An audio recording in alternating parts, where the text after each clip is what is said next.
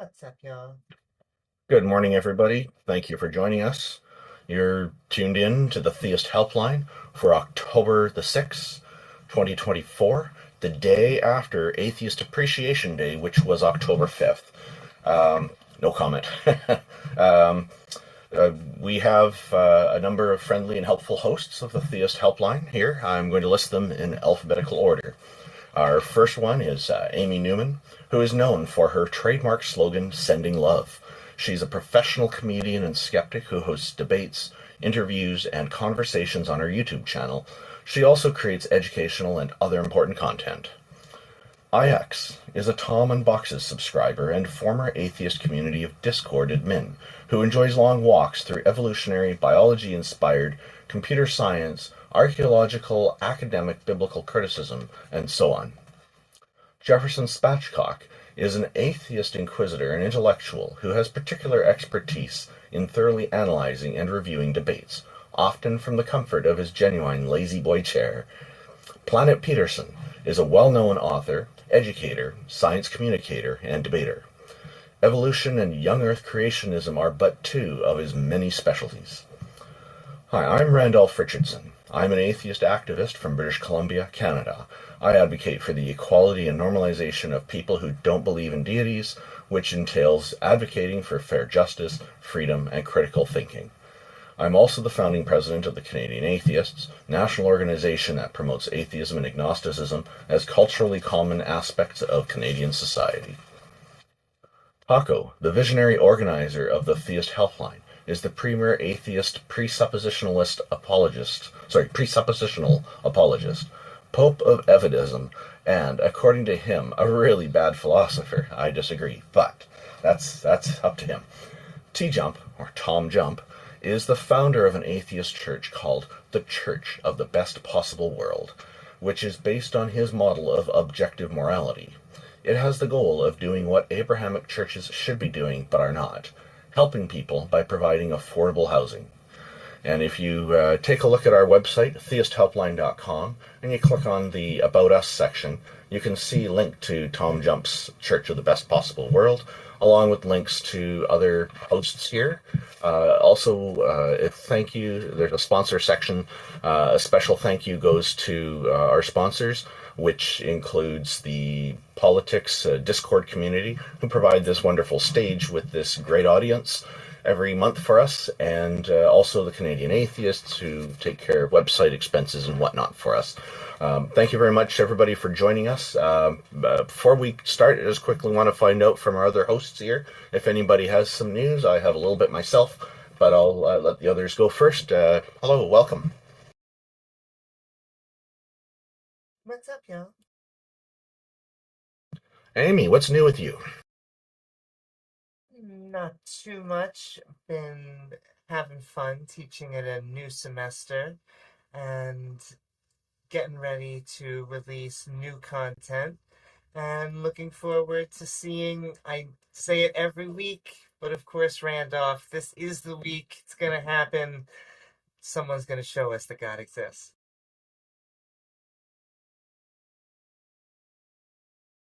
Yes, you keep saying that. Taco, is there anything new with you? Or if you're busy, we can talk to somebody else. I want to see evidence for ghosts and goblins and stuff. That'd be fun. That would be interesting because ghosts and goblins, some are deity dependent. They're dependent on a god or goddess. Others are not. So either type would be fine. We'd be interested in talking about that. Mubarak, we haven't seen you for a while. Welcome back. How are you doing, and what's new with you? Oh, hello. It's been a while because of conflict of schedules, but I'm good. I'm hosting multiple atheist communities for Arabs and especially people from Saudi Arabia. So I'm in communication with people who are atheists living in Saudi Arabia and seeing their struggle and dealing with it. Trying to host a community where we actually could exist as healthy as possible rather than being an outcast in our own society. Can you tell us? You said there's a struggle. Can you you said there was a struggle. Can you tell us a little bit about what you're talking? Explain that to us who aren't fully aware, or viewers who may not know about the situation, right? So the struggle usually is ostracizing, if not legal troubles, for being an atheist in a religious country. Either losing jobs, losing family, losing friends, and all what that includes. For example, there's people who have been had to flee Saudi Arabia, like actually escape Saudi Arabia because of family connection, and had to file for asylum in other countries because of family issues related to their religion beliefs. And the more religious the family, the harder it is for people, especially atheists, to connect with their own friends, family, or anyone in the community. So my understanding is that in Saudi Arabia, there's a law. Richard Dawkins Foundation first discovered this, I believe, a number of years ago. They changed their laws so that if somebody is discovered to be an atheist, they will automatically be classified, or I should say misclassified, as a terrorist, and then they get put in prison for that. And if they're found guilty, they are sentenced to 1,000 lashes followed by death, all performed in public. Do you know if that's still the law, or? To my knowledge, that the code of law still stand. It differs because how to enforce it in Saudi Arabia, because the country is not a state of law. So there's a lot of people. Yeah, there's a lot of people have privilege. So if you are in a high influence family, you could do everything. If you are in a low, like normal family, no, you cannot. So it all depends on where you fall in the class scale. Okay. And the only thing that Saudi Arabia that tried to push to try to satisfy both Islamics and the West is they transferred the death penalty for apostate from being just an apostate to being a terrorist, just like what you said. That's what they claim, that the moment you are an apostate and you act or behave in whatever they consider an apostasy, then you are a threat to society, and then you should be punished or isolated. So everybody's a terrorist who doesn't conform to the national religion. Yes. That's terrible. So, yeah, I was thinking at first they only had that for atheists, so I guess I'm not surprised that they've changed that to be more all-encompassing. So that's to cover not just atheists, but maybe Jews and Christians and other people.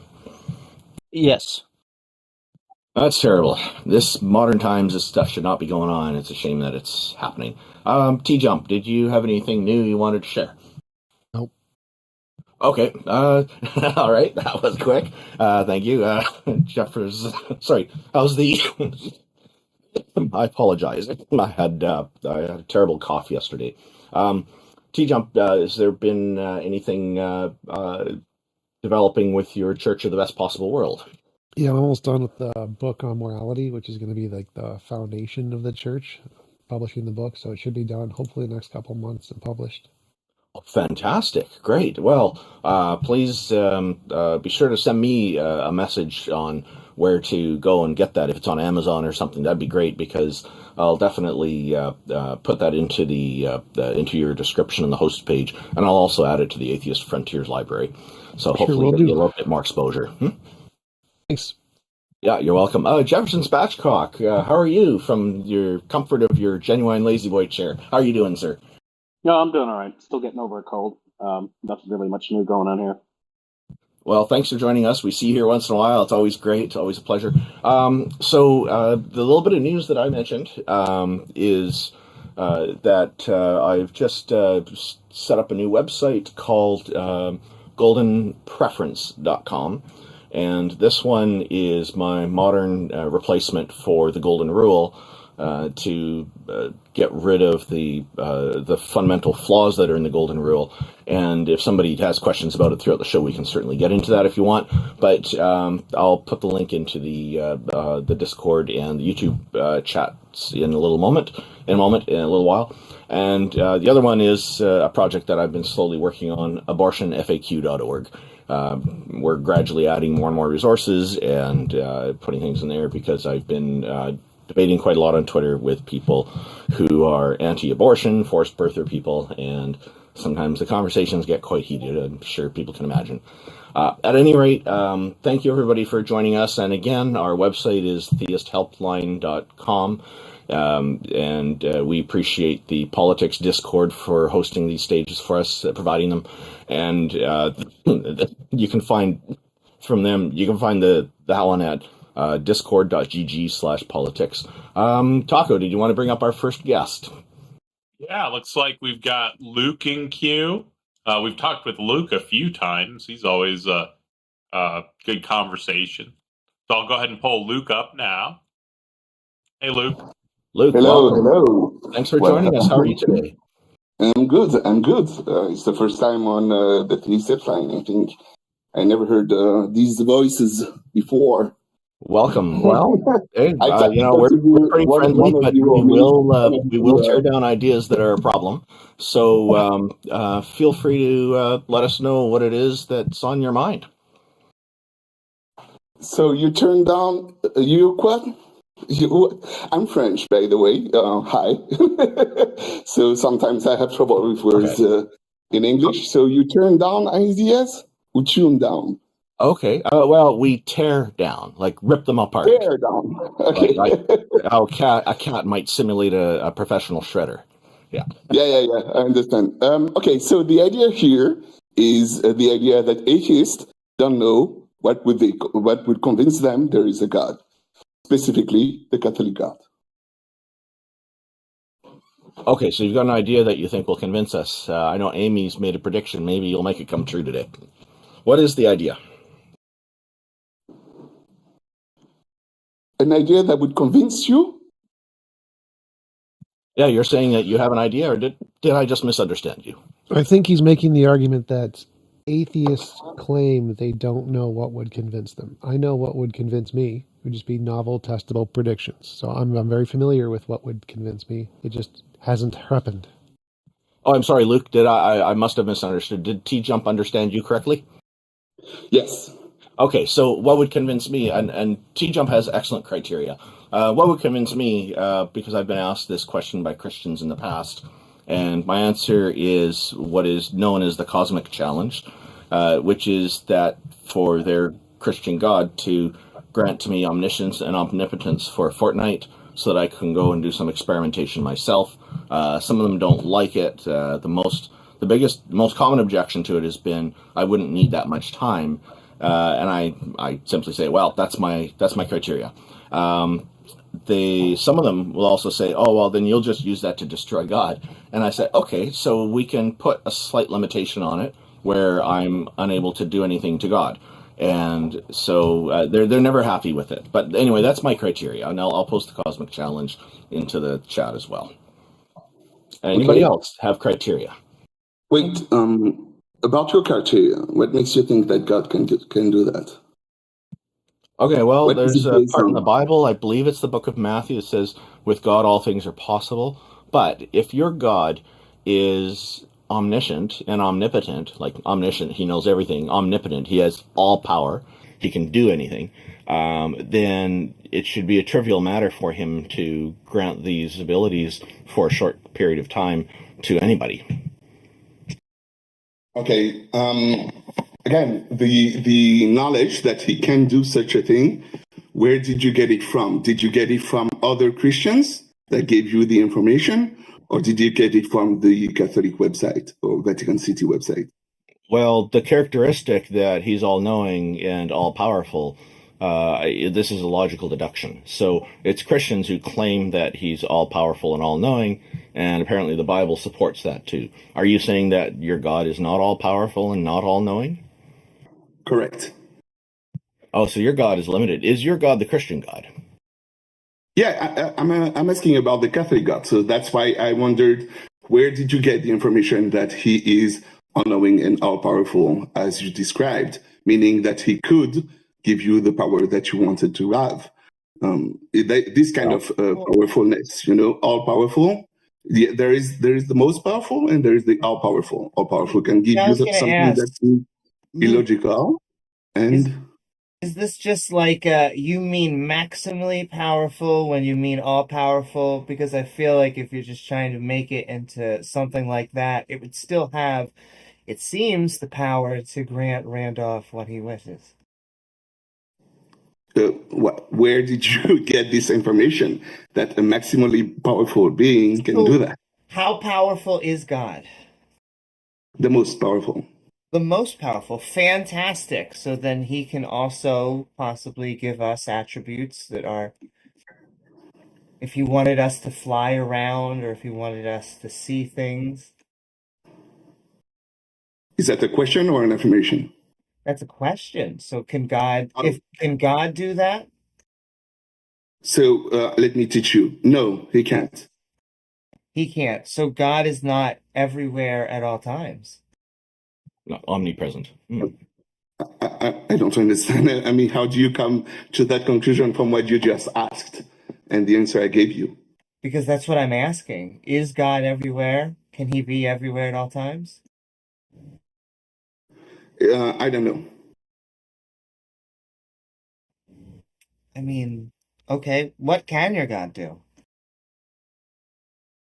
Well, that's the thing, Amy. What I'm pointing out here is that the knowledge from atheists is not good enough to claim that there is no God or to believe that there is not enough evidence for a God. So that's the point here. You're asking me a question about God that you should have before you get to the point there is no such evidence or there is not enough evidence, or asking others for evidence for God. I disagree. You should have the answer to that question before you get this position. Because do you notice what happens every time we ask for good evidence for God? You say, oh, well, we should already have good evidence for God. No, the point is, every time we ask for good evidence for God, we don't get it. No, he's saying that you should ask what his God is like. What are the properties of his God? But that's what I asked. That's what I'm probing for. Before you make your choice. Not after you make your choice. So my answer was novel testable predictions. That's the evidence that would be required for God. And the novel testable predictions are going to be based on whatever properties your God has. So if your God likes making puppies out of nothing, then we could predict that puppies would come out of nothing. So my answer already covered that. So whatever properties your God has, it'll have predictions based on the nature of whatever your God is. And then those would be the things that are evidence. So my answer covered that. Do you have any evidence for your God? I don't understand what you mean by that. You understand? So novel predictions are... Wait. Let me tell you which part I don't understand. It's the novel testable prediction is too large. Like my coffee cup will fall down fall down the table is a novel testable prediction. It is a prediction made on what God said would happen if you drop a coffee cup from your table. So it is a novel testable prediction, and I don't think this is what you are looking for as a proof for God. Therefore, novel testable prediction is not enough. You need to specify what you mean by... Novel means new. Yeah. So a coffee cup falling would not be new. It has been new at one point.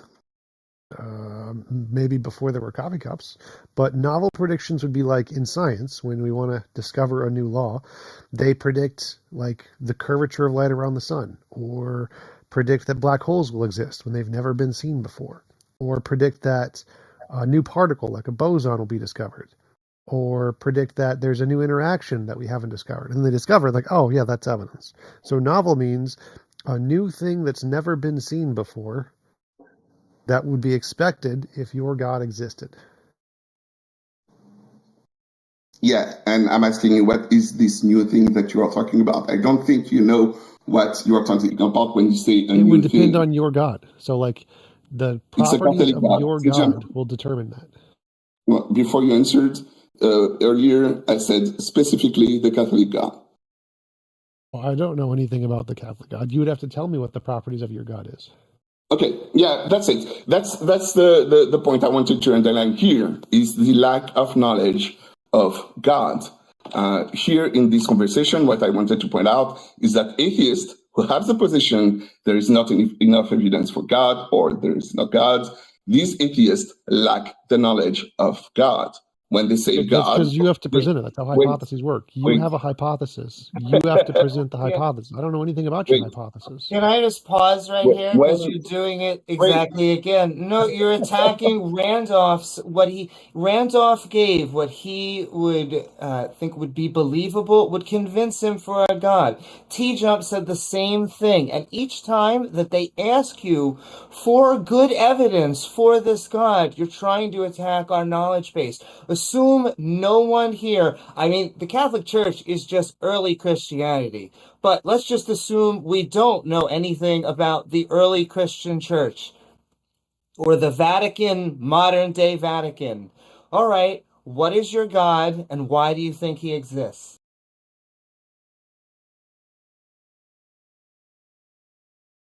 All right. Amy, thank you very much for your question. I'm sorry, this is not what I wanted to talk about during this session on the Theist Helpline. This is not the subject I wanted to talk about. I'm not here to teach you about God. I'm here to point out... No, we're not going to do that here, Luke. So you're only saying that because... earlier in this conversation... Luke, we're not going to do that. You're going to address the questions directly. Taco, what was I going to say? I have no idea, but you were just saying that you're not going to do that. You're not going to engage the way we want you to engage. And so that's not how we're going to do this, right? Earlier in this conversation, you were saying that they didn't know the truth of Christianity or whatever, right? They didn't understand it, right? Something like that. The problem here is you're simply rejecting the self-evident truth of our shared naturalistic, atheistic reality that's been revealed to all of sound mind through both natural and special revelation in an undeniable way. And Amy was simply asking you to explain what justification that you use to reject the truth that's already been revealed to you, and make sure that it wasn't in your own right, or to make sure that it's not in your own righteousness, right? That you don't just want to be a main character in a cosmic battle of good and evil, right? So can you address Amy's question, please, directly, and not try to guide the conversation? Because that's what we're doing. We're guiding the conversation, right? Oh, and just one thing, there's people in our audience are concerned, Luke, they want to make sure that you know how to find the chat. If you have any difficulty with it, just let us know. I'm sorry, I'm on phone right now, and I'm not in front of the phone. I cannot read anything that is typed in the chat. No problem. Okay, that's good to know. No problem. The only thing posted there was my cosmic challenge to you, but you already know what it is, so it's okay. Yes, I already know that it is, and the question is the same. What makes you think that God could do that? And okay, so what you're doing, like, if you say your God is not capable of doing this stuff, then this is not going to work. He's going to fail my cosmic challenge. Now, you did come up saying that you have this idea of proving God to atheists. So as Taco just alluded to, it's what you started with. So we can carry on with that if you like. I came up with the claim that atheists don't know what they are talking about when they claim that there is not enough evidence for God. That's the claim I came up with. Okay, here you kind of fall in a pit where you generalize the idea about atheist, because the problem is we say we don't have enough evidence for God. That means that there is some point in our past someone presented evidence that we don't have.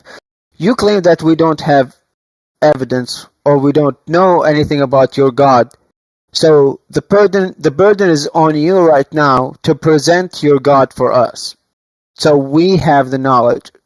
Then, if you're not willing to present your God to us, this conversation is moot because you are saying we don't know anything about your God, and we say yes, we don't know anything about your God. Please present it, and you said no, I cannot present it because you don't know anything about my God.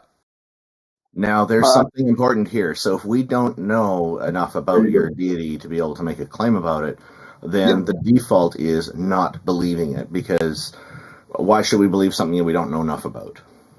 I have another question that I would like to ask Luc, because it's okay. Not answering the question. Was just asked to me. Okay, I'm listening to you, Jefferson. Oh yeah, go ahead, Luc, and then we can hear Jefferson. Yeah. All right. Here's the thing. When you claim that there is not enough evidence for God, you use a word, God, and the word God is used to convey an idea, and the idea that you use when you say God is not defined enough for you to use the word God.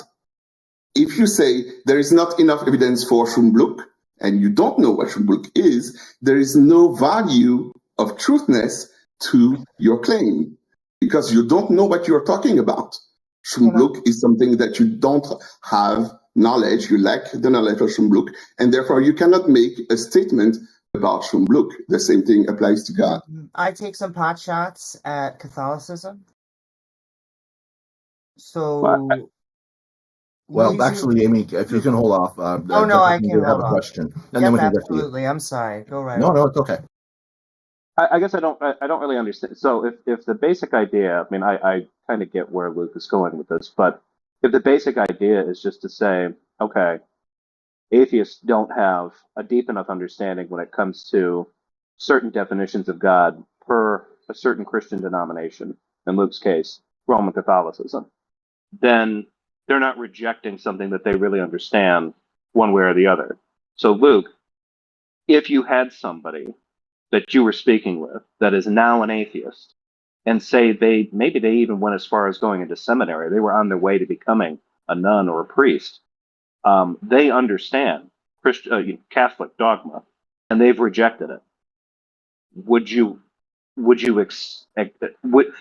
that be necessary for you to take claims of atheism, of a lack of belief in God, seriously at that point? Or do you just object to the idea when atheists come around and say, there's not enough evidence out there to convince me that a God exists? So the one who is an atheist and has been studying God, he claimed, I have enough knowledge about God to claim that there is not enough evidence for God, would have the answer of specific example for a novel testable precision about this God that he says there is not enough evidence. Okay, so I think I see what's going on here. So I'm telling you that I don't believe. So I need something to, and I told you what I need to demonstrate to me otherwise. I'm not saying there absolutely is no deity, but from what you're saying, it sounds like you're expecting there's some evidence. So yes, for those who claim there is no deity, they do carry a burden of proof because they're making a claim. Just like the theists who claim there is a deity carry a burden of proof. For myself, I just don't believe. I don't hold a position distinctly saying whether or not a deity exists in most cases. So in those cases, I just don't carry any burden at all. Now, when it comes to the Christian God, I can actually give you some example of why, but I think you and I are going to disagree on what God's capabilities are, and that's probably where we're going to have some issue. But I'll let you continue to address the others, including Amy. Can I get a word in follow here? Up to that too? I have mine written down, so plan it by all means. Yeah, so Luc, the default position on something is not to believe it until a certain standard has been reached that would disprove the idea. Because if that's the case, then I could just sit here and be like, Luc, do you believe in Shlammalama Ding Dong? And you'd be like, I have no idea what you're talking about. And then I could just sit here and be like, well, since you don't know enough about it, then you can't claim that it doesn't exist, and you can't claim that you don't believe in it either. But that's not. Be careful. Sorry, Planet. Be careful. There is not enough evidence for. That's the claim I cannot have about Shalamalaglam Ding Ding Ding, the thing, Shumbluk. I call it Shumbluk, you gave it another name, but that's okay, it's similar. So the claim that I cannot have, because I don't know what it is there is not enough evidence for Shumbluk. You understand? I said that earlier, but did you remember when I said that? No. No? Okay. Let me repeat myself. There is a claim here. It's not there is not Shumbluk. It is there is not enough evidence for Shumbluk. It is different. There are two different claims. The evidence. Those, you can't just say, you not knowing the evidence isn't my problem. You have to produce the evidence. There is no knowledge about the... Look, thank you very much. Allow me to finish my phrase. Thank you. Just a minute. Look, what you don't understand, we're not saying there's no objective evidence, like there's totally no evidence. We're saying we do not know. We do not have the evidence. I don't think that's his point. So we do not have sufficient evidence to satisfy our own criteria. Luc is making a different point. Luc is simply saying that if I come up with a new idea, any new idea, call it Shumbluk, and you said there is no evidence of Shumbluk, there's not enough evidence of Shumbluk doesn't exist, that would be unjustified because I haven't told you anything about Shumbluk. And in the case of coming up with a completely new idea that no one's ever heard before, Luc would be correct. We can't say there's no evidence of something we've never heard of before. But society has a general usage of the term God. God means certain things. It means lots of different things to lots of different people, but it all shares some properties outside of space-time, created the universe, has a non-physical mind, all these things. All of those things have been demonstrated to have no evidence. And so anytime you use the word God, we are going to label that usage of the term to correspond to everybody else's usage in the past history of all humankind, who has also used that word, to have some of those properties that we've already demonstrated do not exist.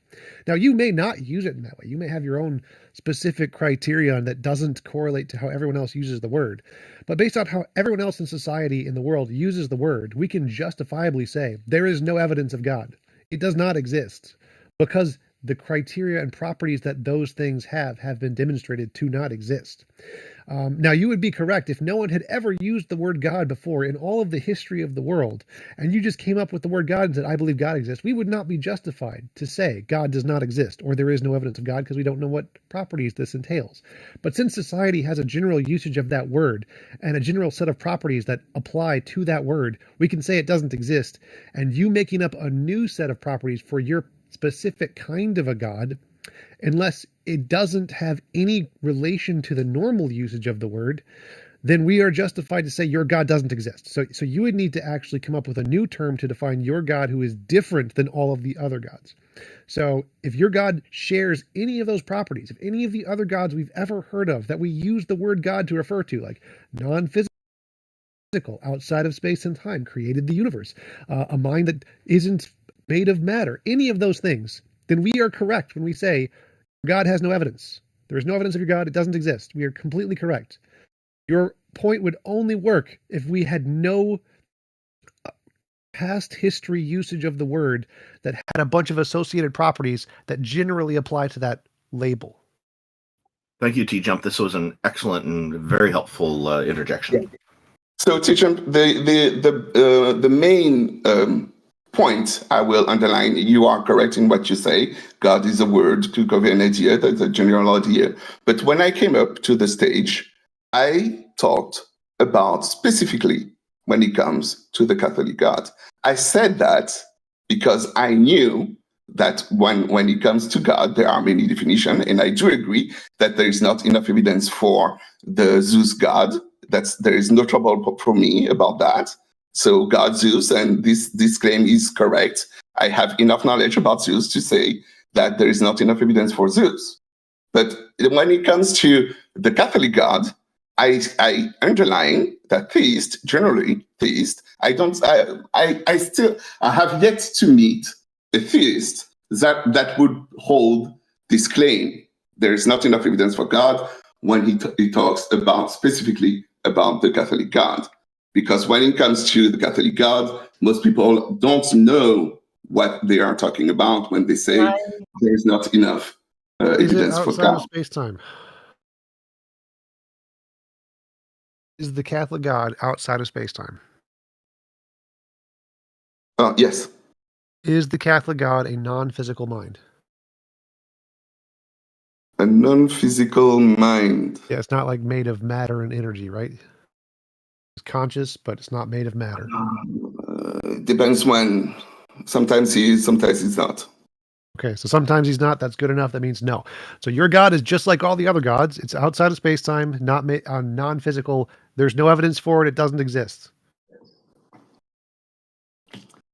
I'm sorry. Did you get the novel testable prediction? The new one? There are no novel predictions for minds outside of space-time and non-physical minds. They don't exist. There is no such thing. So I know those two properties very well. And I know there is no evidence for those two properties. So if your God has those properties, your God has no evidence.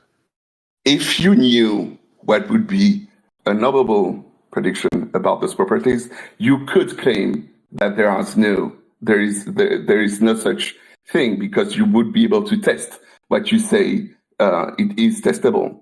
But when you don't know, that's called what would be reversing testable, the burden what of. would you Wait. Stop. I don't need to. It's irrelevant. It's relevant. It doesn't matter whether I know it or not. Stop, Luke. To talk about. Stop. You hold the burden of proof to come up with a novel testable prediction. I don't. I don't need to know what a novel testable prediction would be for your hypothesis. It has nothing to do with me.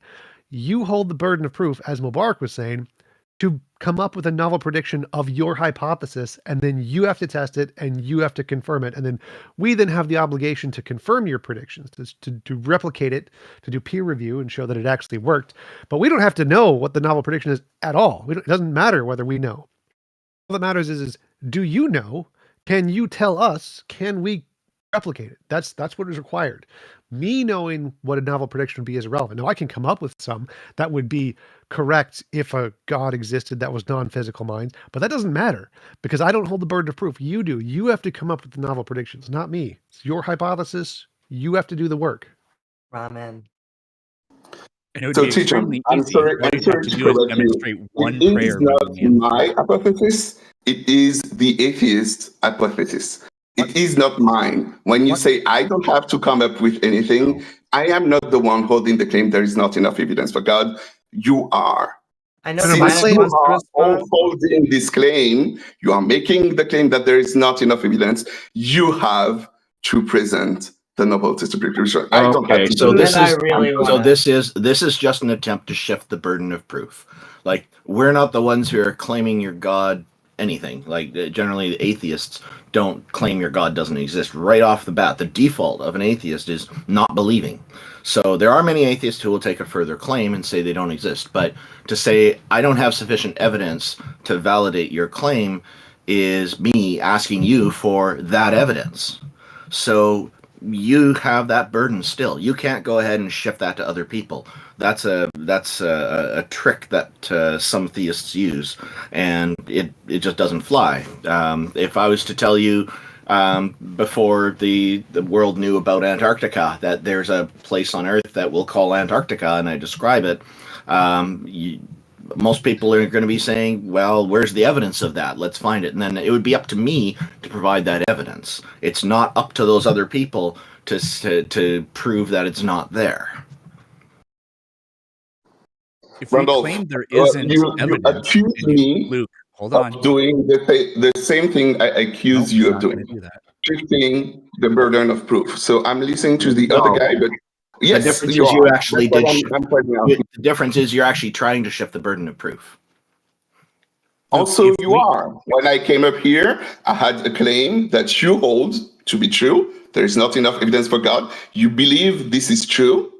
You say this is a true claim, a claim that I know is correct when I say there is not enough evidence for God, but it is not supported by anything. Now I'm going to lay out an accusation. You're using sophistry.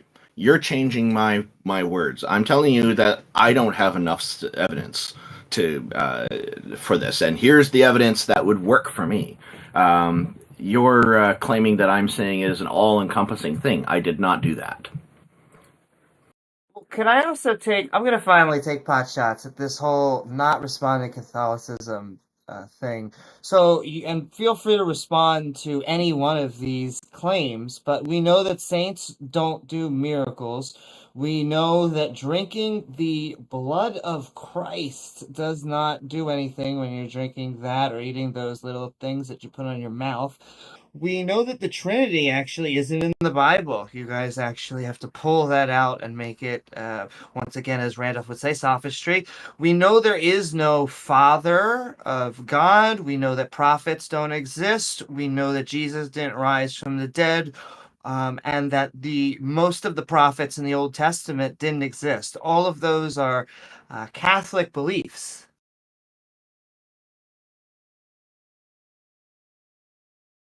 I was going to say that one of the things that started the conversation was Luke had said to Randolph, because Randolph had made the claim, something like about being made omniscient, and Luke asked him where he got that from, basically.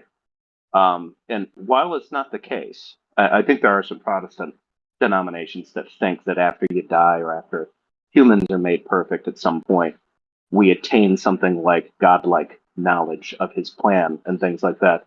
If you're a Catholic, Catholics don't think that, right? There's a level of knowledge that God has that we as creatures will never get. But this is dogma. This is something that's just debated.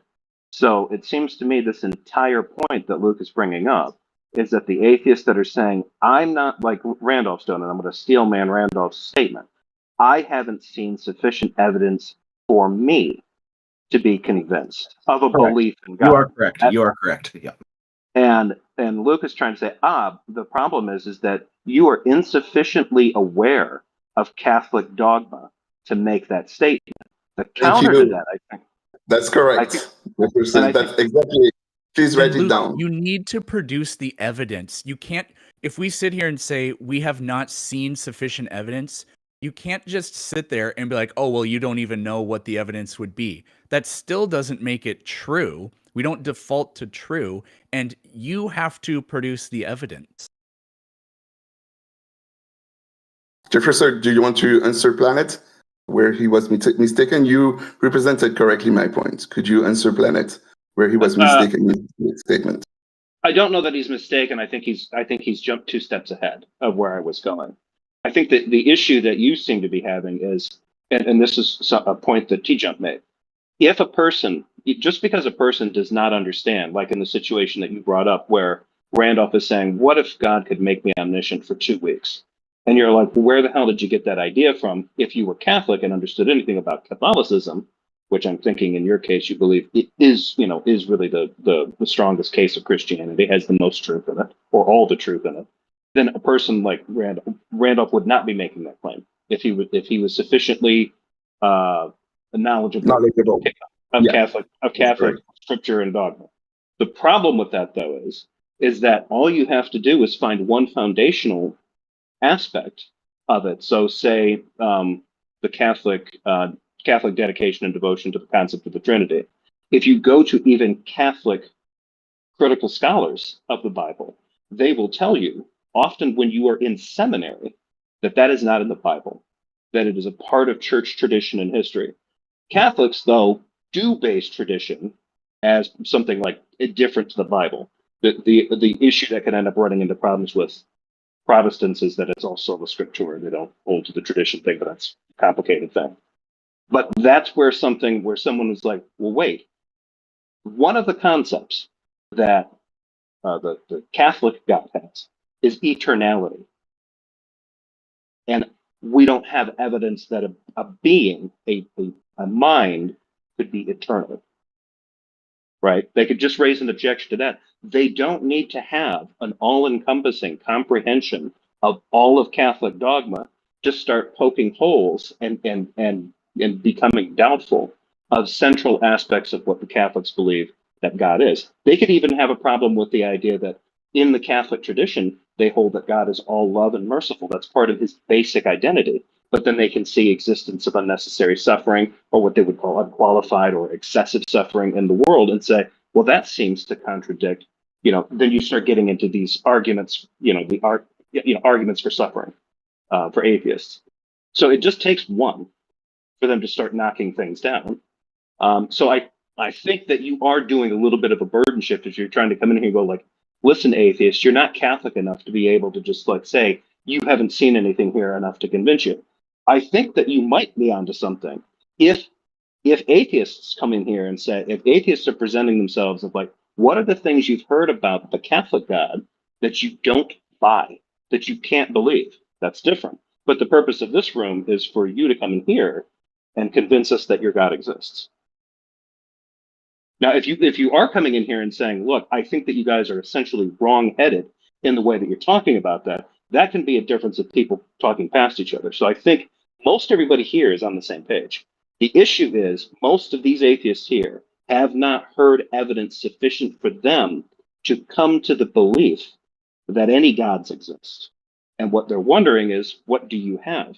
You simply saying, you just don't understand Roman Catholicism, and if you did, you may not be making that claim. That seems to be what you're implying. That's not enough. I hope I'm getting that right. That's not enough to convince you that your position is unfounded, or is it enough to convince you that you lack the knowledge needed to claim there is not enough evidence for God? If somebody doesn't have sufficient knowledge, they're still justified in not believing something. Right. Provide any evidence. I don't believe you is different than there is not enough evidence. Right, I don't believe you because there isn't enough evidence. Let me change a little bit. I'm justified in believing God does not exist, even though I don't know what your definition of a God is, so long as your definition of a God has some similarity to the usage of anybody else in the world. So if your definition has any similarity at all to any of the other definitions, your God doesn't exist. I'm justified in believing your God does not exist. God, TJump, you're going back to the point where I'm specifically talking when it comes to the Catholic God. Yeah, the start of this conversation is about the Catholic God. This is how, when I came up to the stage, I said specifically when it comes to the Catholic God. And you go back to the general position of what God means. I understand, and I agree with you. Again, I agree with you, TJump, that there is not evidence for God in general because I have not evidence for the Zeus God. We talked about it earlier. Luke, I'm saying there's no evidence for any of the specific gods, including yours. Your Catholic God has no evidence. I am justified in believing your Catholic God does not exist. Now, Luke, I do want to make this point because TJump is making the claim that I think that you're trying to go after, which is the claim that TJump is saying that evidence is absent, right? Randolph's position and a lot of atheist position is not that they are as strong as TJump in saying there is no evidence. What they're saying is when they say there's no evidence that proves a God for me, that's different. They're not trying to say there is an absence of evidence, period, and I am not convinced that God is real, and no one else should be, right? But TJump's claim is stronger, and he's making it on the basis of how he is defining, in his previous argument, his notion of the existence of a non-physical mind. And he's correct. There is no evidence for that. Now, if you say, well, that's just the limitation of human concepts or human language, that's fine. But I really do think that you're getting hung up on the fact that people are saying there's no evidence. That's a shorthand. Most of them are saying there's no evidence sufficient to convince me. Luke, let me clarify. So Jefferson, one second. Luke, one second. Jefferson, you keep saying Stop it. Shit, what can I say? Because I'm better at expressing your point. So Luke's argument, he doesn't care about whether you believe God doesn't exist or whether there's evidence of God. Luke's argument is that atheists are unjustified to say there is no evidence for God, and they're also unjustified to say there is no God if you haven't been told the properties of God yet. That's his argument. So if he says any random word, a bloof or whatever, and he comes to you and says, I believe in bloof, you are unjustified to say it doesn't exist, and you are unjustified to say it has no evidence, because you don't know what properties he thinks are in the bloof. That's his argument. And right? There is not enough evidence. There is not enough evidence for bloof. It's really important, the enough, because Jefferson, it's the second time you come up with the claim that we are not claiming there is no God. We claim that for us, there is not enough evidence for God. It's the second time you point out that. And I am underlining again for the third time, there is not enough evidence for God. And I'm trying to say that was not my claim. I'm trying to say that is a claim that some atheists make, and that's why I gave the example. TJump is not making that claim. So Luke, your argument is wrong because the word God has lots of known common properties between all of the gods. So your God, I can generalize and say your God has no evidence, just like Zeus has no evidence, because both of those things are supposed to be outside of space-time. So all flowers are flowers. So all gods share this property that outside of space-time, non-material minds, whatever. And so anything that has that definition has no evidence. Anything. Now, your God may be a specific kind, like a rose. A rose is a specific kind of flower that has specific properties to it, and I don't care about any of them. If it shares one property with the other gods, that it's non-physical, outside of space-time, if it shares that one property, then I am correct in saying your Catholic God does not exist and has no evidence, and there is not enough evidence for it, because there is not enough evidence for non-physical minds or for anything outside of space-time, regardless of all of the other properties you have. I don't care about the other properties. I can say your Catholic God doesn't exist because it has that one in common with every other usage of the term God, which also has no evidence. All right. So TJump, here's the thing I don't understand. How can you say that there is no evidence for outside of space-time when you don't know how to test outside of space-time? Because you hold the burden of proof. If I don't know what's in the box, if there's no, pretend we have a box and no one's ever looked inside the box. If no one has ever looked inside the box, we have no evidence of what's inside the box. And so if you're going to say it's anything, say it's a squirrel, there's no evidence it's a squirrel. If you're going to say it's a leprechaun, there's no evidence it's a leprechaun. What did you guys say, I'm just trying to believe there is not one of those things in the box. There's no. It's going to be Schrodinger's cat. I'm sure of it. So yeah. So when there is something in the box, I claim there is something in the box, and you say there is no evidence for the thing in the box. Right. You can hold the claim because you know how to open the box and look inside. I don't know how to open the box. I do not know how to open the box. I can still claim there's no evidence of whatever your claim is in the box. If you don't know what you're talking about, you cannot make the claim that there is no evidence. Yes, I can. Yes, I can. Yes, he can. Okay, so you say I can make the claim that there is no evidence for Schumbluk. Yeah. When you don't know what Schumbluk is. He's gone over this. Yes. We know what you mean by God, and there's no evidence of it. No, you don't.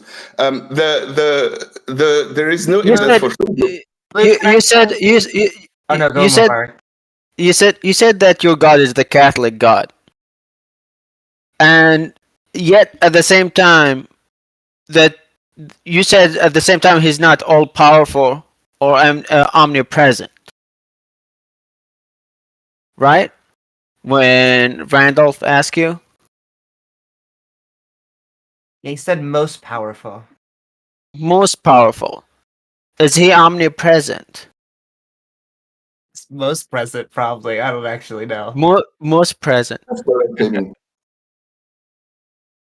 Most present. I want to go back to outside of space-time, but go ahead. No. Before we go, I'll let you go back to outside of space-time. But I want to know a couple of things, because you keep claiming that your God is the Catholic God, yet all the personality, all the attributes you have presented so far did not match anything I could find about the Catholic God. So I need to understand your own Luke special Catholic God. What is the attribute to it before I could continue this conversation with you?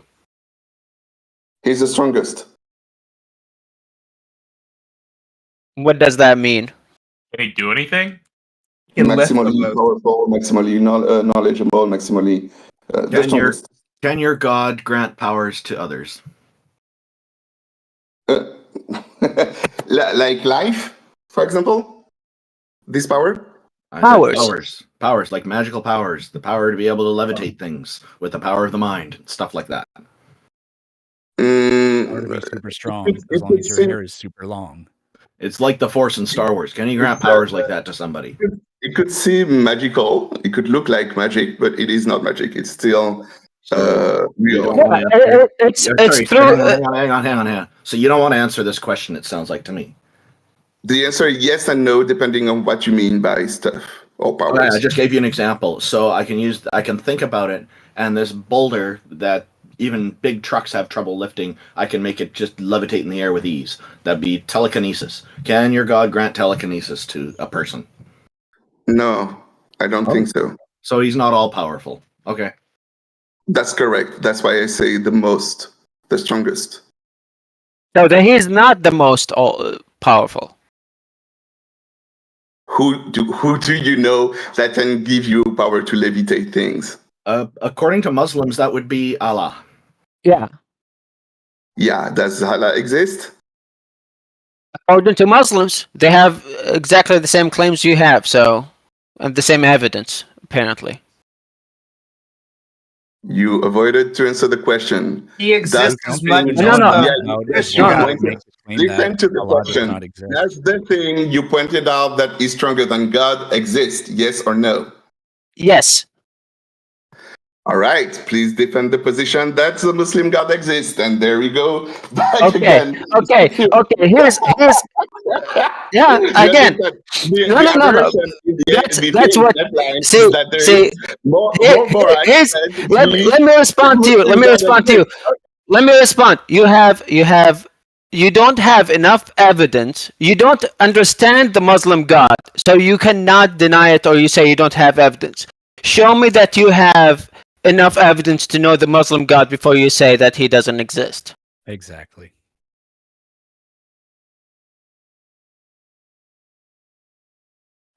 So, point of moderation, Luke.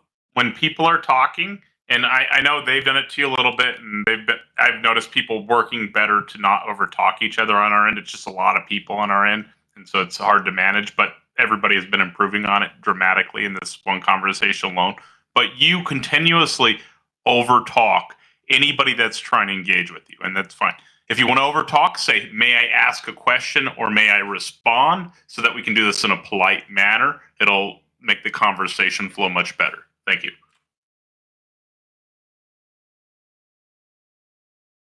So I'm sorry. I think, did you get what I was saying about you claiming that the Muslim God do exist? You don't know the Muslim God. So you have to present why do you deny the Muslim God, the same God that you don't know?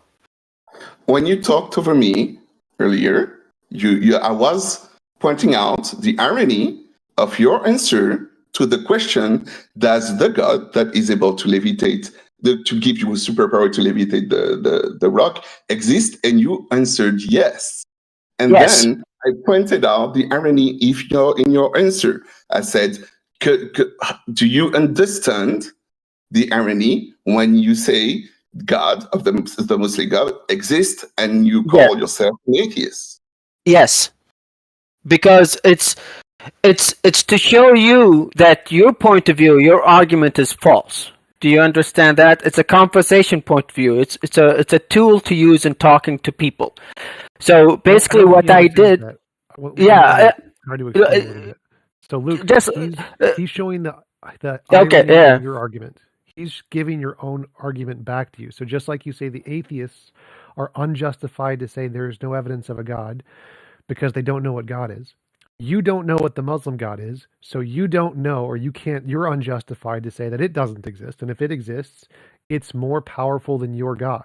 And so when you say your God is the most powerful, you're saying the Muslim God does not exist, but you don't know what the Muslim God is. And so just like you're claiming about the atheists, you are unjustified to say that the Muslim God doesn't exist or to say that your God is the most powerful. It's also very ironic for you to sit here and ask if we can defend the Muslim God, because you haven't defended yours at all. You've provided zero evidence. So TJump, here's the thing. I could defend my position that there is not enough evidence for the Muslim God. This position that I hold, it is more. God does not exist. So he did say he was going to provide actual evidence of this, and then he went on to more likely, which sounds like he's pulling back a little bit. That's kind of what I was trying to flesh out here. Well, evidence is probabilistic, so I don't think that there's not really a difference between saying it's probable and it's evidence. He was making definitive claim, and then he was saying probabilities. So I just was curious there. But Luke, we can just agree that in this conversation alone, there has been no good evidence for the Catholic God. Yeah, we agree that's not the conversation that we're having right now. That's all I'm asking. We're talking about the lack of knowledge of atheists. That's why I came up to this room. And when asked by Randolph, what did I want to talk about? And I gave the subject of there is not enough evidence for God when it comes specifically to the Catholic God is not supported by anything. And there is that's right. I don't have enough. I don't have sufficient evidence. Yes, I agree. I don't have sufficient evidence to prove to believe that your God is real. And I told you what my criteria was because you were interested in knowing what it would take. So I put up my cosmic challenge and said this is something. And then you started getting into particulars about the God. Your definition of the Christian God, the Catholic God, is quite different from how most Catholics and Christians define their God. So you're taking away omniscience and omnipotence and kind of makes the God sound kind of not very powerful and not very knowledgeable. And I would also like to keep on hammering home on this. The Catholic dogma, as we can tell, is largely wrong, not true. So why do you believe that Catholicism is right? You're saying we have an ignorance of it, yet I feel like looking on the opposite side in, the Catholic Church is the largest denomination of Christianity, the most amount of Christians. So why are you a Christian? Why are you a Catholic? Why should others be? All right. Thank you for the question, Amy. I think I'm going to stop the conversation here and leave the place for someone else because it's another conversation. And if I answer you right now, it will go down another road different from the one I wanted to talk about on Theist Helpline today. We could talk about it on another time if you want to. That would be really great. I will be able to answer the question. But right now, if I start to answer this question, other question will come up afterwards, and I will take the time from others. Okay? Luke, when you leave, please hang around. JCC68, who's going to be our next guest, is hoping that you'll hear what he has to say when he's on. Apparently, he's got some thoughts on what you've had to say. Thank you very much for joining us, and we look forward to talking with you again. Is that okay with you, Amy? Thank you, Luke. Amy, sorry. Yeah, I mean, Yeah? I think that's the main question, but it was a good conversation nonetheless. Yeah. I just want to I don't want you to feel like I'm avoiding the conversation. I really want to answer your question, but right now is not the time. I took too much time already from others with this lack of knowledge about the Catholic God from atheists, and I think I gave my point enough. Took enough of your time, so I'll wait for the other guy and leave. We do appreciate that you're wanting to keep it to one topic at a time. Thank you very much. That's very nice.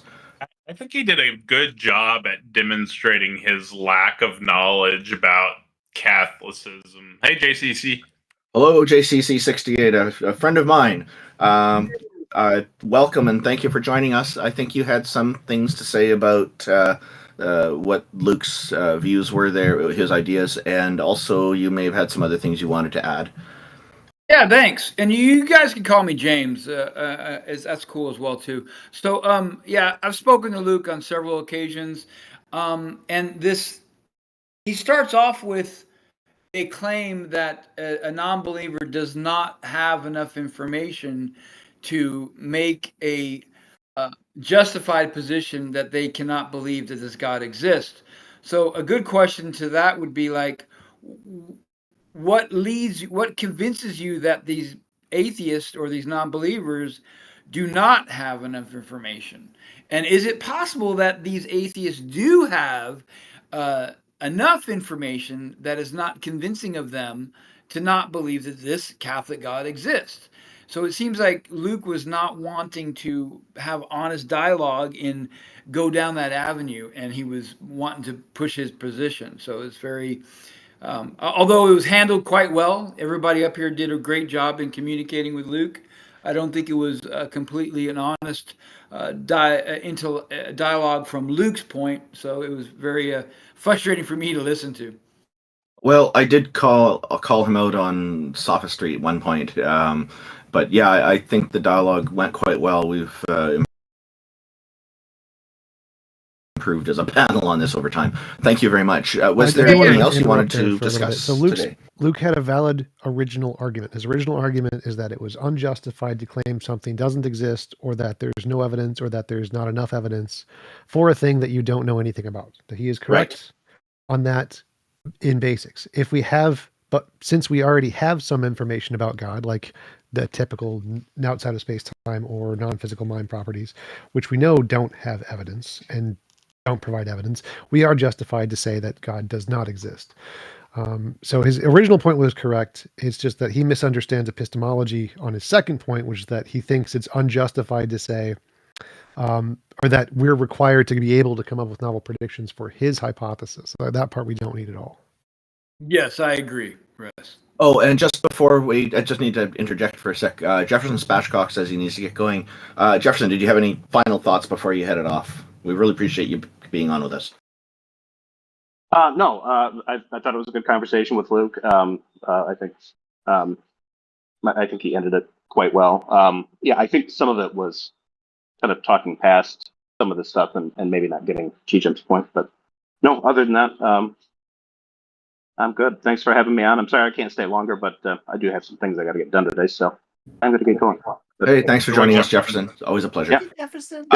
Yeah. Good meeting you, Mubarak and JCC. I think I know you. I think I may have talked to you on Clubhouse back when I Clubhouse, and maybe on the SC server in Discord as well, possibly. Okay. And if he's still listening, best wishes to Luc. It was a good conversation. So take care, everybody. Have a fun one. I see Luc in the audience. Yeah, and TJump, thanks for pointing out that Luc's argument was correct, was valid. I do think that's important. People get credit for things when they are correct, when they are putting forward something that's credible. Yes.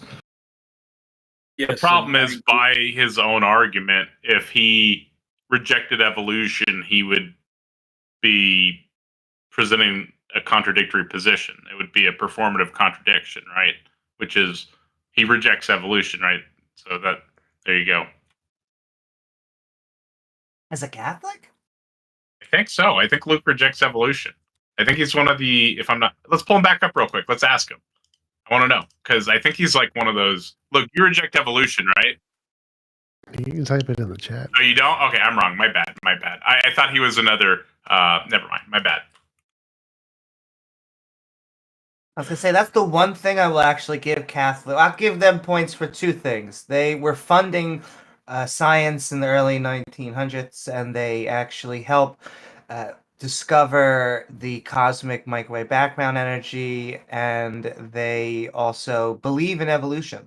So okay, I will just say that there was a Catholic priest who was well educated who made some discoveries, and there are things like that. I don't know if the church was primarily behind it, or these people actually kind of took it upon themselves to do it. You got to remember in those times that if you aren't part of the religion, it's very hard to get employment too. Like all these amazing painters in these churches, if they didn't profess belief in God, the church won't hire them. So there's question about whether those people truly were religious in there as well.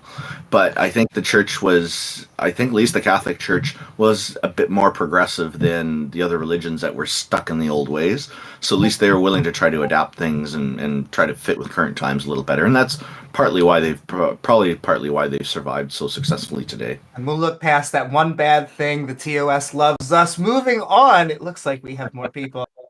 Yeah, we've got a few. Did JCC have a second point or something? I just wanted to bring up that I experienced a very potential life-ending car crash, and I was possibly not completely knocked out, but there was a brief moment where I didn't experience a short period of time, but however, most of it I completely experienced, and at nowhere point in time did I have any near-death experience. Necessity to reach out to a god. So I was actually the one true atheist in the foxhole. on the surgical table too, I guess. Well, exactly. Well, that's why I say everybody. That's why I always say, actually, that everybody is an atheist in a foxhole, because they're asking for help. They're calling in backup. They're giving covering fire. They're responding to people. Right? Nobody is praying to God, hoping to be saved from the situation. They're too busy dealing with the real stuff. Oh, and by the way, JCC 68, James, I think a lot of it too has to do with what people fill their minds with. So if they're filling their minds with religion and all these expectations that some God is going to greet them, then that's likely what's going to be triggered for them when they're going through these kinds of experiences where they feel like they're at the end of life. Oh, this is what their mind jogs over to, and that's what they end up envisioning. Because you don't have that, it was a different experience for you. Yeah, I can completely agree with that. However, I am surrounded by it, though. I live in Texas. Yeah, but it's not your expectation. Right. I get you.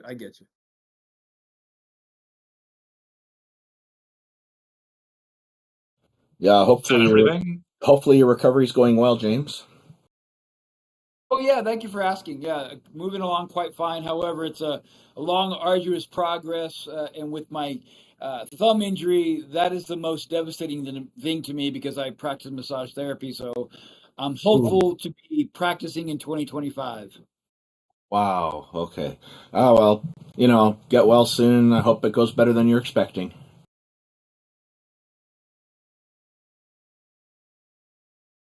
Shall we bring up another guest? Yep. Thank you so much for coming up. Thank you, James. We've got all sevens.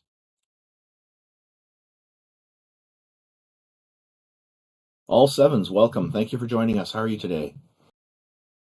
Give me 1 second. The app is glitching out. Absolutely.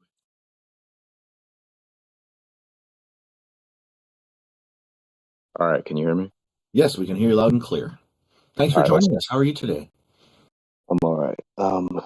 So I wanted to get some clarity on a few things here. So we all agree that if someone posits a god, right, not necessarily an Abrahamic god, but some god that's the equivalent to something like the phantom particle, which would be something that is apparently part of our universe, can have spatial coordinates, but doesn't really physically interact with anything such that there are observations we can make that are more expected on the hypothesis that it exists as opposed to the negation to that hypothesis, that we would be agnostic on that, right? You're just talking about dark energy. How could we know it exists if that's the case? No, not dark energy, because that's something that actually interacts with the physical world. You can positively claim it does not exist. So because there are infinitely many alternative hypotheses that can all fit the same space. Say there's like an anti-whatever it is particle. So you posit a hypothetical particle, and I can posit an anti-particle that eats all of your particles or whatever. Both have equal probability of existing. You could just reject and say, no, neither exist. So for any thing you could potentially posit, you can just say it doesn't exist because the anti of that thing could also exist, and without evidence, they both are just non-existent imaginary particles. Everything is imaginary until demonstrated otherwise. Well, I mean, there's two things there. The first thing is, are there any observations we're making that are expected on the hypothesis that the phantom particle or the God in question doesn't exist? Doesn't make a difference. If it doesn't interact, what observation could we possibly make? Well, I mean, that's the entire point, right? If there's not some observation we can make. I already addressed that. So, like, if there's a thing we have no observations for, the antithesis of that thing also has no observations for. Both could exist. There's no evidence for either, and there's infinitely many alternatives that could also exist. It's rational to say none of them exist. They are all imaginary. A human brain made it up until there's evidence to believe it exists. It's imaginary. I think it might help if we posit a particular example. So let's use the phantom particle again. We have the proposition. Give me a second here. So we have the proposition the phantom particle exists, and then we have the proposition the phantom particle doesn't exist, right? Only one of these propositions can be true, right?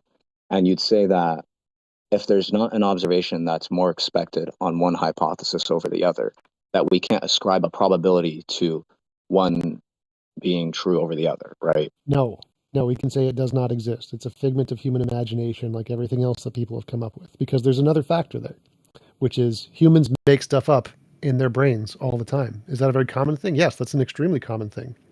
So for anything that you posit, I could say it's highly likely just a thing in your imagination, and I'm highly likely to be correct. So I have a good evidence to conclude it does not exist, because there's this thing called the human imagination that makes stuff up all the time. And the only way to really justify belief something exists outside of our imagination is to provide evidence for it. So if there's no evidence, I'm highly justified in concluding it's just a figment of your imagination. Well, is what's being said that the fact that it was imagined up by a human is an observation that's expected on the negation of the hypothesis? No, it's irrelevant. Never said it was. Well, I mean, look, if there is a mixture of evidentiary and perhaps some pragmatic concerns insofar as... You're not even addressing my point. My point was that humans make stuff up. Of all of the things that have been imagined to exist, the vast majority do not exist. Therefore, for any given thing that is imagined to exist, it is more likely it does not exist. Conclusion, anything you say, like the phantom particle, likely does not exist. So I'm justified in concluding it does not exist until you provide evidence it does. So real quick, all sevens, are you just presenting a phantom particle hypothetically, or do you have an actual like scientific model of the universe that's projecting through mathematics? No, I already said that. No, I already said that the phantom particle doesn't make predictions, and there's no predictions that seem to work against it because it doesn't interact with any of the four forces of the universe. Everyone's justified in dismissing it, including you. Well, so his argument is that he's arguing that it's irrational to say it does exist, and it's equally as irrational to say it does not exist. My argument is no, it's rational to say it does not exist because we have other forms of evidence of humans making stuff up and it not existing. There's quite a bit. Yeah, I actually want to touch on that. You said that there are a lot of things that people imagine up, and that most of them, as you say, have been demonstrated to be untrue. So it does sound like what you're saying is actually compatible with what I said before, which was that the phantom particle is less likely to exist than not because the observation of people having imagined it up, right, is less expected on the hypothesis that the phantom particle exists than the negation of the hypothesis. Is that basically what you're saying? No, because if the phantom particle exists or the phantom particle does not exist, the part of people imagine it would be equivalent on both. So it has no evidence whatsoever. What is evidence is that the probability of humans making stuff up and being wrong is so significantly high that we can default to anything humans make up without evidence. It does not exist. And so whether or not the particle exists or not is irrelevant. What matters is, well, did we come up with it in our brains? Yes. Is there anything beyond that to believe it exists? No, and it probably doesn't exist. Well, wait. I'm a little confused here now because now you just said that the reason that what I said would not work on your view is because the imagining of the particle not existing, as you said, is the same. So, like, I'm not understanding why one proposition has a greater probability of being true than the other. Is it that imagining something doesn't exist is not the same as imagining something does exist? We know that people make things up. We don't know that particles that can't be detected exist. So for being good Bayesian reasoners, we are justified in claiming it's more likely that somebody is making something up. All right, pause. Let me catch up catch you guys up on his argument. So his argument is that if someone imagines the particle exists, I'm saying it's unreasonable, where we should think it does not exist because it's just a figment of imagination. And he's countering with, well, what if I imagine that the antiparticle does not exist? And then you could say, I'm unreasonable, or I think that hypothesis is wrong, therefore it does exist, or it's more likely to exist because someone imagined it doesn't exist or something. So he's trying to make a mirroring argument and saying that you would be equally justified if someone comes up with the hypothesis that something doesn't exist, then you would be justified in believing it does exist simply because humans making stuff up is wrong. That is incorrect. So the default hypothesis is when you're discussing reality and imaginations, we can't imagine something into existence. Saying something doesn't exist, totally fine, 100%. But you can never be justified in believing something does exist about reality based off of anything in our imagination. You want to say it doesn't exist, A-okay. Saying it does exist, can't do that. I just want to start by saying I'm not ascribing any particular probability to the phantom particle existing. I'm basically just putting forward some hypothesis that is logically possible, which means that there is a non-zero probability that it exists, and B, trying to analyze if... My question to you really is, why are you trying to ascribe this to the label God? Like, I'm looking this up. It seems like it could be a hypothetical form of dark energy, which would be the thing that is pushing everything out. It's something he just made up on the spot. He it's just like God. When I say phantom particle, I'm just referring to something I defined at the beginning of this, and I'll also remind, I don't know if you were listening at the beginning. I said think the I'm not... appropriate response is that you just made it up, and there's no mathematical model of our universe that involves your prediction, and you're saying it's untestable. I think you made it up. I'm just going to say, until you can prove it, I'm just going to say you made it up. I said that from the outset. I don't know why you're saying that as if that's like something I deny, but in any case, I'll also say... Wait. So just to clarify, his argument has nothing to do with God. He doesn't care about God. This is an epistemic argument. He's making a question about what is justified in knowledge claims. Is it justified to claim something does exist versus is it justified to claim it does not exist? And are those two claims equal? That's his question. It has nothing to do with the God. It has nothing to do with the phantom particle. Phantom particle is just an example. So if anybody claims anything does exist or doesn't exist, and there's absolutely no evidence for it, which is more justified? That's the question. His position seems to be that they're both equally justified. My position is that the not exist side is more justified, and he's trying to figure out why. That's the question. I'll actually change one thing about that. I didn't even say they're equally justified. I'm saying that I'm agnostic on which one would have greater justification. I can't really ascribe a probability at all. Like, I'm not agnostic as in I'm 50-50 on it. I'm agnostic as in I don't even know how I would approach ascribing a probability in that case. But I also just want to say to Amy real quick, because I don't know if you were listening at the beginning, I already said I'm not referring to the Abrahamic gods, because there are observations that are more and less expected on those, because those contain particular propositions. I did hear that, but if I could just interrupt, it did seem like you were saying not the Abrahamic God, but a God. Did I hear that wrong? Yeah. But a God. Yeah, that's what I mean. And so what does any of this have to do with a God? Oh, yeah, because someone can posit some God that doesn't interact with the physical world at all. It just happens to exist, right? Something along those lines. But you wouldn't have any evidence for it. Yeah, and there also wouldn't be any evidence that counts against it, because I don't know what observation one can make that's expected on the negation of the hypothesis, right? Now... But the point would be you don't believe in something until you do have good evidence. Well, of course, if by not believe you mean I don't affirm that it exists, but I also don't take the positive position that it doesn't exist. Not that it really matters, because something that doesn't interact with the physical world would by definition be something that doesn't really interest us. But I call that agnostic. Yeah, if you don't know. Yeah. Are you agnostic on the existence of leprechauns? No. Why not?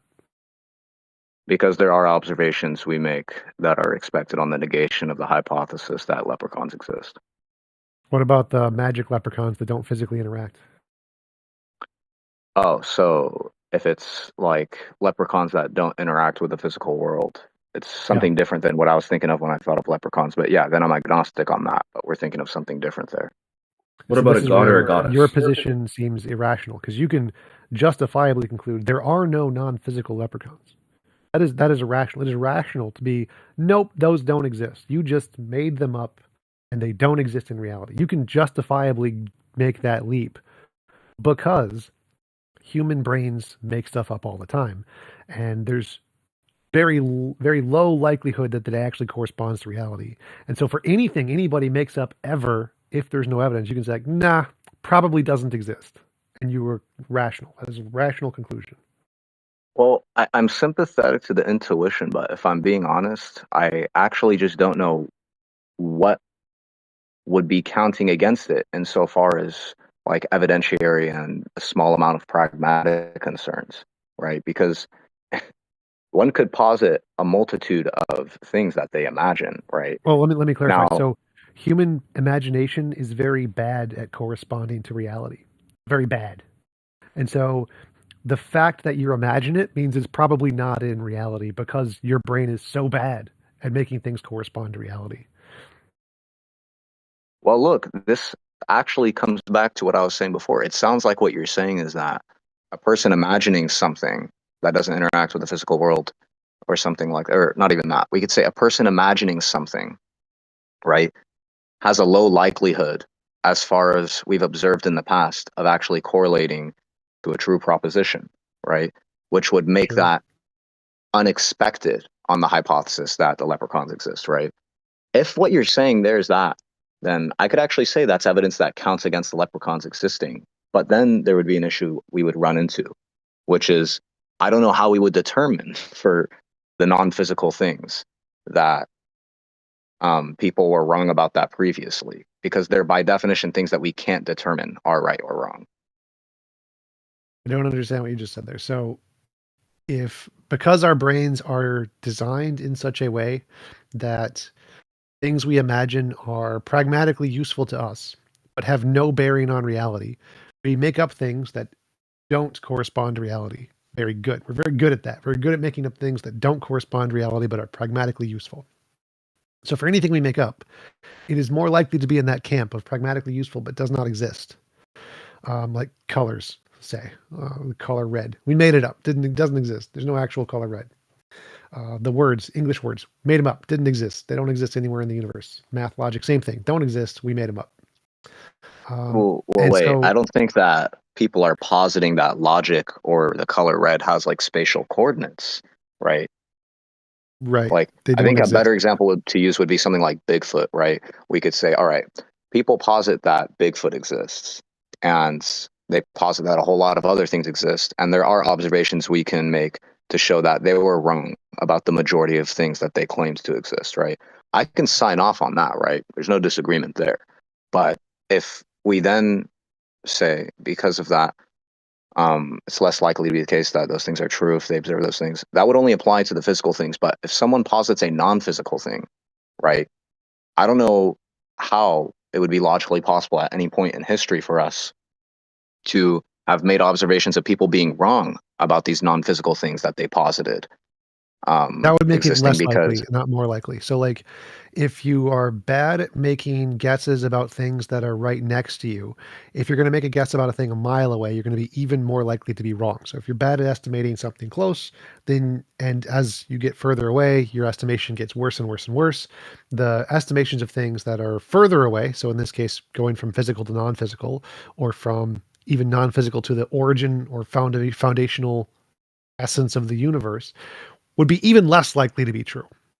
So like what that graph is, the triangle thing, a squared plus b squared equals c squared. If you're bad at guessing things that are close, like Bigfoot, and you're bad at, even worse at guessing things that are spiritual, ghosts and Reiki and crystals and tarot cards, voodoo, then you're even worse at guessing the foundational nature of the universe or anything outside of space-time or anything non-physical. The further away you get from your pragmatic usefulness, the more likely you are to be wrong. Okay, so are you saying that like you're imagining it mathematically, like there seems to be a trend towards the type of thing that a person is positing, and the less it seems to be interacting with the physical world in a way that we can make observations about it, the more likely that the person is wrong about the thing when we finally do obtain the empirical data, right? And so you're saying if we followed that trend all the way to the point of complete non-physicality, right, those propositions would also be just as unlikely as the ones that have like very little evidence that finally demonstrated that those propositions were wrong. More likely. So it'd be more likely that those are false, that our beliefs about those are false than the ones that are physical or relate to us in some way. So the closer and more they relate, the more likely we are to be right. And the further away and less they relate, the more likely we are to be wrong. I mean, well, I'm not acquainted with any empirics that have shown that, but I'll just grant it to you. Maybe there's something you have access to. It sounds like it could be accurate, I suppose, like based on it's some actually based anecdotes I have. on history and legal usage of testimony. So in history, there's a paper by Mike Licona, who's a Christian, so he's arguing against this. But the very first line of the paper is, historians hold to it that the study of miracle claims lies outside of the bounds of a historian acting within their professional capacity. And then he gives long quotes from other historians of why that is.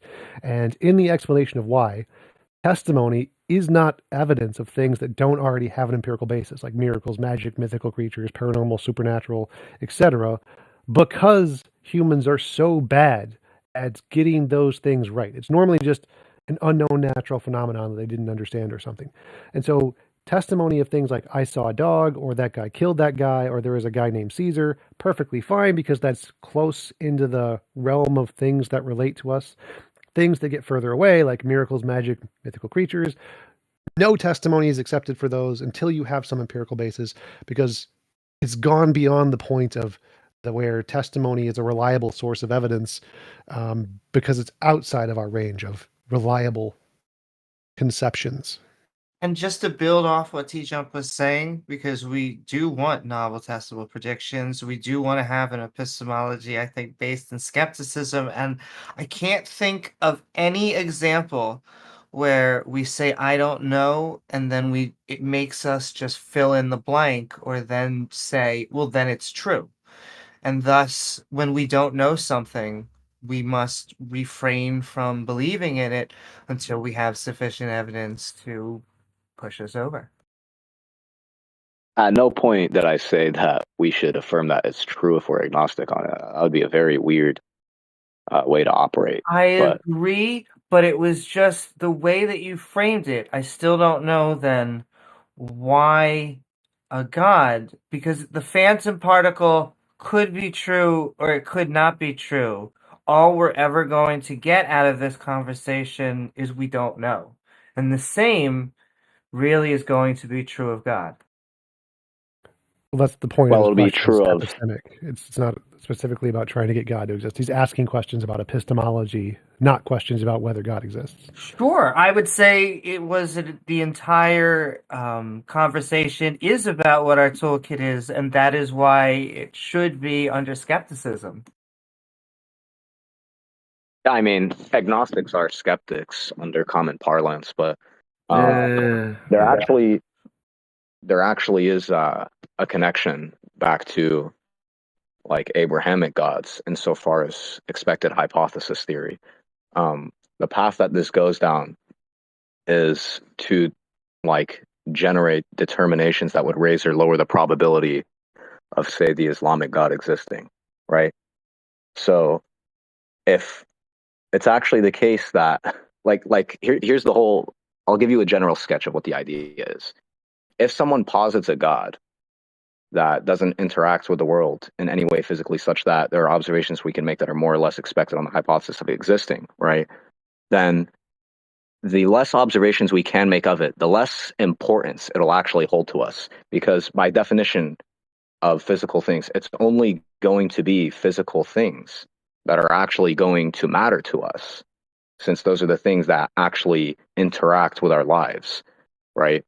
And the more that they posit that there are physical interactions between God and the world we're in, the more that it will matter, but they run into the problem of we can actually start to perform science that would disprove that God, or use philosophy that would, lower the probability of that that God existing through various propositions that are put forward. Does that sketch make sense? What was the conclusion?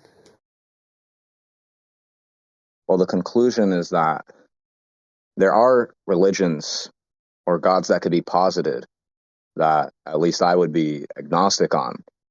But it wouldn't mean anything to say you're agnostic on it because, for one, it's just not going to interact with us in literally any way, right?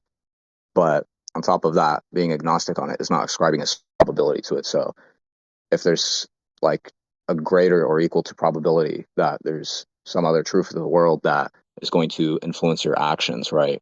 It's not really going to be interesting. But as far as the Abrahamic gods go, as like the end case example, it would be the case that these gods would matter very much if they existed or not. But as you scale up the specificity of the god, you would actually be scaling up the amount of tests you can legitimately perform to raise or lower the probability of that god existing. Well, some depend if the properties are things that would lead to something you can test. Like there be infinitely such properties of a god that have nothing to do with the physical world or anything we could ever interact with. Like there could be a god that created the physical world and there's no afterlife or anything and just went off on his own and did a whole bunch of other stuff that's all spiritual that we could never test. And so you could have an incredibly specificity level of God that's just infinite and have no way to test it. But another point would be like there's infinitely many alternatives. So you can say that, say there's a non-physical God that doesn't interact. You'd have a non-physical leprechaun that doesn't interact, or a non-physical dog that doesn't interact. You're taking things that we understand and know about, and then like in our physical world, and then making an analogy and saying, well, what if there's something like this in a non-physical world? Like some other plane of existence or something. So you're taking the physical stuff we understand and then trying to apply it to a further away realm, like I was saying, is just less likely to be true. It's more likely that our conceptions or analogies just literally just don't apply in whatever realm you're talking about. It just doesn't, even if that realm exists, the way you're trying to make an analogy probably just doesn't work at all. That's more likely to be the case. Yeah, I mean, I guess I'm just not particularly convinced of that part with the purely non-physical things because I don't know what observations we can make about the non-physical claims being made such that we could prove that they're more often wrong than right because, like, in the first place, they're not provable in either direction. That's the thing I'm a little hung up on. But, I mean, I don't think there's a big disagreement between us. It's just, like, maybe a difference in norms so far as our epistemology, that sort of thing. Well, so I would give it one more shot. So if there is a non-physical realm, like kind of think of the non-physical realm as an extra dimension in the universe. When we try to apply our knowledge of how things work around us to the super tiny or the super big things, it fails drastically. Like trying to apply Newtonian mechanics to space-time doesn't work. Completely fails. Doesn't work. So when we take the things that we think of in our normal pragmatic lives, like consciousness or dogs or souls, whatever, and we try to make analogies of this in the spiritual realm, like a soul, like a god, it's more likely that even if there is a spiritual non-physical realm, that it bears no resemblance whatsoever to our current pragmatic states of consciousness and the way we live. And so when you try to take our lives and say we have a soul or whatever, and say we're going to have an afterlife where we can have conscious interactions and speak to people, it's more likely that that is false.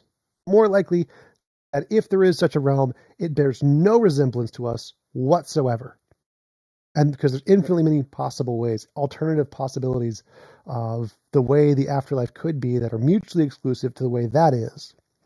And the probability that yours is right when it's being constrained by the analogies of your human brain is more likely to be wrong than if somebody said, there is a supernatural realm, but it has absolutely nothing to do with anything you just said because it's not analogous to human life. That is more likely to be correct. Well, there was something that you said there that seemed a little promising. It was that one can posit a whole multitude of hypotheses, and they're all incompatible with each other, meaning only one can be true. And Yes. by there being so many, we can say perhaps that the probability lowers as you introduce more incompatible options. Perhaps I could see something like that, right?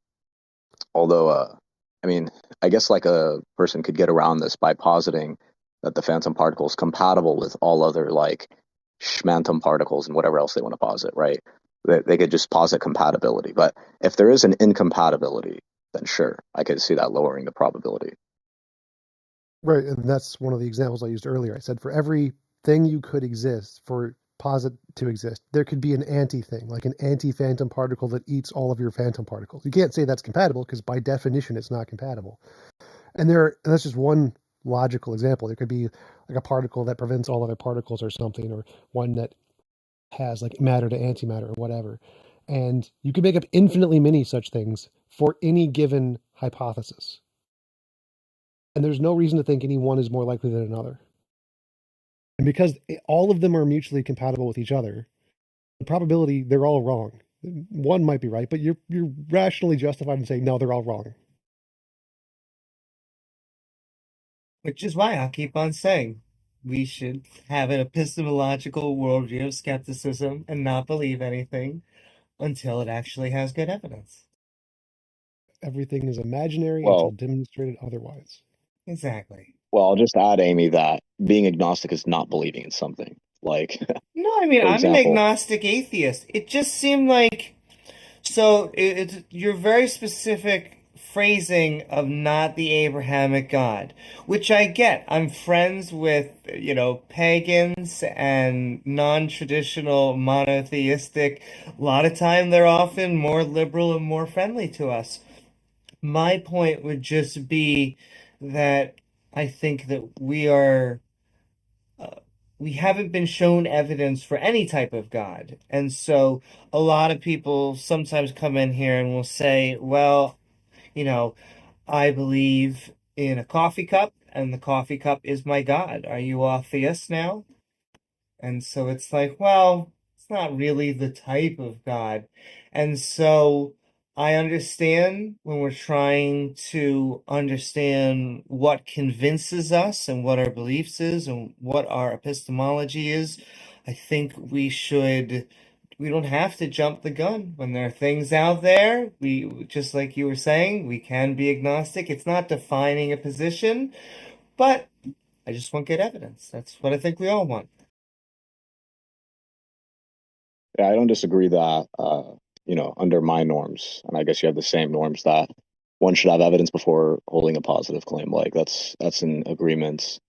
And I mean, yeah, probably not too much else to say other than if it's like okay with you, I'd like to stay up here in case there's any theists that come up. But if you don't run the room like that, that's fine. That's a Randolph and Taco decision. That's not how we do it. We would normally be bringing people on. We'd have to get to know them first before we bring them on as regular hosts. So, but we do appreciate the offer. People do like to try to have multiple guests on. And the problem is that we've encountered with that is it very often ends up getting very heated.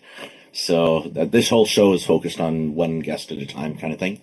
The few times we've brought on multiple guests, it's pretty much every time it's turned into a disaster. So we just don't do that. Unless it's Barthologist and LSF. Yeah, well, he's a disaster of his own. Well, thank you for coming up. Sorry, I'm coughing here. Thank you very much for joining us, all sevens. Yep. If anybody else would like to come up and chat with us, if you think you can prove a god or some supernatural thing, or goblins, Bigfoot, various cryptids, we'd love to hear from you. Oh, Luke wants to come back up. Sounds good. Welcome back. Welcome back, Luke. Welcome back, Luke. Hey, Luke, welcome back. Can you turn off your video, Luke, or we'll just? Thank you for coming back. Yeah, welcome.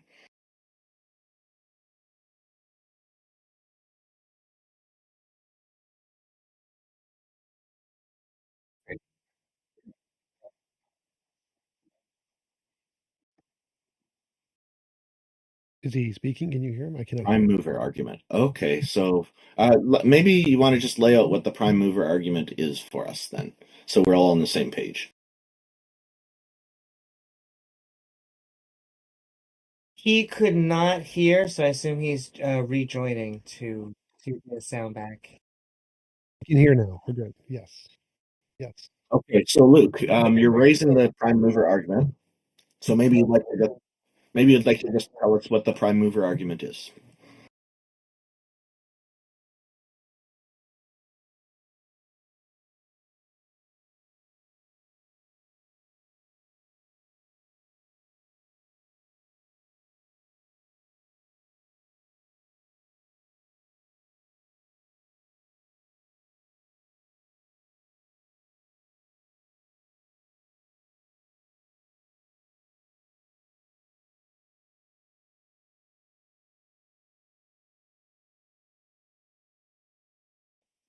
Okay, so I just looked this up on. Okay, maybe I can help here, and you can tell me if this is right. Like I just looked this up on Google. It says, I just want to make sure we're all on the same page here, and Google often has good descriptions. So, prime mover, it's a Latin phrase, primum moverans. I'm not saying it right, I'm sure, is a concept advanced by Aristotle as a primary cause, or the first uncaused cause, or mover of all the motion in the universe. Does that sound right to you? Okay, so that's, are you positing that it's your God that is that prime mover?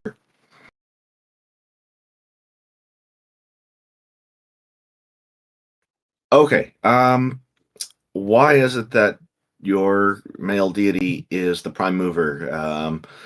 There's nothing before it.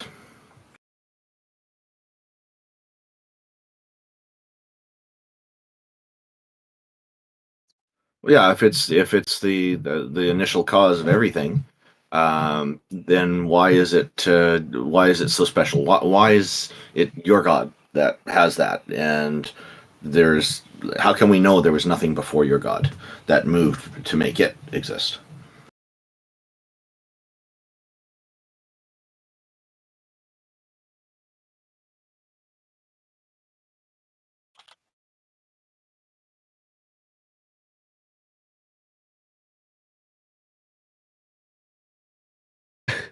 Yeah, okay, so seems to be a problem here. One, I can make up a new definition. I say your God is not the prime mover. Your God is a wimpy little scrawny kid, and my God is bigger than your God. So definitions are not evidence. Secondly, revelation also not evidence for the reason that I was mentioning with the previous speaker.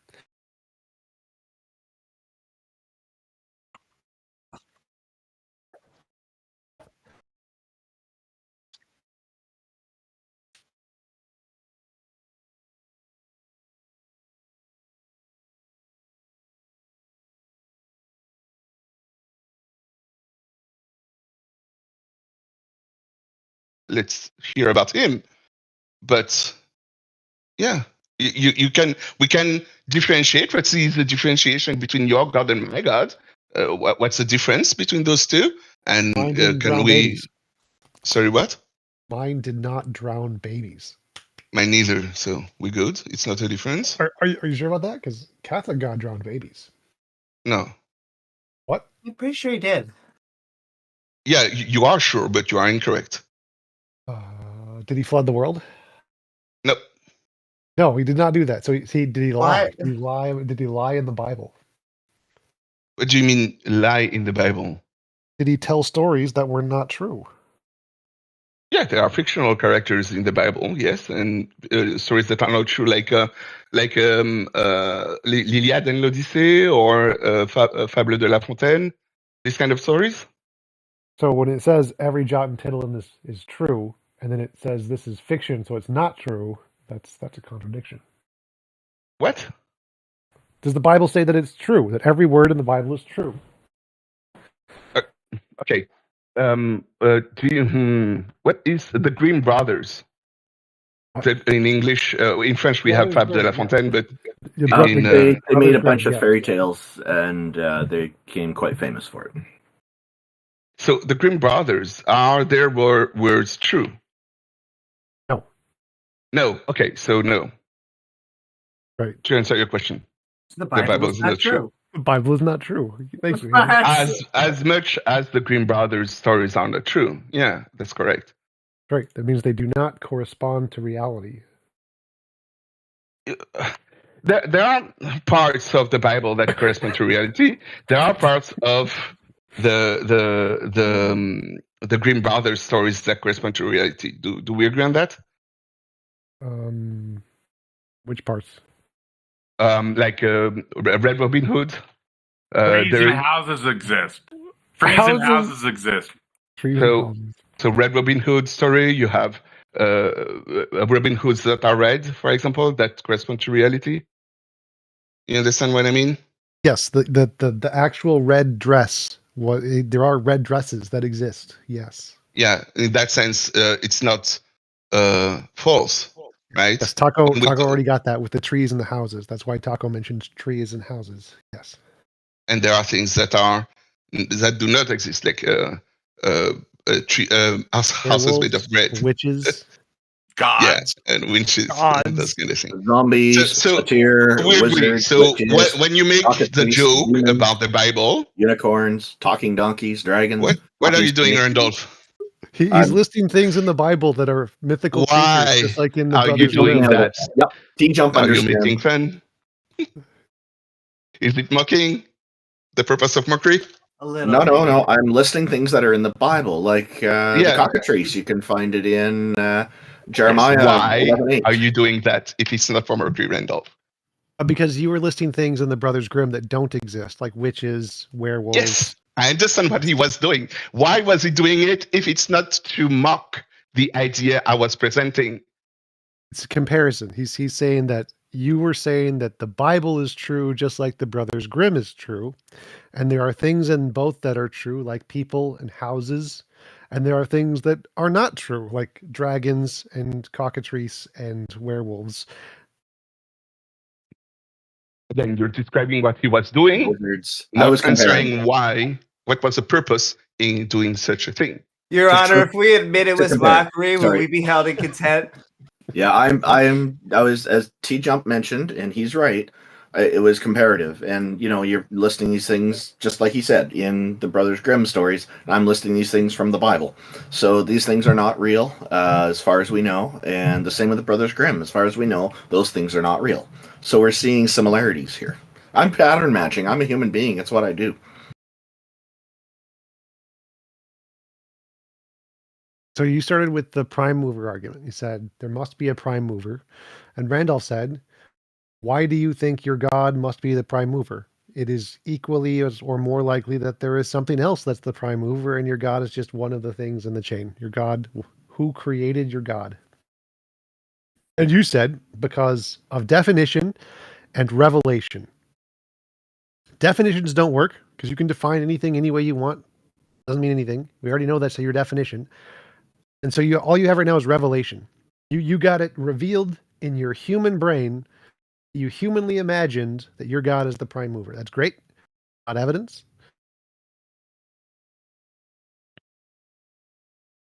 Sorry, do you have better evidence that I am wrong, or are you just criticizing the one? Okay, what is the evidence that you have that your God is different? How is he different than mine? And why is he the one who created my God? So I have evidence that humans make stuff up all the time. And when they make stuff up, they don't correspond to reality. They're just asserting things with no evidence. And a way to show that they're just asserting things with no evidence is to assert an alternative hypothesis that also has no evidence. So if you say, my God is the biggest God, I can say, my God is your God plus one. Now, if you don't have any evidence to demonstrate your God and not my God, that defeats your hypothesis. Your hypothesis has been defeated. And so that's what I'm doing. I'm saying, if you can't provide any evidence that demonstrates your God exists and is the prime mover, and all you have is that your claims, I can make an alternative claim, or Randolph in this case can make an alternative claim that has equally as much evidence, which is 0. And since they both have equivalent evidence, there's no reason to believe that your hypothesis is true. Your claim is unsupported. Do we agree? Yes. Or do we disagree? Equally as supported as yours, which is unsupported. It is unsupported. Yes. You know what you say, you claim to be true, is unsupported. You agree with that? Well, it's equally as supported as your claim. That's the claims, which therefore means I'm not asking about equally. I'm talking about the fact that it is unsupported. We are. No, I think you're misunderstanding the argument. So I understand what you mean by equally, TJump. No, I want to underline that you don't have your enough evidence. We go back to the No. You don't understand. You claim things to be true that are unsupported. You don't understand. So I could add more evidence. I could make more evidence, but I'm not. I'm specifically taking only the evidence that you've provided, and I'm taking exactly that same amount of evidence and presenting an alternative.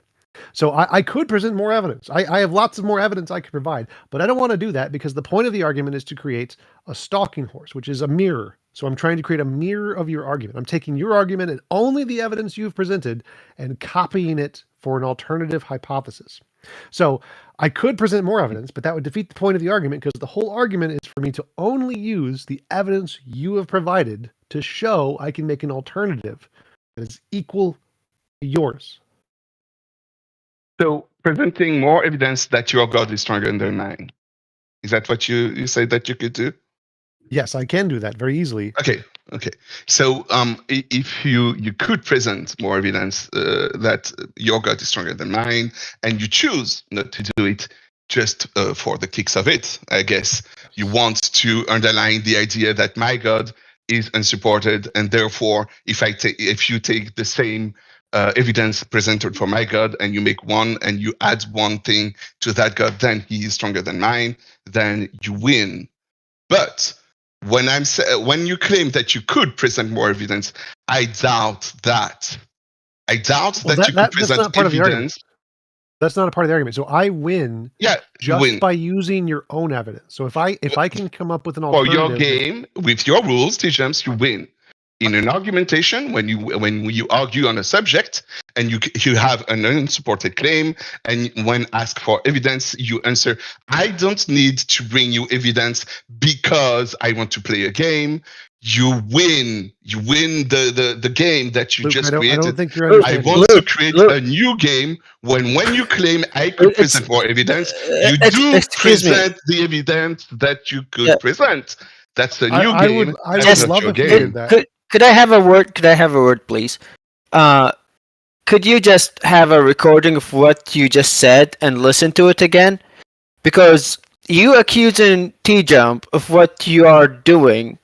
I don't know if you don't see the fault you are trying to accuse TJump with. Because you are doing the exact same thing. Because what TJump doing is just mirror your argument. What he's doing, he's reciting your argument back to you. Is that clear? Is there something that yes? The answer to your question is there. Yes. Is there something in what I said that made you think that it wasn't clear? Yes, I because you keep repeating the same response to TJump.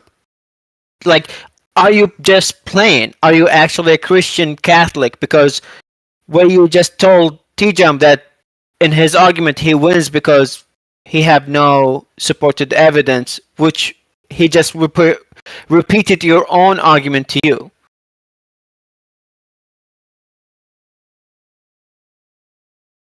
Sorry, what did I say that made you think that I didn't understand TJump's position? I'm sorry, I didn't. The repetition of the same point. You not being an atheist right now. Yeah, the repetition of the same point. Because I repeated the same point that TJump made, I didn't understand the point of TJump. No. You repeated the same argument that TJump responded to. He mirrored the argument and you keep repeating it. If I tell you go up and you say up, I say yes, go up and you go up. That doesn't make sense if you just repeat the same thing. There is a command. There's a way this conversation is going. You interrupt it by going back a step. D'accord. In this conversation, to your understanding, what is the equivalent of going up? So actually doing something. What is the equivalent? So you presented an argument. You're saying that by revelation is you know your God by revelation, correct? I was talking about the prime mover argument and how my God is not less stronger than TJump's God. That was the conversation we were having. That you pointed out I didn't understand, and then you go to revelation. I don't understand where you're going here. Because it's not related to the part that you don't understand. You're moving the conversation true. You don't understand. So please, I'm not moving. That is unrelated no, to no, I'm not moving it. I'm going back. Going up. Luke, Don't go back. Please listen. No. Listen. Here's what I'm gonna say. You claimed that your God is the prime mover. And then they asked you, how do you know your God is the prime mover? You said definition and revelation. TJump answered on the definition. Said definition is you define whatever you want. Again, revelation. You said revelation. And then you said there is part of the revelation is false, just like how like fiction, just like the Grimm brothers. Okay? And then you said, again, you repeated the same thing, saying that they are as false or as true as the Grimm brothers. So, basically they are fiction. TJump jumps in and says, well, I could present a God that could move your God. A prime mover to your prime mover. I don't know. That's close. Let me clarify. Yeah. So okay. The up in this case is sufficient evidence. So Luke, when you said you believe in your prime mover God because of revelation and definition, you have presented that's your up. You have revelation, definition. This is good enough. Believe in God as the prime mover. And so I said, here is an alternative, a prime mover who moved your God. And all I have is a definition and revelation. That's it. So I have the same thing you have, the same evidence as you do, and they're mutually exclusive. These are mutually exclusive hypotheses. They can't both be true. And so if the only evidence you need to be justified is definition and revelation, and both of these hypotheses have definition and revelation, then that proves those are not evidence because they can't differentiate between the hypothesis and the anti-hypothesis. So definition and revelation are not enough because they don't differentiate imagination from reality. Now, whether or not I can provide other evidence is irrelevant here because I don't care about that. The only point I'm making is that the things you provided, revelation and definition, don't work because they can't differentiate between your hypothesis and mine.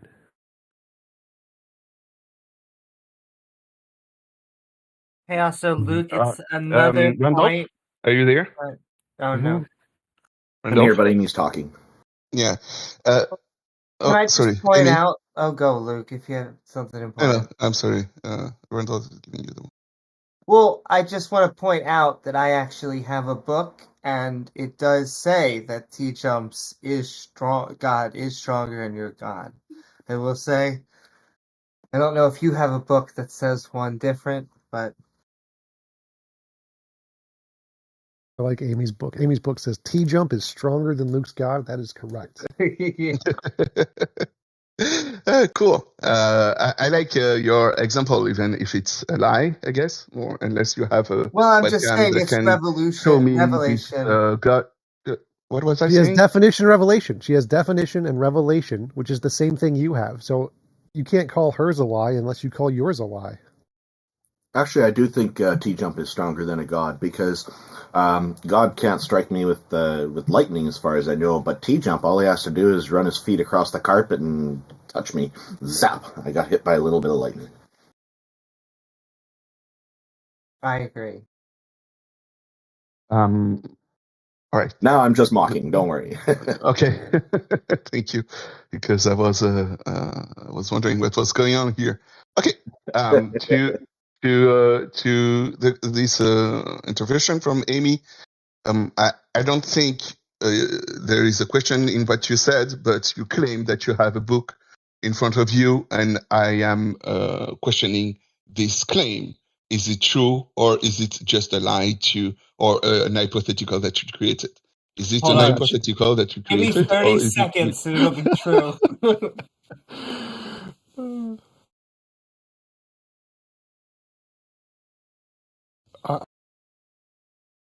I imagine she is currently writing it down on a sheet of paper and then putting it in a cover, and then she has a book that literally says these things. And so, yes, she has an equally as much revelation and definition as you do. There we go. Yes, it is, I would say, just as accurate as the Bible, Quran, or the Torah.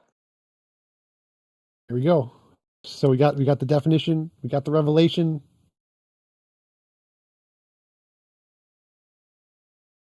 All right. Thank you very much, Amy, for this answer. Now you claim it is just as accurate as the Bible. It's another claim that you have right now. I wonder if it's true. Now that you have this book in front of you claiming that TJump is stronger than God, I wonder where this book comes from. Could you tell me where it comes from? Who's the writer of the book? Who's the author? It says it's a composition book made in New York. So she actually took an actual book and wrote it into the actual book. I like it. So yeah, like she desecrated the book from author. And no, I think she took an existing book and just wrote the sentence in an existing book. So it is actually literally in an existing book. So this book seems more legitimate than your book. Where did your book come from?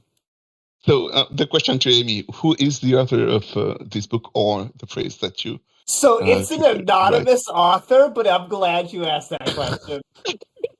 Okay, so why do you trust this anonymous author? She or he seems to know what they're talking about. So Luc, why do you trust? Who's the author of your book? Luc, that's another question, TJump. Yes, yes. This is a mirror. Remember, these arguments are mirroring arguments. Let me go down the road with Amy. You have to you don't want to let me. Okay. Luc, it's how a mirroring arguments work. Is we have to ask you the question first, then you give an answer, then we copy the answer and see if we can make it work for our hypothesis. That's what proves you wrong. If we can copy your answer and make it work for us, that's what proves your argument wrong. So making Amy come up with her own answers doesn't make a difference. What we need to know is we need to hear your answers first. So who wrote your book, Luc? I want to hear the arguments for Amy to support the claim that TJump is stronger than my God. I just explained this. To be able to hear those, I need to be able to ask Amy questions. If you don't want me to ask Amy questions, I don't think that her claim, TJump is stronger than my God. Wait, can I ask you just one more question? Do you feel like just having a claim in a book from anonymous authors that we can't verify is not a good way to believe things? And there's one question from our audience on YouTube, our YouTube audience.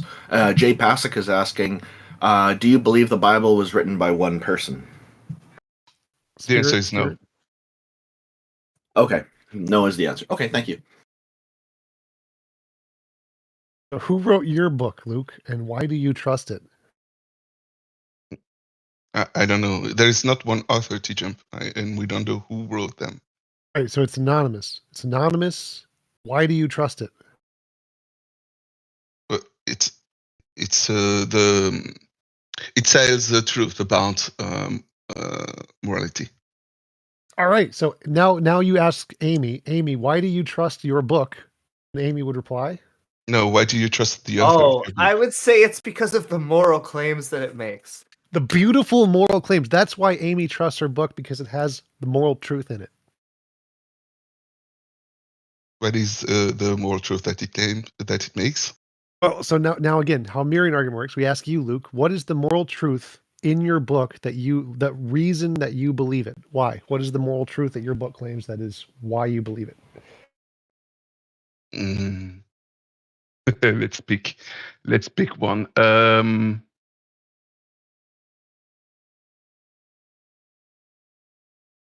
Abortion is murder. Abortion is that's why you believe your book says abortion. All right, Amy, why do you believe your book is the moral truth? What does your book say? Abortion is not murder. The moral truth. Even though this is not my own beliefs, it's crazy. The book here says abortion is murder. Oh my God, the books are both true. Amazing. Yeah. Go ahead, Amy. Prove that it does say that. I just want to know, do you now believe that TJump is stronger than God? Amy, you understand what I asked you, right? She answered. She said in her book says abortion is murder also. So her book has all of the same evidence as your book. It's a revelation. It has a definition. It's written in a book, written by an anonymous author, and they both have moral truths, and they both say abortion is murder. Her book has equally as much evidence as your book.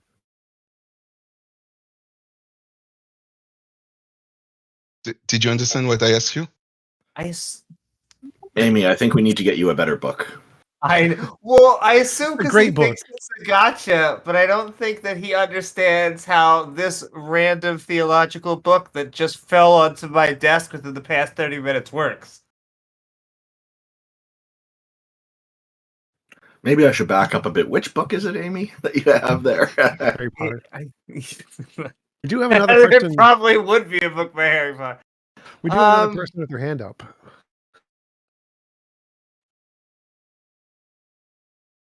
Fipdo. Well, Luke, I don't know where this conversation's going. Yeah, that's what I mean when people lie.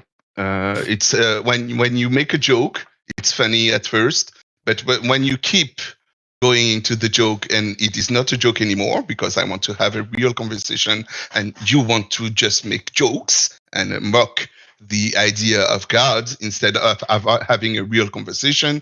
You want to make a mockery of the conversation we're having right now. What we are doing is just... Luke, there is no reason.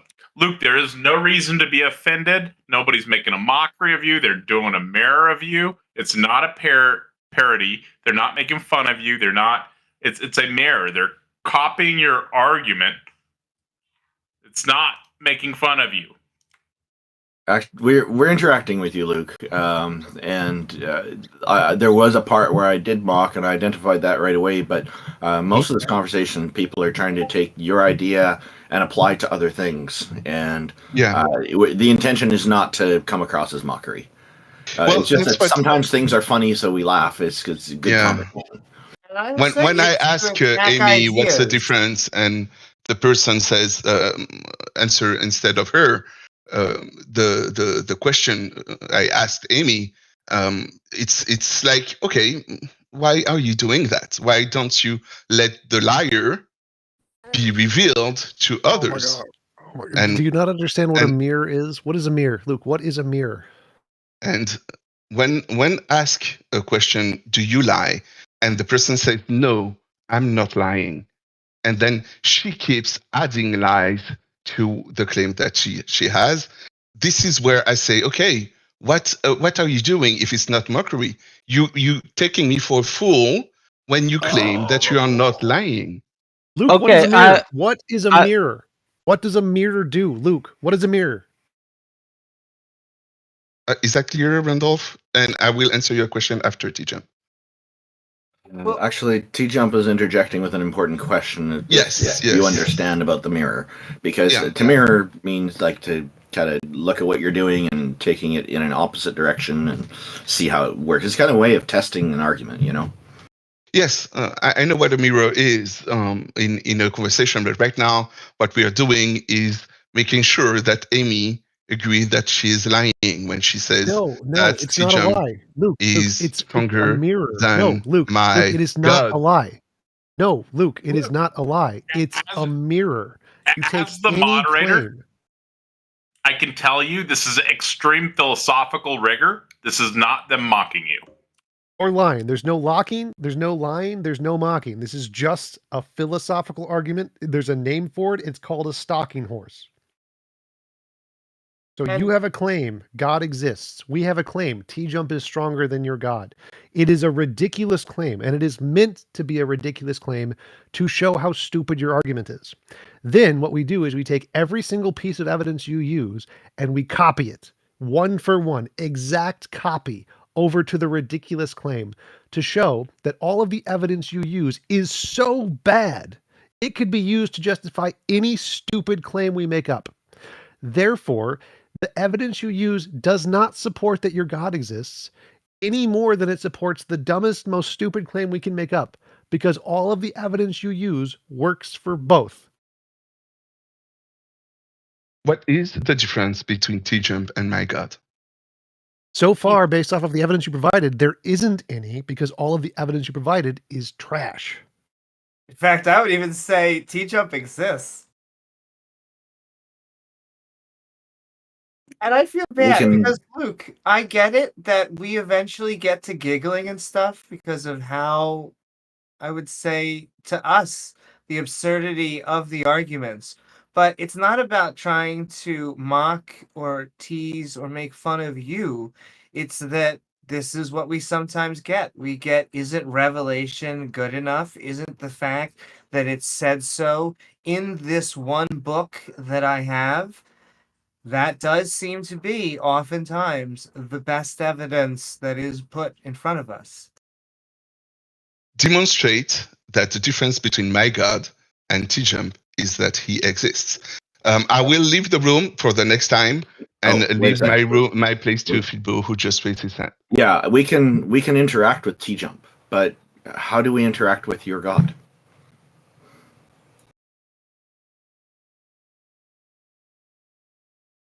I don't want to take Fipdo place. I'm sorry.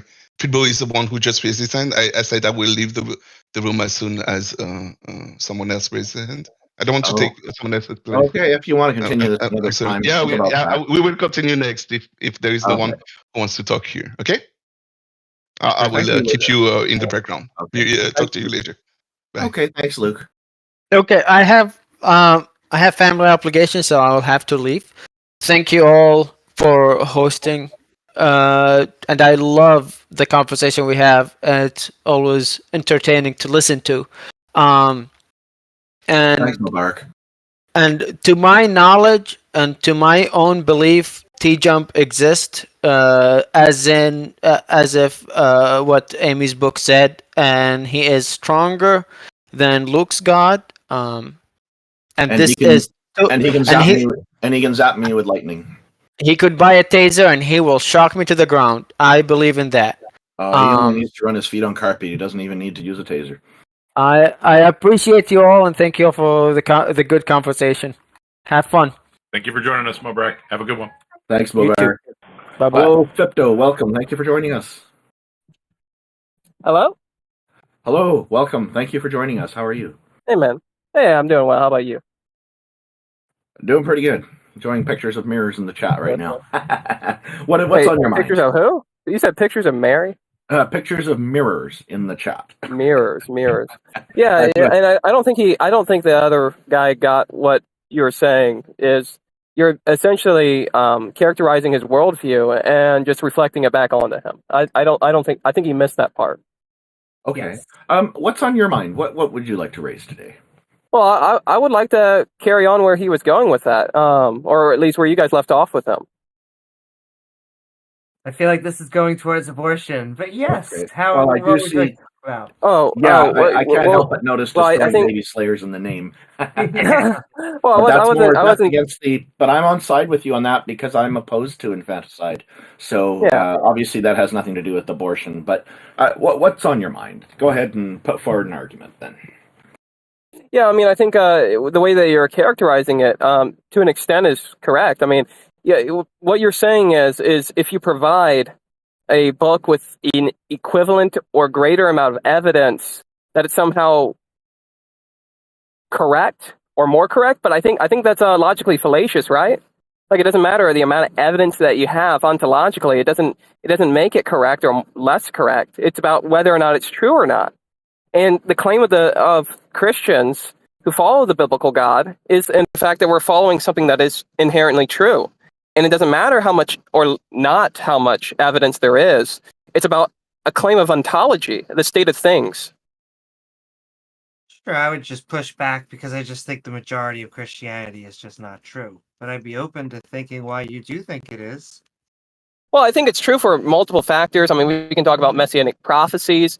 We can talk about like the transformation of the world. I mean, you live in a country probably that is massively blessed by the foundation of the Christian worldview.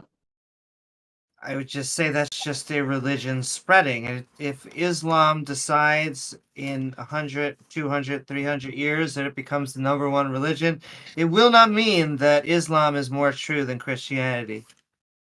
True. I'm not talking about the predominancy. I'm talking about the truth of the claims that are found in the Bible, because this is actually the promise of the coming Messiah, is that he in fact transforms the world. It's not just a I come, I die, I leave you here. You're gonna basically just get punched in the face and suffer, and then you're invited to my kingdom in your afterlife. No, he talks about a real transformation of the nations. So, I mean, like I said, I would be pointing to messianic prophecies. I'd be looking at the original life of Jesus. I would be looking at the symbolism that's found in Jesus, because, I mean, at the end of the day, Jesus really, his claims to fame aren't really true if the Old Testament scriptures aren't true. And we find them to be true. Historically, we can look into the geology of things. We can look at, and I brought this up, the transformation of the world. That's the #1 thing the Messiah is supposed to bring, is actually transform things. And what do we see? We see, well, this would be something different that you'd find from Islam. You don't find that women have an equal voice in a court of law in Islam as you would in a Christian state. No, they don't. No, that's they not don't true. actually have an equal voice. There's actually been studies on this. Women don't have an equal voice in the legal systems in America. But so what exactly would you expect if, let's say, Christianity was false? I'd like to know what it sounds like. It sounds like can I investigate that claim? It sounds like your God's coming back and he's going to transition the world. So your God is pro-trans. Is that right? Well, it's not trans as in changing genders of people. No, it's. I'm talking about a transformation of the world, where it's a restoration of things. So he brings his law. He conforms people in their hearts, and essentially, I mean, whether you like it or not, you're going to snap everything back to medieval times. Is that what it is? Really quick. First off, what's wrong with medieval times? Second off, no, I'm not claiming medieval times. What's wrong with medieval times? Well, let's see. But I would say if something existed, such as, well, if something existed in medieval times, it doesn't make it inherently wrong. Right. All the horrible things they did is what's wrong, like the burning of witches, torture of people. No human rights. Well, yeah. There's a whole bunch of stuff missing. Medieval times. There's things right. Like we have today. Yeah, Yeah, but I'm not talking about an instant transformation. I'm talking about an actual progression. Is that Jesus doesn't come here and then all of a sudden slap the kingdom on here. No, it's a growing kingdom that he establishes. But as far as I don't think it logically follows, if something existed in the medieval times, that it's inherently evil. That wasn't the argument. Because humans existed in the medieval times. I mean, I don't know if you know this. No one cares. No one cares. That's not the argument. Not the argument. No one cares about that. So, Fipdo. Okay. Well, somebody said the medieval times. Like, yes, that was not the argument. You just misunderstood. You don't understand the principle of charity. So you're thinking 1-to-1. No, that was not the argument, Fipdo. Use the principle of charity. So here's the argument. What would falsify your hypothesis? What kind of transformations, let's say, would we expect if there was a better moral system than Christianity that was influencing the world? Let's say, secular humanism, and giving people better rights. That would also be transforming the world in a morally good way. And so there could be a moral system that's superior to Christianity, that's transforming the world in an even better way. How would you falsify that? Being the true case and not being... Well, I would say recognition of equal value of human beings. You traditionally see this in Christians. I mean, this is a Christian philosophy that all men are made equal. No, that originates from Hinduism. That predates really? Christianity. Next, yes. Hinduism. It does, yes. Yeah, but Hinduism has a plethora of other problems if you really want to get down to it. Hinduism Which religion is a doesn't? Group of many like if you want to waste time in Hinduism, you will as a Hindu have to deny logic itself. We can waste our time in talking about Hinduism. I don't care, but that's not relevant to the argument, Fipdo. The Fipdo... It is relevant because you would have to deny logic. Fipdo, that's not relevant to the argument. You made a claim... Okay, well, you can't logically have Hinduism because logic doesn't even exist under Hinduism. Stop talking. You made a claim that morality came from Christianity. I proved that wrong. No, it doesn't. It comes from Hinduism. And you threw spaghetti at the wall and you said Hinduism. That doesn't make you right.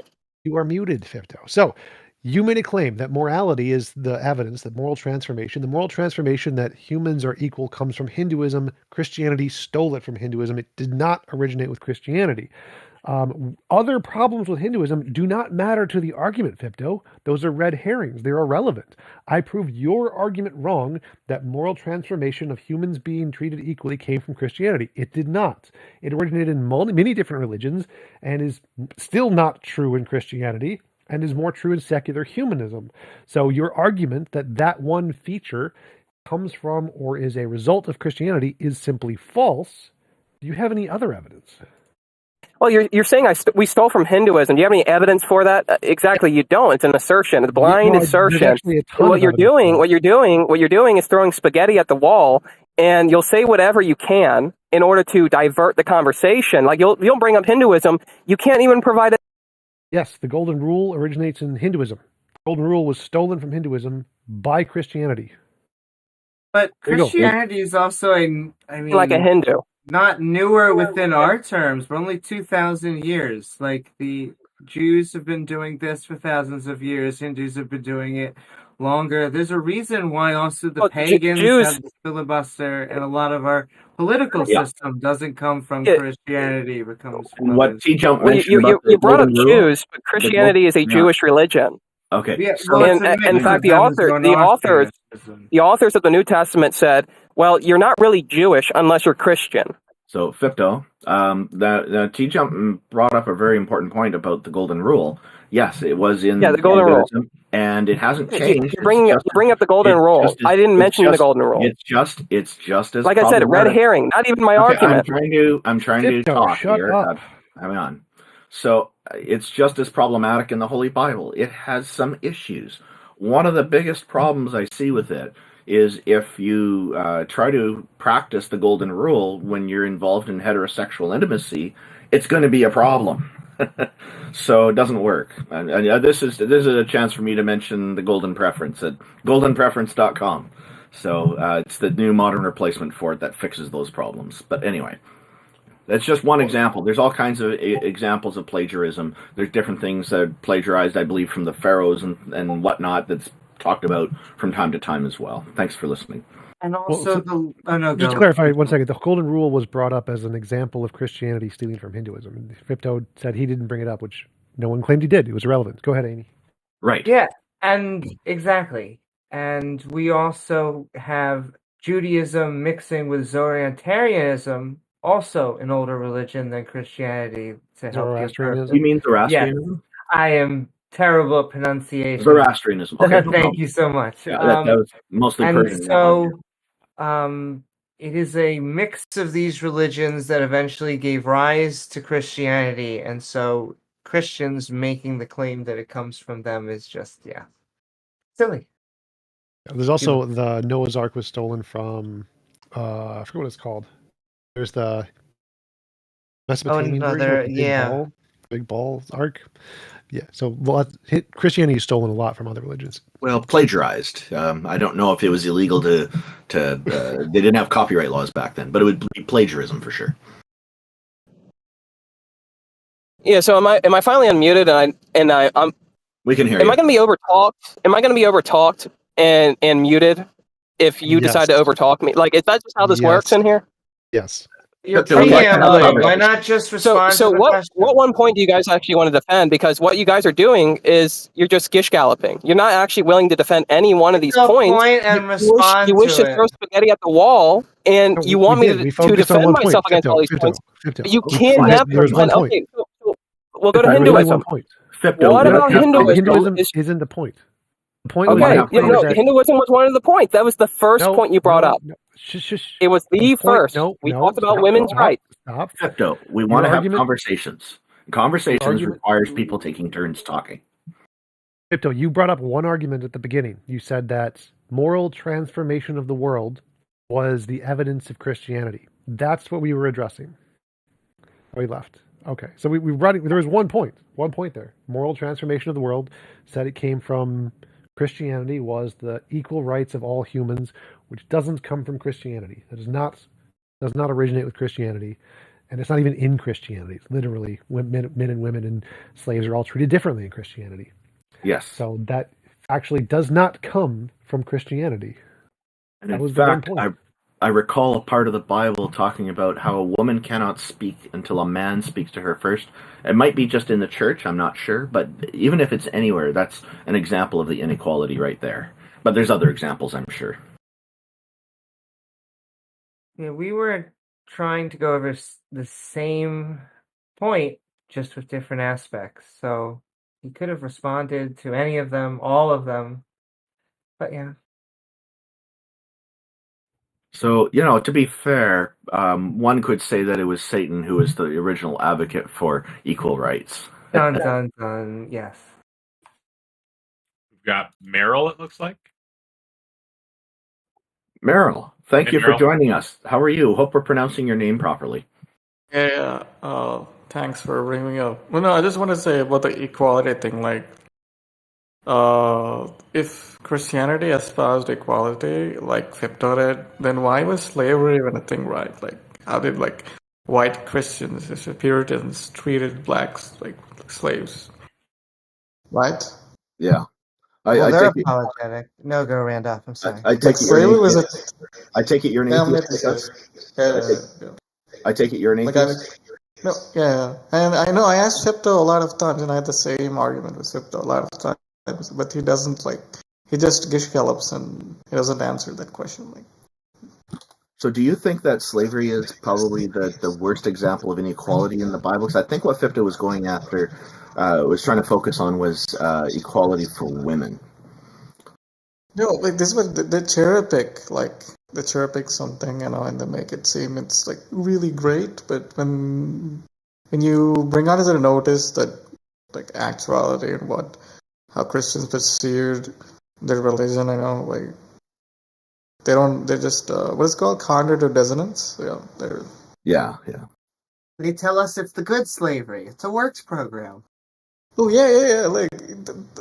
He did try to justify slavery like that. Yeah, One of the arguments that I've heard come back on defending it is that they'll take basketball players and they'll say, well, they get this contract, so they become slave for a year or however long the contract is.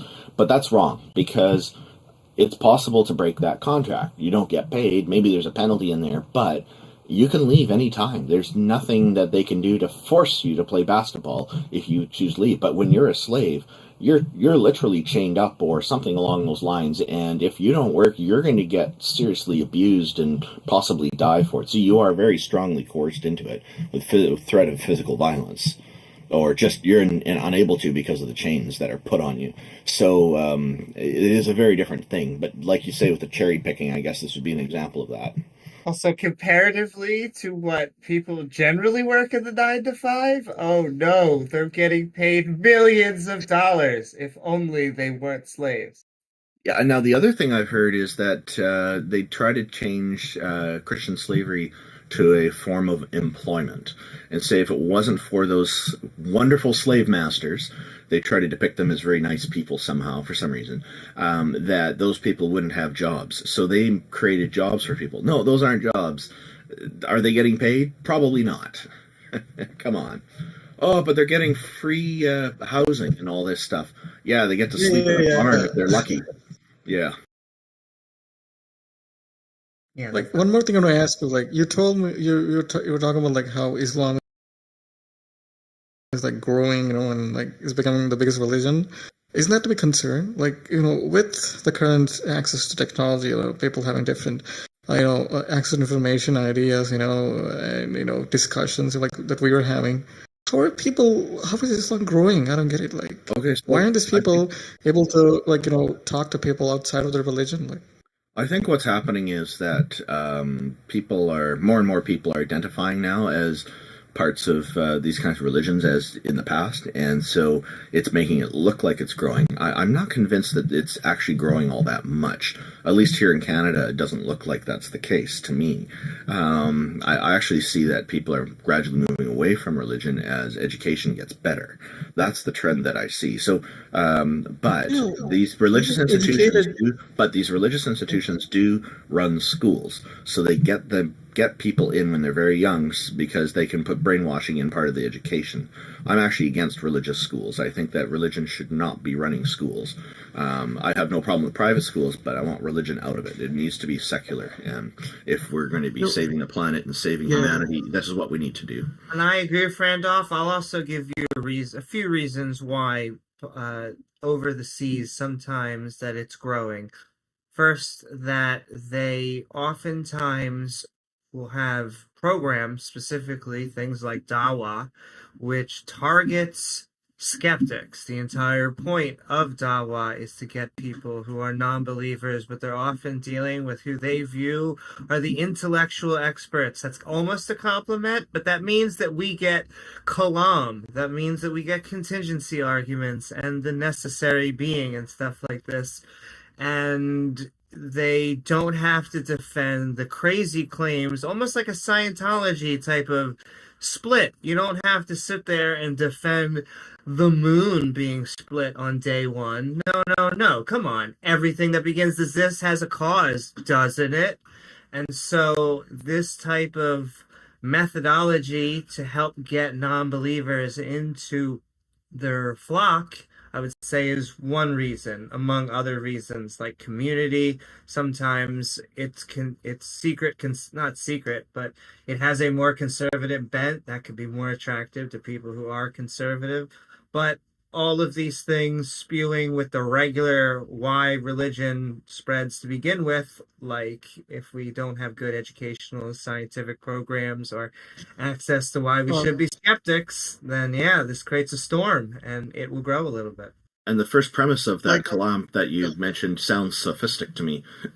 There's sophistry there. Because it says all things that exist. It's not saying all things. It's just saying all things that began to exist. So it's a limited scope. It's not. I know, indeed. Special pleading, right? Well, no. It's just they're just a limited scope is different than special pleading. Okay. One more thing is I think the reason for Islam, and again Christianity growing is because I see people telling there's an identity crisis among Gen Z because they have no identity to associate to and especially you look at a lot of these Muslims on Discord, I talk to a lot of these people. It's as if they have no other identity than identifying as their religion. Can I tell you why? I'll tell you why. Because Islam asserts and tries very hard to mix politics and religion. Once again, sending love to anyone who loves talking about both those things, but they view them, not all of them, I'm talking about the fundamentalists, but the fundamentalists view it as inherently tied. And so it becomes very passionate. You see these radical transformations where they will dress differently. Once again, the same is true both within Judaism, Christianity. They all have these stupid cult-like mentalities, but it does manifest that way in Islam.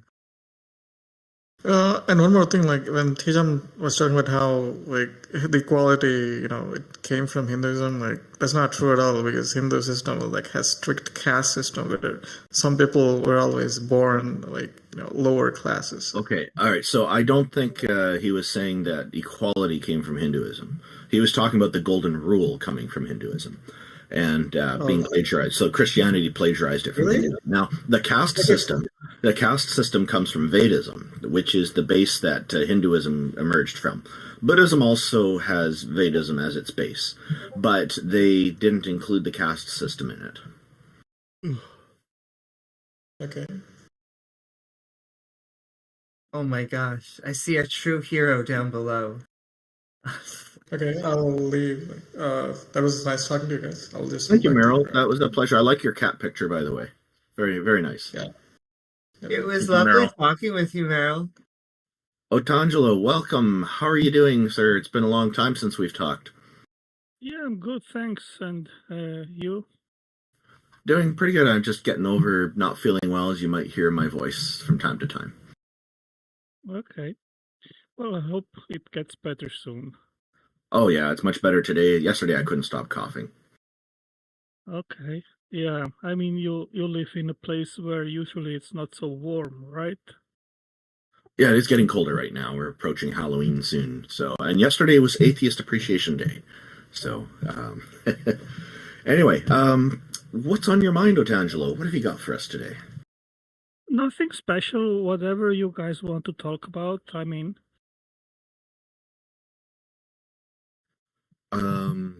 I guess, what are your thoughts, I'm curious, on the Kalma cosmological argument? I think it's a pretty good argument. It's quite solid because there is good evidence that the universe must have started somewhere in the past. It cannot be eternal without a beginning, and I think it's pretty obvious to anyone that something cannot come from nothing, right? So if you exclude a cause beyond the physical universe, the only alternative that you have left is basically making the claim that the universe must have always existed. And I think this is untenable based on philosophical and scientific evidence.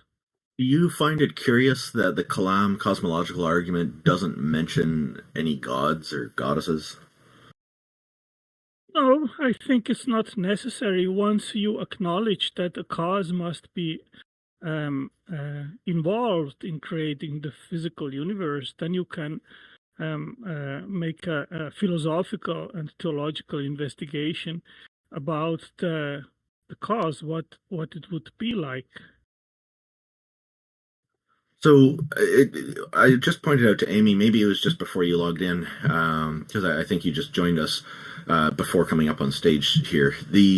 I was mentioning to her that I find it that the Kalma cosmological argument starts with a limited scope. So it's not saying all things had a cause. It's specifically saying that all things that began to exist have a cause. Right. What are your it's not including things that didn't begin to exist. I think that it is important to restrict the argument to things that start to exist. Sure. Okay. But I mean, like wouldn't it be better if an argument like that's proving God would also be able to take into consideration things that didn't begin to exist? Like the God itself, basically, as I understand from many Christians, please correct me if I'm wrong here, but many Christians tell me that God has always existed, God is eternal. Right, as soon as he is always existing without a beginning, he doesn't need a cause. Yeah, so what I'm asking is, if the Kalma cosmological argument, wouldn't it be better if it also took into consideration things that didn't begin to exist, like God himself? No, because then it loses its scope. Okay, so this limited scope is pretty important part. Okay. Yeah. So how can we know for certain that this God is eternal and actually it wasn't created by anything, is like the number 42, life, the universe, and everything? Well, that's easy, because something cannot come from nothing. So if there ever would have been in the past a state of affairs of absolute nothingness, and with this I mean the philosophical understanding of nothingness, then there still would be an absolute state of nothingness. We wouldn't be here having this discussion, because nothing has no causal power. Nothing cannot change its state of affairs and suddenly become something. I think when you say that nothing can't change its state of affairs, that means it can't change. That now you've actually defined nothing into something, though. No, I'm just trying to describe what is meant by it. It is the absence of anything. Yeah, and that means like the absence of all the logical laws of reality, scientific laws, and whatnot, right? Well, I am just describing what the word nothing means. It means the absence of anything. Okay, and I'm just trying to clarify. So that means like absolutely nothing, ex nihilo. There's absolutely nothing. Right. So I think it should be obvious to anyone that something cannot come from absolutely nothing. Well, the thing is, if there's no laws of physics or laws of math or laws of logical reality, and there's absolutely nothing there, we don't know then if there could be, may or may not be a limiting factor that would prevent that something from something emerging from absolutely nothing then, right?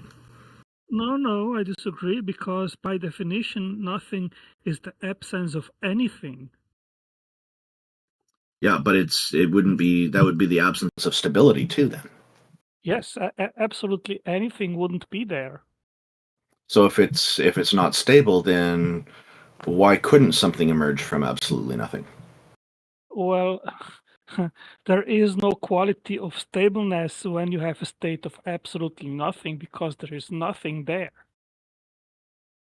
Well, then, if you're saying it's not unstable, then there is a quality implied of stability. I am saying there is no quality. It's the absence of anything that includes stability or non-stability, whatever you want to posit. I think you and I have different views on absolutely nothing. You put some limits on it. I don't. There is just one nothing, which is the state of affairs where there is non-existence. Okay, anybody have anything they want to interject on this? I think that his God, if it has no limits, based on the definition of nothing that you guys, at least Randolph uses, seems to be that he would be saying that he worships nothing, which is super funny to me. And I have questions about this because I don't believe that nothing can exist. I could be wrong, but why I agree with you that something can't come from nothing, but there was never a nothing. I saw no reason why there shouldn't or couldn't be an ontological state of affairs of absolute nothingness. There is nothing illogical that makes it impossible for such a state of affairs ontologically to have occurred or to be. And there's no evidence that a nothing has ever existed.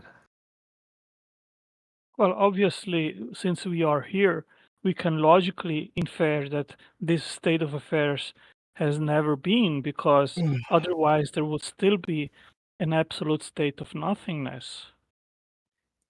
That it could be. But that's what I mean when I say there's no evidence for a nothing. We're only dealing with some things. And so my question to you would still be, why do you believe a God exists?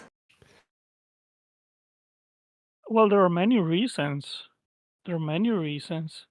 And I mean, I can give it right back to you.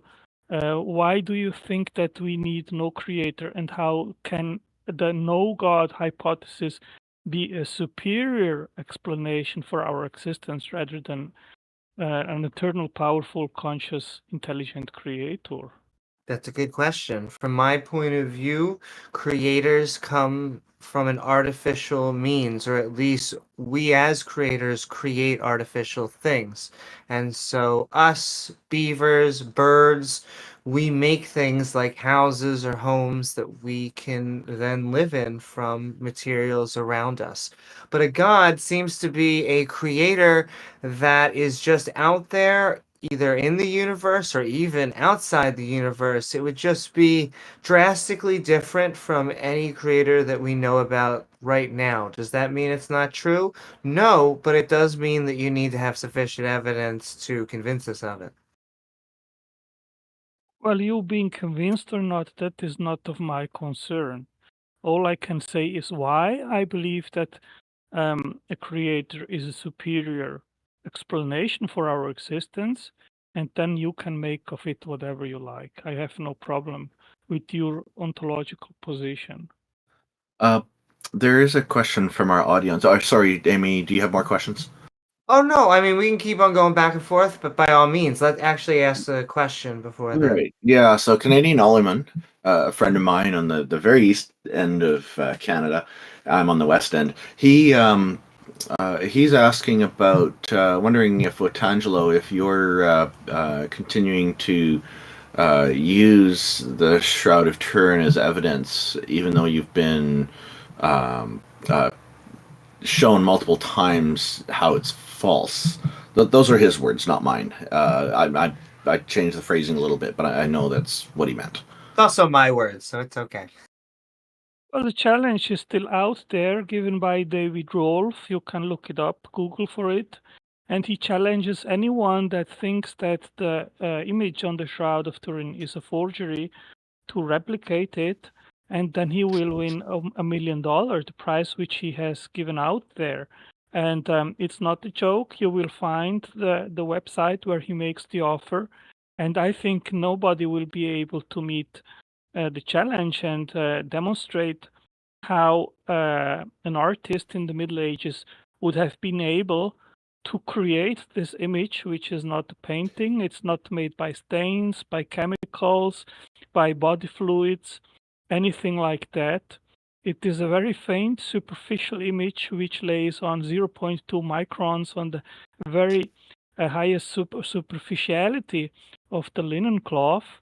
And there is no technique known, even with laser technique or whatever, with even with the most advanced scientifically advanced mechanisms to replicate the very detailed photonegative with 3D information. So if someone claims that it's a forgery, the challenge is out there and you can win $1 million. Why isn't it the shape of a face when you take a cloth and like put it on your face? Like if I like literally painted my face black and then I took a piece of cloth and I put it over my face and I lifted it up, it would be a big circle. It wouldn't look like a face. But the Shroud of Turin looks very strange, like someone painted a face on there. It looks nothing like what a face would look like if you put a piece of cloth over a face. Why is that? Well, there have been all kinds of attempts to replicate the Shroud, and no exemption. All these attempts. Please answer his question, Otangelo. Well, I'm answering his question, and I am saying that, including his hypothesis, there are many others which have been tested and tried, and none. This wasn't a hypothesis. It was literally a question. It's a question. Why does the Shroud of Turin look nothing like what a piece of cloth over a face looks like? Why does it look like someone painted it on? Because literally the physics of a face do not work like that. Yeah, we know it is not a painting. There are not I don't care about the painting part. Otangelo, I don't care about the painting parts. I care about the shape of the face part. Why is the shape of the face so wrong? Well, I don't think that it is anatomically wrong. Actually, it has been. There are two books. One is by Zugibe, which was testing and checking the anatomy of the man on the shroud, and they have come to the conclusion that it is anatomically perfect. So it's physically impossible, like to have an actual face that you could put the shroud on and it would conform to the shape of the nose. Like it's physically impossible. The nose would have to be directly flat on the face because it takes up so little space on the shroud. The surface area of your nose, because it's a triangle, is actually 3 times larger if you put a piece of cloth over it than what it appears when you're looking at someone in the face. Now, when you look at the shroud, the nose looks like a nose. The problem is that if that was laying over the face and you remove the cloth, the nose would be 3 times bigger than what it appears on the shroud, which means the shroud is anatomically impossible unless somebody cut Jesus' nose off for fun. No, what I think is that probably at the moment of the resurrection, the position of the cloth itself was in a plane state, very close to the body, and then some kind of high energy VUV radiation, and this radiation was perpendicular to the cloth, imprinted on the very superficie of the linen this image, which has 3D information and is a photonegative. So it is a miraculous event that created the image on the shroud. That's what I believe. So God used the X-rays. God used the X-rays to impart his image onto the cloth. It wasn't just like skin oil or any normal way. It was a magic way that has never been seen before, a spiritual way that he imparted the image onto the cloth with X-rays. Well, we have some examples, like, for example, when the atomic bomb in Hiroshima was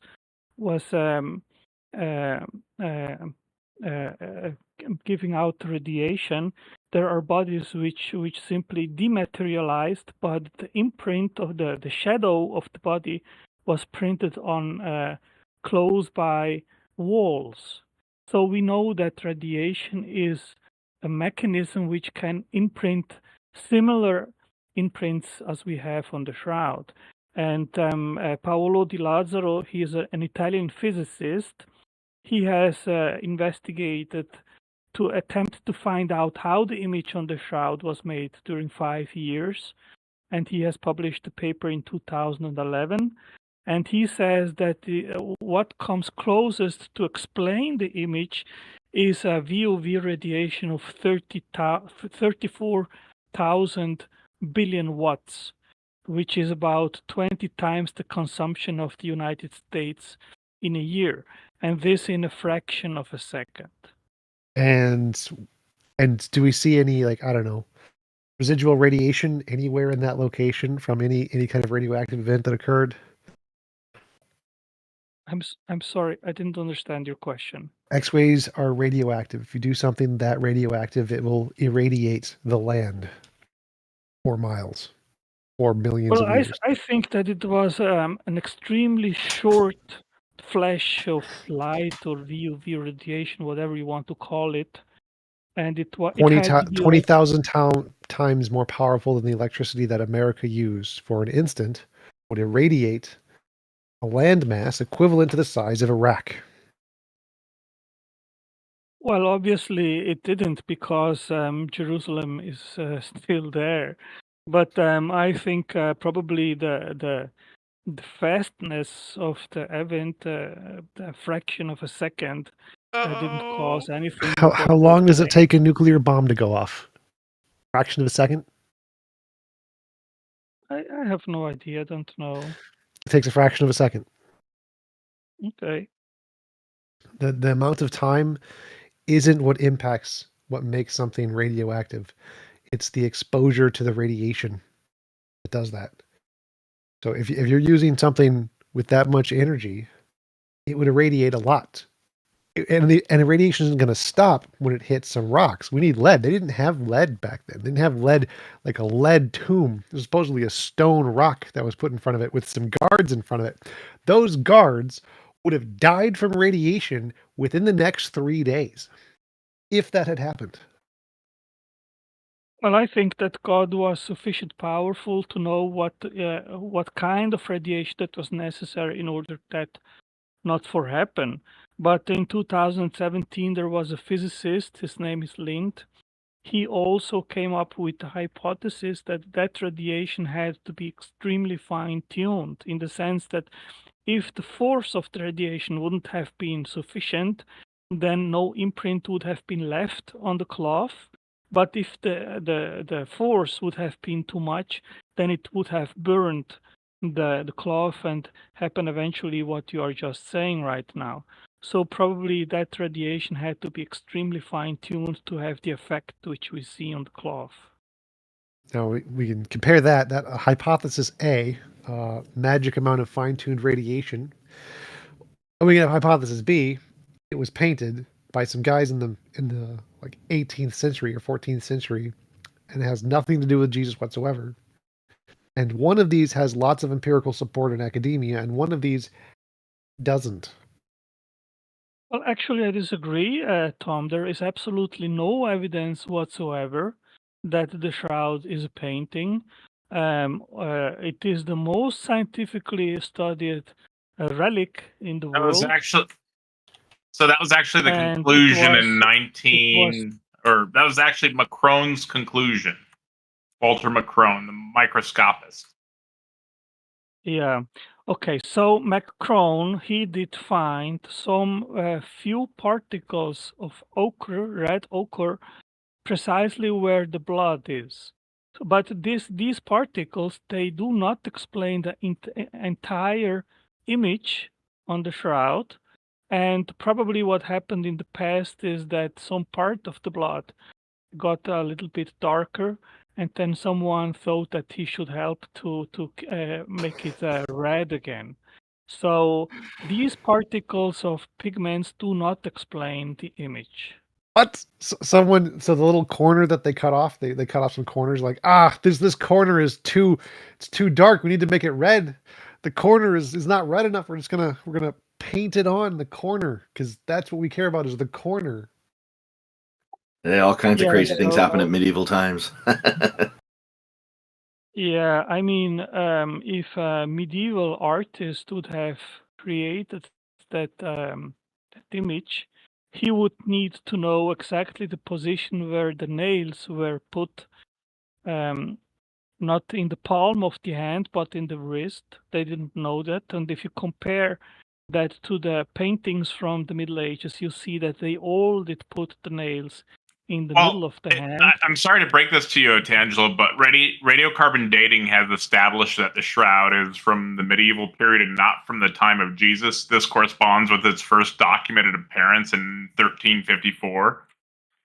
Defenders of the authenticity of the shroud have questioned this finding, usually on the basis that the samples tested might have been contaminated or taken from a repair to the original fabric. Such fringe theories have been refuted by carbon dating experts and others based on the evidence from the shroud itself. Refuted theories include the medieval repair theory, the biocontamination theories, the carbon monoxide theory. All right, that's all I'm going to read. Yeah, first of all, I have written a book on the shroud. It's available on Amazon. I dedicate about 200 pages just on the history pre-13th century. And we have very powerful evidence that the shroud did exist back to the 1st century, including very recently, a month ago or so, over 170 newspapers around the world, they noticed that recent scientific experiments like X-ray experiments have shown that the linen is definitely from the 1st century. That's one thing. Then we have a painting from Sinai. It's called Pantocrator, and this painting has been used during all the period after the 6th century in the Byzantine era to paint all the images of Christ. And I have made an overposition, and it matches perfectly. So we have pretty certain evidence that the Pantocrator painting used the image on the shroud as a template to paint it. Then we have also solidus coins from the Byzantine era from the 8th century, and actually many different other coins from whole Europe, which also have details which are clearly taken from the image on the shroud, like the bifurcated beard, like the one cheek which was hurt. We have coins which just show that part. And we have also the Prey manuscript from Hungary from 1192, which shows very clearly an image of the Shroud of Turin. And this is also 70 years before the 1260 to 1390 dating of the radiocarbon C14. This is just a few points, but there are many, many more which conclusively demonstrate that the Shroud isn't from the 13th or 14th century. But interesting is that the Sturp team, which made tests during 1 week in 1978, they came to following conclusion that I'll read here. We can conclude for now.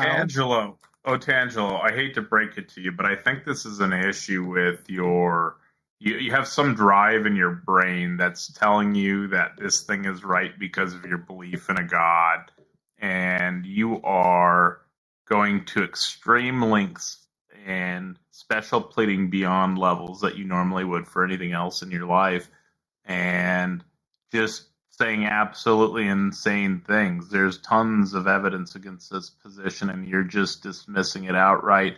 You don't even accept carbon dating, Otangelo. Like, you think Noah's flood happened. You don't accept the geologic column. Like, there's a lot of observables that you just outright dismiss. And you're simply obfuscating and prevaricating rather than actually addressing any of the points. So I think you need to address points directly and stop wasting our time, because this is a complete waste of time when you talk for like 7 minutes about absolute nonsense, totally unrelated to the topics that people spoke about. Can I ask you? I can't talk out. But quick, can I? Well, hold on, just Amy. Let me quick answer to talk. And then I have a question. Sure. Okay. First of all, I've addressed directly your objection that the Shroud is from the 13th century, so I didn't waste your time. Secondly, the conclusion of the STURP team in prove the radiocarbon dating wrong, Otangelo. Yes, it is wrong. Okay, prove it wrong. What was their conclusion? Said it. I'll read here. We can conclude for now that the Shroud image is that of a real human form of a scourged, crucified man. It is not the product of an artist. The blood stains are composed of hemoglobin and also gave a positive test for serum albumin. The image is an ongoing mystery, and until further chemical studies are made, perhaps by this group of scientists or perhaps by some scientists in the future, the problem remains. We don't care about any of this. You just went off topic again. Prove that the radiocarbon dating is wrong. Carbon dating is wrong. All right. You were talking the whole time, Otangelo. I had you muted. We're not doing this. You're doing your nonsense that you normally do. You're going to address the points directly, or I'm going to remove you from the stage. This is getting ridiculous. Nobody wants to hear you talk about absolute I guess lots of people actually like to hear you talk about that, but none of us do, right? That's absolute nonsense. I know Ix likes to talk to you about that nonsense and hear you gish gallop and say nonsense for 7 minutes, but you're going to address the points directly or go away. This is insane, dude. Can I just ask you a feelings-based question on Otangelo? Because I agree with what Taka was saying. The evidence does point to the 1300s in it being, but let's just imagine for 1 second it was created, boom, in the 1st century. My question to you, and it can be both, I guess, but was it an accident, or is this God's best way? God was like, you just wait. I know the best way to convince people that I came back from the dead. And it's going to be a very fated piece of cloth that we have to invert. And if we look at it this way, kind of like the lady doing toast, I guess I shouldn't preamble too much. Was it an accident, or is this God trying to tell us this is his best way? I think that the image on the Shroud is the empirical proof or evidence that corroborates the authenticity of the Gospels and the New Testament. Jesus was indeed crucified. He did resurrect. He is the Son of God. He is the way that leads to heaven, and only by accepting him. And we know this, if I could just interrupt you real quick, we know this because of the cloth, right? We know it because of the testimony of the New Testament. I personally do not need the Shroud of Turin to believe. I think for me, the Bible, the New Testament, so why are we is talking enough. About the Shroud of Turin? Is enough. But there are people for those it's not enough, and they want more evidence. And I think the Shroud. I know how Otangelo talks about the Shroud. I would never bring up the Shroud. I don't think maybe I mentioned it in passing, but I don't think I actually wanted to talk about. I would never want to talk about the Shroud. It was like a question from the audience, wasn't it? I've got 2 points. I've got 2 points here. Oh, did he still believe? Okay, Jay, right. It's fucking Jay, dude. So I've got 2 things to point out here. One is J.L. Warren is pointing out that in 2018, forensic blood work debunks the Shroud. He's in our audience. Thank you, J.L., for that. I'm wondering, you mentioned the resurrection. A lot of Christians do this.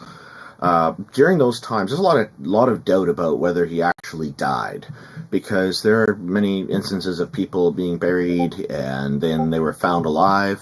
because at those times people weren't very good at determining if somebody's actually dead. We're a lot better at it now. Still not perfect. There's still people who wake up in morgues from time to time, but we're a heck of a lot better at it now than we were 2,000 years ago. 2,000 years ago, people didn't know a lot of stuff that they know now about how to determine if somebody's actually dead. And then the few people who did know are very far and few between, and the knowledge they had was very little. So, that's why you have a bell, a dead man's bell, hooked up to their foot or to their wrist or something, so that if they wake up in their grave or whatever, that the bell starts ringing, and the person monitoring the graveyard knows, okay, there's somebody here who's actually alive. I got to bring him back up or whatever. So the story about Jesus, just for a few days, was he even buried, or did he just get knocked out and took him a while to recover from a concussion or something? I don't know. Like there's kind of a lot of other things that could have happened. I'm wondering what your thoughts are on these 2 points, Otangelo, about the blood work from 2018 and about people not actually being buried alive and whatnot. Okay, the work that J.L. Warren is referring to is from Luigi Garlaschelli, and he is the guy which tried to replicate the cloth in 2009, and he failed miserably. Rather than showing that the shroud could be replicated, he showed that it is simply not possible to come even close. Then, since this was just a shoot in his own foot, in 2018 he came up with another article which was absolutely ridiculous, and it was refuted by scientists which work in the field, which he doesn't, about the flow of the blood stains, claiming that the direction of the blood stains would show that the man on the shroud could not have been crucified. Okay, so before you move on to the next point, J.L. Warren has made a response. We usually don't do this with our audience, but we'll do it this time. He's saying also, Otangelo, blood was used as a medium in art, mixed with pigments, often during the 13th century. The pigments detected on the shroud are ochre and vermilion. I hope I'm saying those right. Yeah, that's correct. I think I addressed this before. There are just a few red ochre pigments where the blood is, but it doesn't explain the image as a whole. That's the first point. Then secondly, if an artist would have made that image, he would have first painted the body, and then he would have put the blood stains on the hands and on the foot and so forth. But that's not what we observe on the Shroud of Turin. Can we just change the topic? I feel like we're just reinforcing delusion right now, and like he thinks he's providing rebuttals to like legitimate science on this topic, and this is only reinforcing his beliefs. I think we should change the topic to something that he isn't absolutely insane about. If I could, and I'll wrap a bow on it, because I would just say I'm sending love to the person who did ask the question, because I know that he has been asked this about the Shroud of Turin a lot. If it is JL, then send love. But the reason why I think we push back so much on it is because to us it's not only not impressive, but if this is the empirical part, from empirical consensus as far as we're concerned, it was a forgery or it was a artwork, and it was from not that long ago, at least the 1300s. And so if we were to ask you, because you actually said, you're like, oh, well, I don't even use that anymore. And so then what is your best evidence for why the Christian God exists? Oh, God. Oh, God. Oh, God. I actually continue to use the Shroud as powerful empirical evidence of Christ's crucifixion. Okay. Angelo, we are not going to reinforce. This is the Theist Helpline. We are here to help you. We are not here to reinforce your delusions. Your point has been refuted for years. You are repeating talking points. and they're not just your points, Otangelo. We understand there's other people who are putting these points together too, and so it's the points themselves that have been refuted. I'll just clarify that. But we've established that you believe it. We get that. Okay. But like you said, that wasn't your best argument, your best reason. Wasn't it something else? That's why I asked you. Because all I'm saying is if the best way that God was able to communicate that he resurrected from the dead was to have like an abstract medieval art that we have to Photoshop just right to actually see that it was a dude, just not the best. So is there something else? I would mention the prophecies which have been fulfilled in Christ in the Old Testament. There are 357 prophecies which refer to about 60 events which have been reported that happened during the life and ministry of Christ. Very specific prophecies that have been fulfilled. The noteworthy one maybe would be Daniel 9:24-27, which predicted the precise coming of the Messiah, and that prophecy started in 444 BC and ended in 33 AD during the Passion Week, and it is extremely precise. And it points to Christ as being the true Messiah. So, and if you I made a calculation about the odds to have all these prophecies right, and I came to a number of 1 to 10 to the power of 1,440. So it would be absolutely impossible that people would have predicted before Christ all these specific events that then really occurred during Christ's ministry. Okay, so a special thank you to J.L. Warren for posting a science article from the Journal of Forensic Sciences, a reputable publication. They have a paper entitled A BPA Approach to the Shroud of Turin that I guess I haven't read it yet, but I'm assuming supports what he's been pointing out about the blood work being debunked. Yeah, I am addressing this in all details with the rebuttals at my website. I'm unable to post it here in the message board, but anyone interested can just search on Google. Otangelo, just send me the link and I'll post it in for you. Okay, sure. But can I also let's talk about this, because it sounds like and maybe I'm not summing you up properly, but you're like, there was a bunch of Jewish prophecies and specific miracles came true, at least within the time between them and Jesus, and then Jesus resurrected, and there was such a high probability that this would all happen, so it has to be true.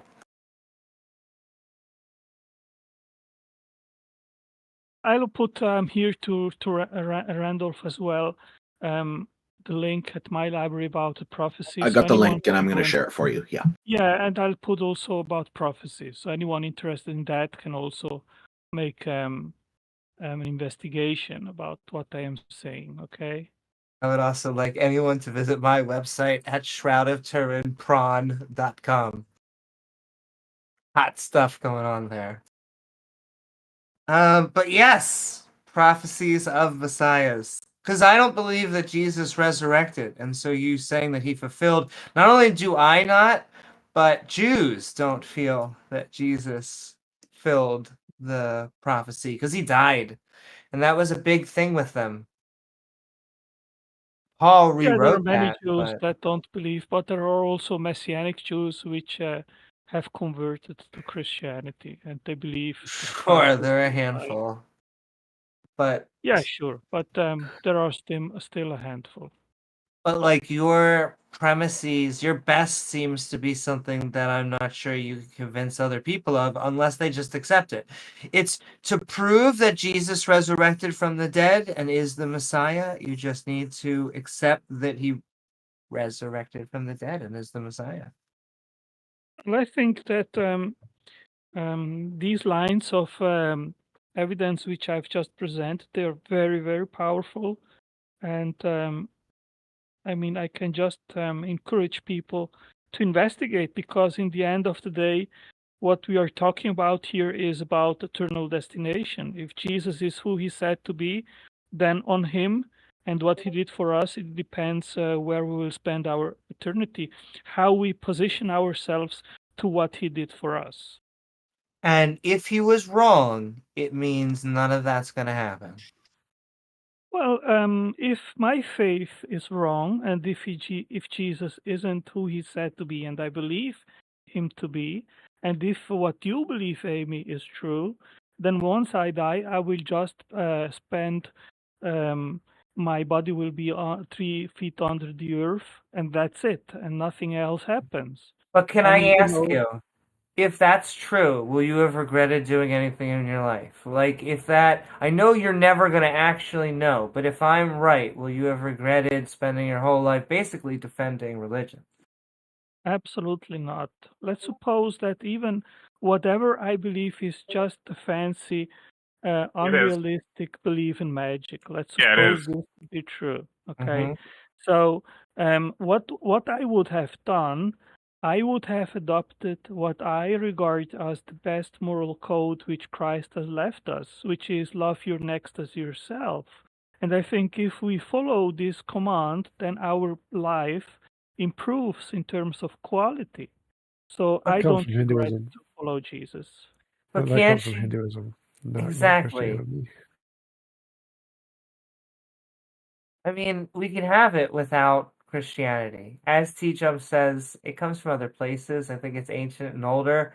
I think it's something that we would have figured out. Like, I'm not saying some of the things that Jesus said were bad. I'm just saying that I think we would have figured that out without him. Oh, and just a quick note to our audience. Sorry, just a sec. Otangelo. Otangelo, just a sec. Just a sec, please. A quick note to our audience in audiences in YouTube and Discord. The links to the article J.L. Warren shared and also that Otangelo has shared 2 of them have been shared to both of these live chats in those audiences. So you can take a look at both perspectives and decide for yourselves. Great, thank you. You're welcome. I do have Amy, at least in this point, I agree with you. Of course, you can get your moral standard elsewhere too.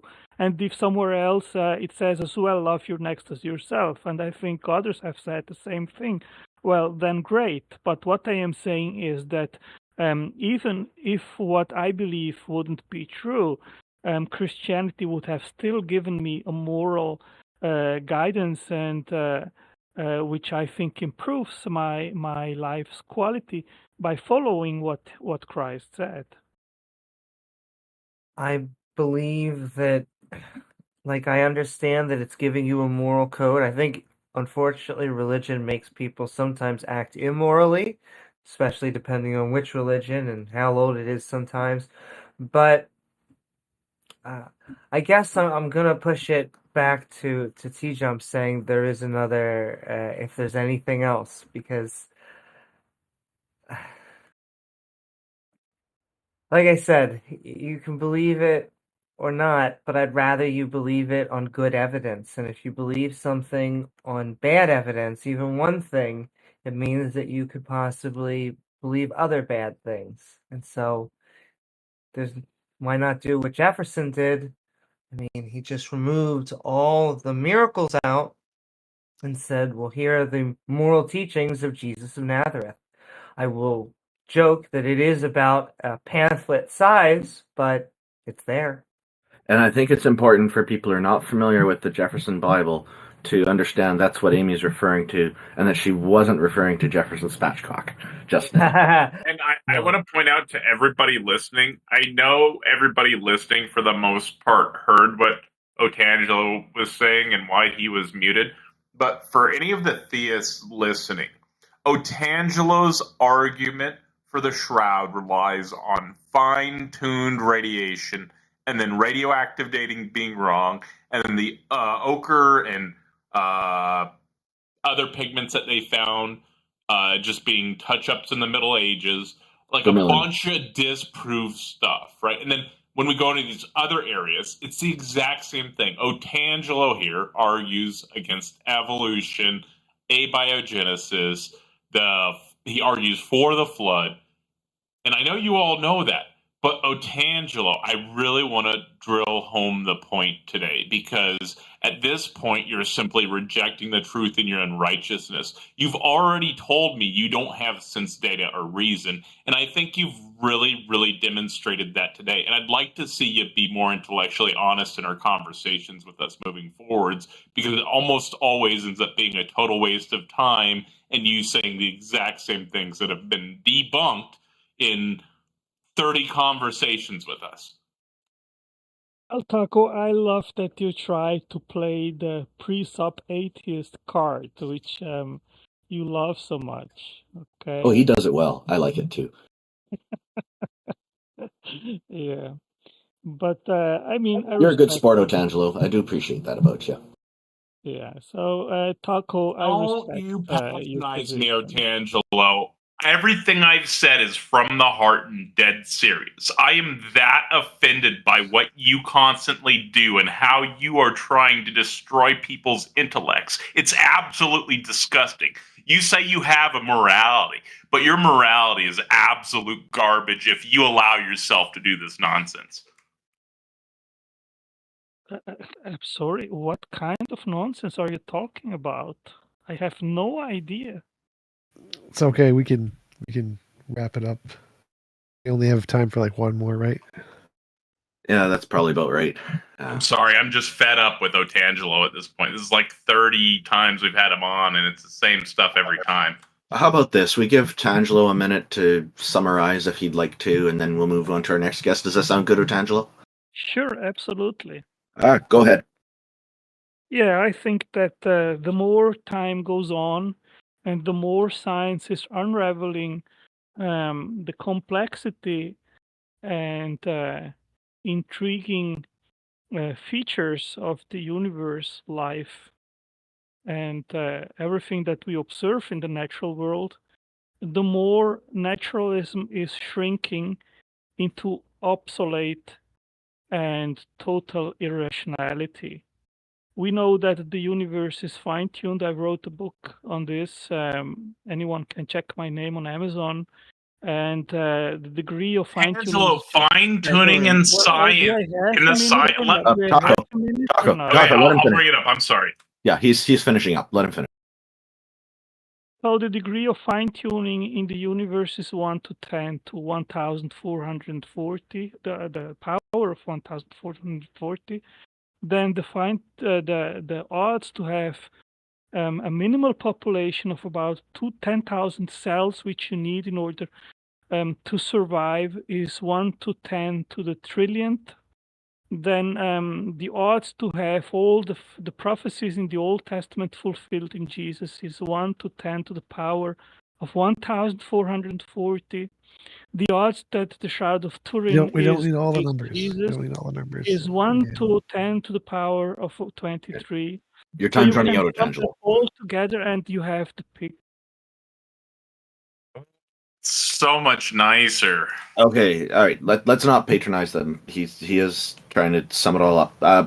Sorry, Otangelo, you kind of went over quite a bit over a minute there. You were getting into all the numbers. Finish up. Don't do the numbers. Yeah, we'll give you another 15, 20 seconds here. Yeah, thank you very much for having me. It was fun, and I hope we can have further discussions next time. Thank you, Otangelo. Have a great day. Bye, Otangelo. I'm so irritated with Otangelo. I think all atheists go through a stage of like, this is funny. It's like, what are the stages of grief?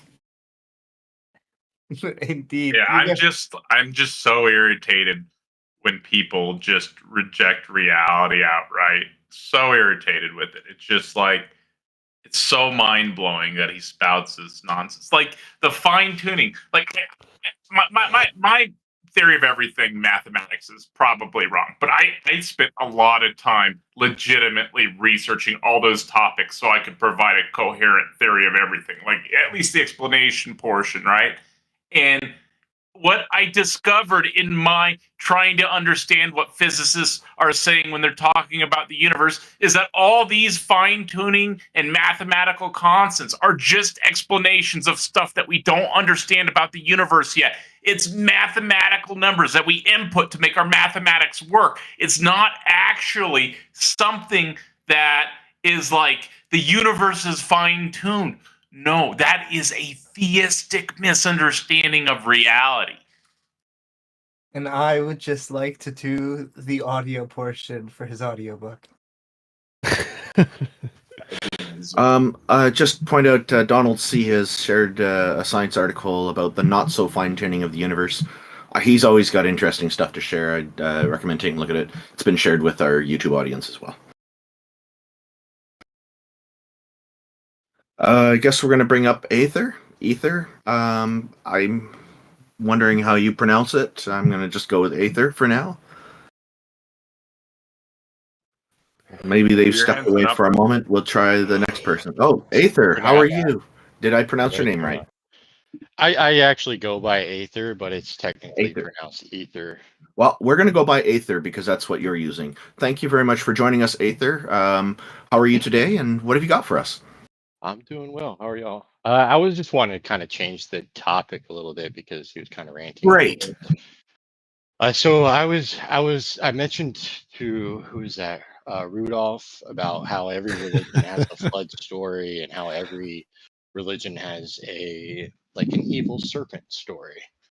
I was kind of wanting to see y'all's ideas on that, or maybe more so the evil serpent, because we already went on the flood. But well, there's we don't have an evil serpent. There's some good serpents. Yeah, there's a mixture of the hero's journey, writing aid. There's also writing approach. There's also a lot of plagiarization from previous religious texts. The new one comes along. They're going to take a lot of good ideas from the previous ones because it's going to save them a lot of time and effort having to create their own, make some modifications to their likings. And so this has been done again and again over time. So a lot of it may just be plagiarized from previous religious texts. And then some of it made up or plagiarized from other places. I think it's more than that. I think that there's common analogies of good and bad things based off of humans' interactions in the world. So, like, there are floods that occur all over the place, and so lots of people have flood stories because they flood their entire region. So, as far as they know, the entire world's been flooded. So they make a story like, oh, the whole world was flooded. And snakes kill us quite often. They bite, and we don't like them, and so we say snakes are bad. And so we make analogies of stories where the snakes are the bad guy, and they do even more bad stuff than just biting us. And so we take our common known interactions between things, and then expand it into some kind of fanciful story that has to do with the fundamental nature of the universe, like how there are chickens and eggs, and so maybe the universe came from an egg. I think that there's many cultures coming up with similar kinds of stories and similar analogies related to snakes being bad and floods happening has more to do with the fact that they are common occurrences in human life, especially during those time periods. And so they associate the similar kinds of stories to those similar kinds of events that occur in their lifestyles. Actually, I think this is a better explanation than what I have. I think there's probably more of this going on. Yeah, I can see that. I would agree with that. But even there's a lot of stories where these serpent type beings are more humanoid in nature as well. Also, because most of the complex bad things we experience are from other humans trying to kill us or steal our food or whatever. And so we want to take up one bad thing and associate with another bad thing and make it into a composite bad thing. Okay, I'll say one thing that might sound crazy, but I've been on board like a UFO, straight up got memories from it and everything. All I'm saying is there's way more to what's going on than I think meets the eye. It's good that people are trying to figure it out, but I feel like our gods are more biological in nature than we might really think. Why do you think you were on a UFO and it wasn't a daydream? Yeah, and I want to find out a little bit more, like, what did the UFO look like? What was the experience like? It was a saucer-shaped one. I've seen many, actually. But the one that I was on board with, that I have my memories with, was a saucer-shaped one, and the humanoids that were on it were more human in nature, looked more human. Why do you think it was like a real event and not just like a daydream or a dream or things that happen in human minds all the time? I've seen these things my whole life, and it's not just me. Like, I've witnessed them with other people. Daydreams happen to multiple people. It's called folia do. How long were you abducted for? How long were you abducted for? I don't really remember. I woke up in my bed that night. Do you remember any of the things that happened to you when you were on the ship? Not exactly. I remember like the meet and greet essentially, and then pretty much night after that. What did the aliens look like? They were like people, like us. Oh, humanoid. Okay. Yeah. Again, why don't you think that it wasn't just a dream?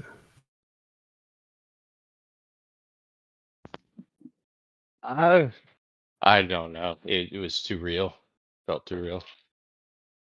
So there's certain kinds of diseases like epilepsy where people have extremely real visions because of chemical imbalances in their brain, right?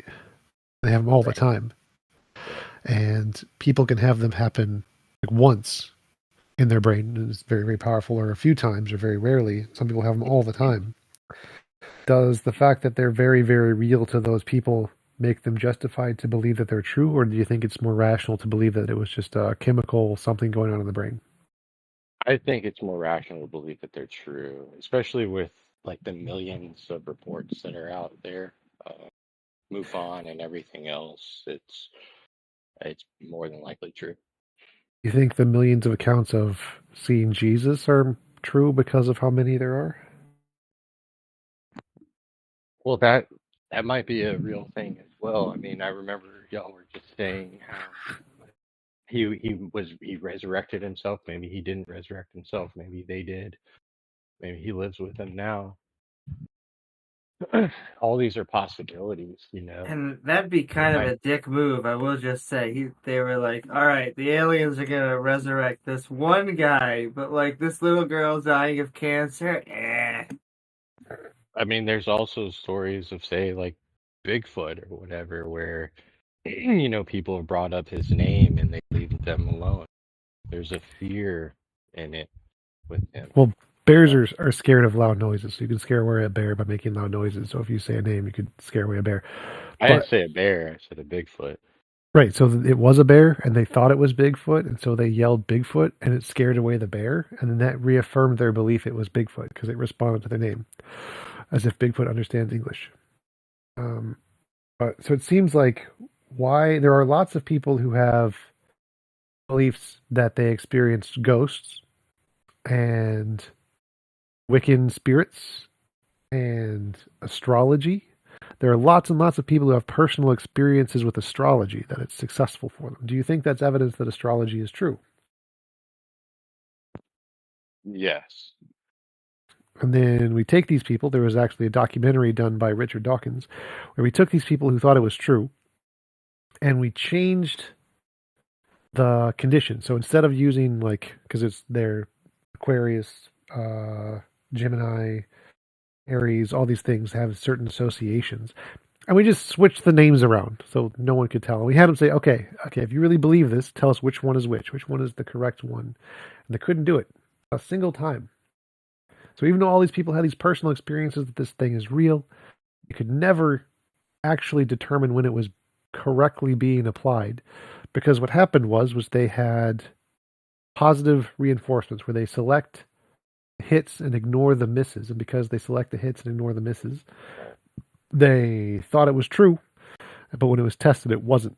Do you think that when we test for aliens, that the same thing is probably going to happen? No.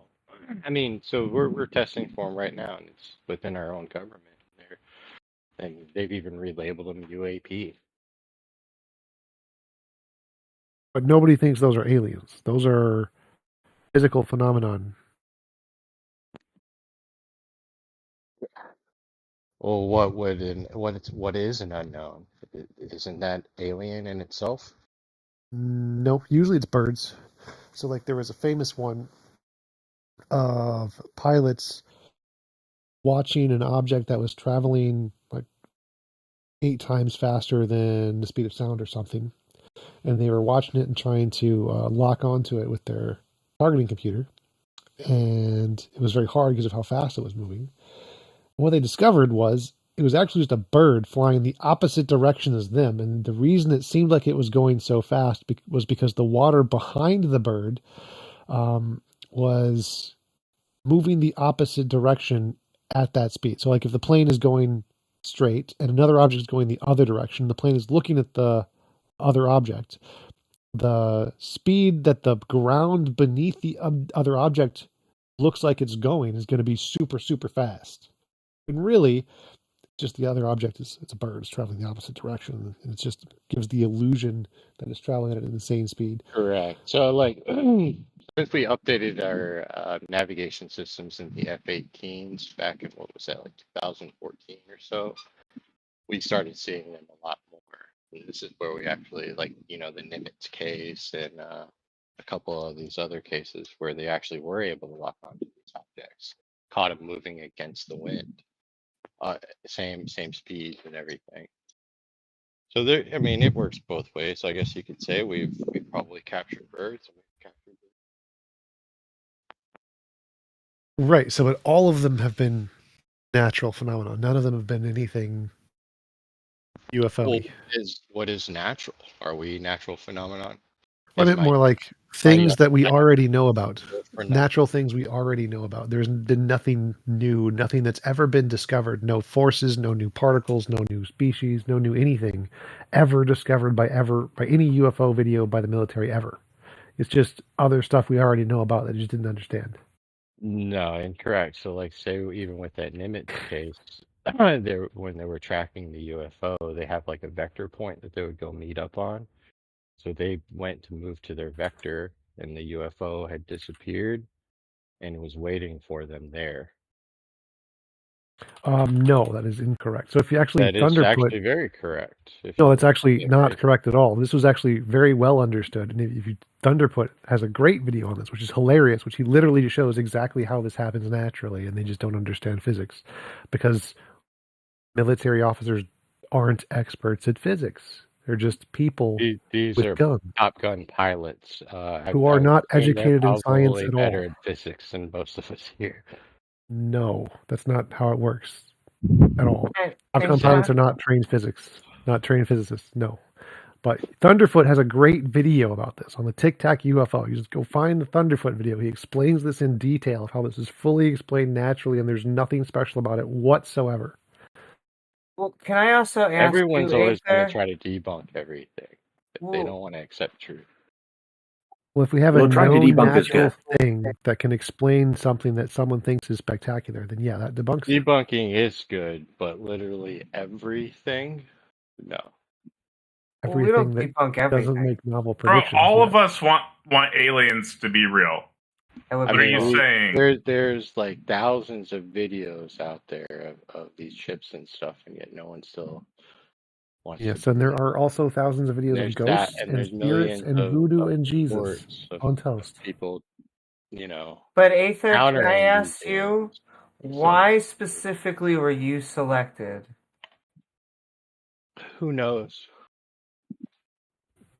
I would like to.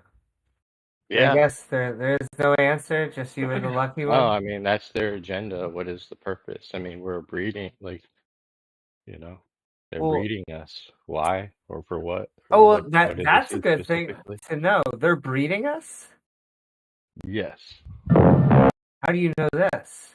Because there's also thousands of reports of women being, taken on board, having a pregnancy, going to the doctor, finding out they're pregnant, haven't been with a man in years. You don't think it's more likely they just got drunk? Another instance going on board and the baby's gone, go back to the doctor, and the doctor's like, what the fuck? Where'd your baby go? You don't think that's just a miscarriage? No. Because those are two things that happen a lot. People get drunk and people get miscarriages, and those are both extremely common, and they both fully explain that entire phenomenon of all the people having personal experiences. But it could be alien Minecraft.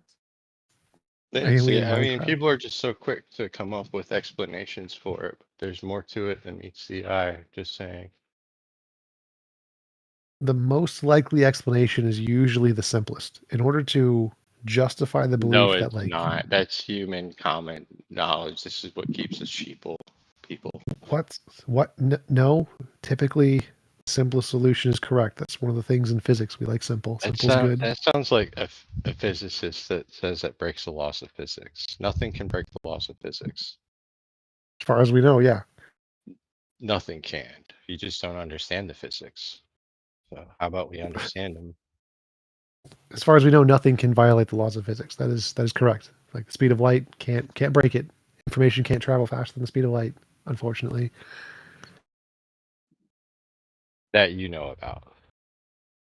That physics knows about. Yes. We're humans on this planet. We're not like all knowing. We're not like the top of the food chain. You know. Right, but what's more likely, that people's personal experiences discovered something that fundamental physics can't, or that people's personal experiences are already explained by something physics already discovered? Illusion, misconception, illusions, misunderstanding. It's a way to, just like Freemasonry. You have knowledge and you hide it from others. It's the same thing. Just because they have it and they know it and they're working on it doesn't mean they need to tell you. Like who has this knowledge? Like the millions of astronomers all around the world who never discover these people, but some random people who get abducted somehow do. Or hey, what about Bob Lazar? He's a physicist. Another great video on Thunderfoot. I just asked, were you part of the breeding program? I don't know. Probably not. But there's a possibility. I would say probably not. Possibility. It's the same way we mess with animals. We're trying to bring back the woolly mammoth right now, right? Like, who's to say there are other beings out there messing with other creatures? I would say because we have no good evidence so far. I think you should look into Guar. We have a lot of evidence that's right in front of us. Have you heard the band Guar? The band Guar. Yeah. Guar's backstory perfectly aligns with what you're talking about here. So Guar is a heavy metal band from outer space, right? And so they got banished from their world, and so they came to Earth, right? And that was millions of years ago, right? And so basically they fornicated with apes, right? And they produced the first humans. And then they've continued over the years to produce crazy awesome heavy metal music, right? But they've been around for millions of years on our planet, right? And they formed the human. But that sounds just like what you're talking about here, right? Right. Well, that is kind of the storyline here, right? With the Anunnaki and the Nephilim and stuff like that. That is kind of already the story. So I'm sure they were just talking about Guar, the heavy metal band from outer space. Right. I'm sure, but the story already existed, so it sounds like they were just kind of ripping it off. Well, no, they formed the humans, right? They made it with the like Anunnaki and the No, I'm talking about Guar, right? That's their backstory. That's how they got here. Right. But the story is already there, is what I'm saying. No, I'm talking about Guar. They're people that exist, or I guess aliens that exist and play music. I get what you're talking. You're talking about the band, right? But yeah. Yeah, they're from outer space. It's not a place. I mean, what do y'all think about the Nephilim and any of that? Any ideas? think it's crazy that sometimes they come in here and they're like, you guys don't understand biology. And then they're like, by the way, giants exist.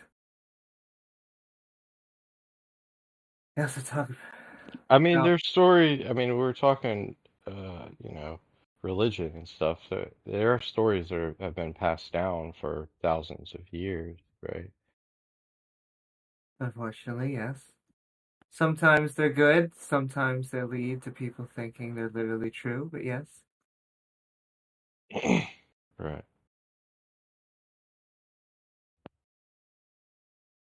I don't know. I would say that what you have going for you is that UFOs, at least, are natural. So of all the religious claims that we could possibly come against, at least yours could possibly exist. I just think we underestimate how hard it is to get here.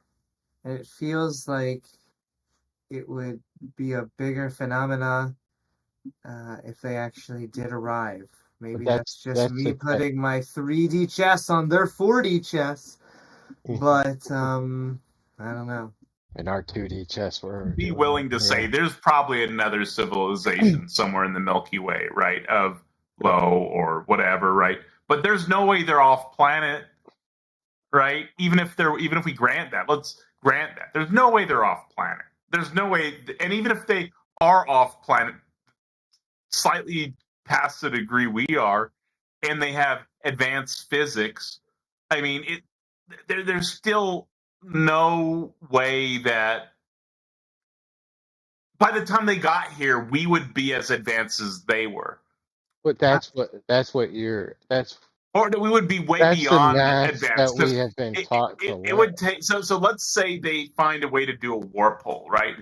Or a wormhole. And it takes them like I would say they're 22 days in the wormhole.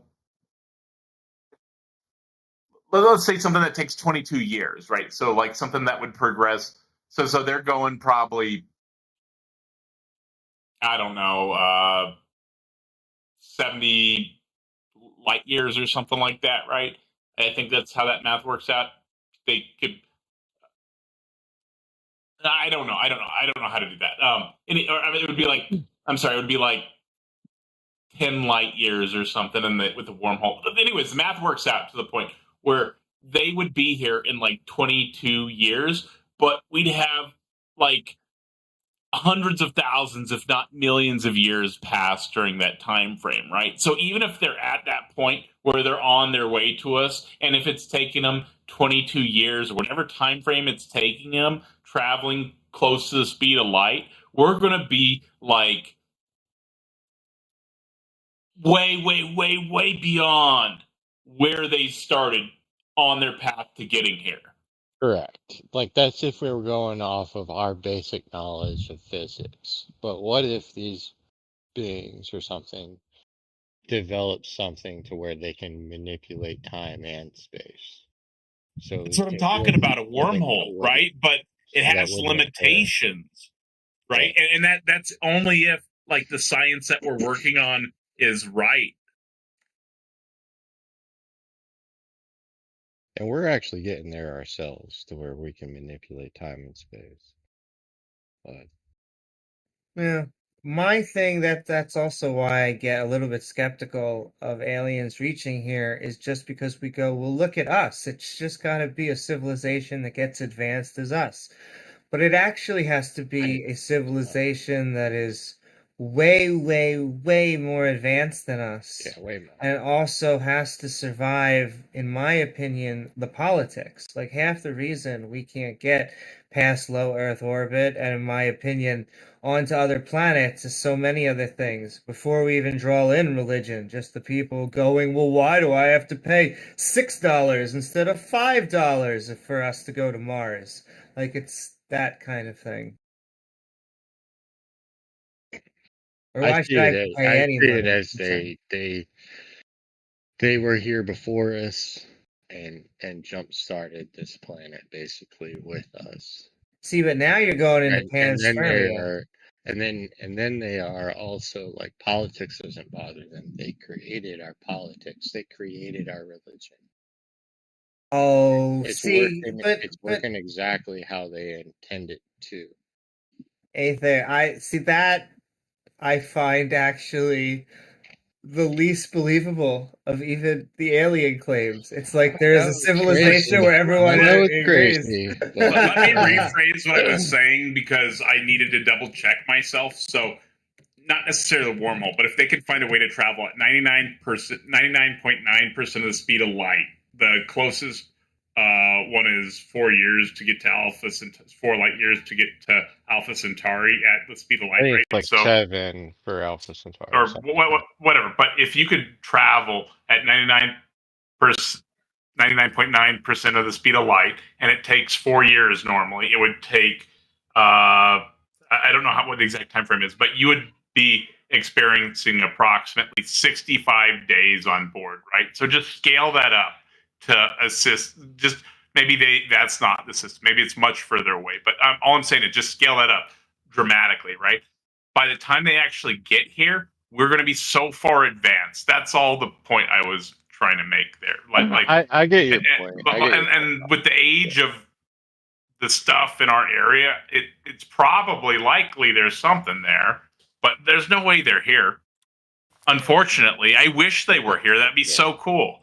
They are here, dude. But They Aether, hold They're on. just so advanced. They're good at hiding it and masking it. Yo. But can I press you on this because it gets very us anthropomorphic? Like, what do they look like? Oh wow, they just happen to look like us, and it makes it kind of weird because all the other life would just be our context. Everything else is here just to make sure that eventually there'd be things that look like them, and here we are. And so we're the goal of what they want, and we got the government that they want because that's the way the plan wanted. But at least from a natural viewpoint, from us, it just looks like everyone is actually equally evolved, and that humans, in fact, consciousness isn't that important in like the grander scheme of the universe from a cold naturalistic view.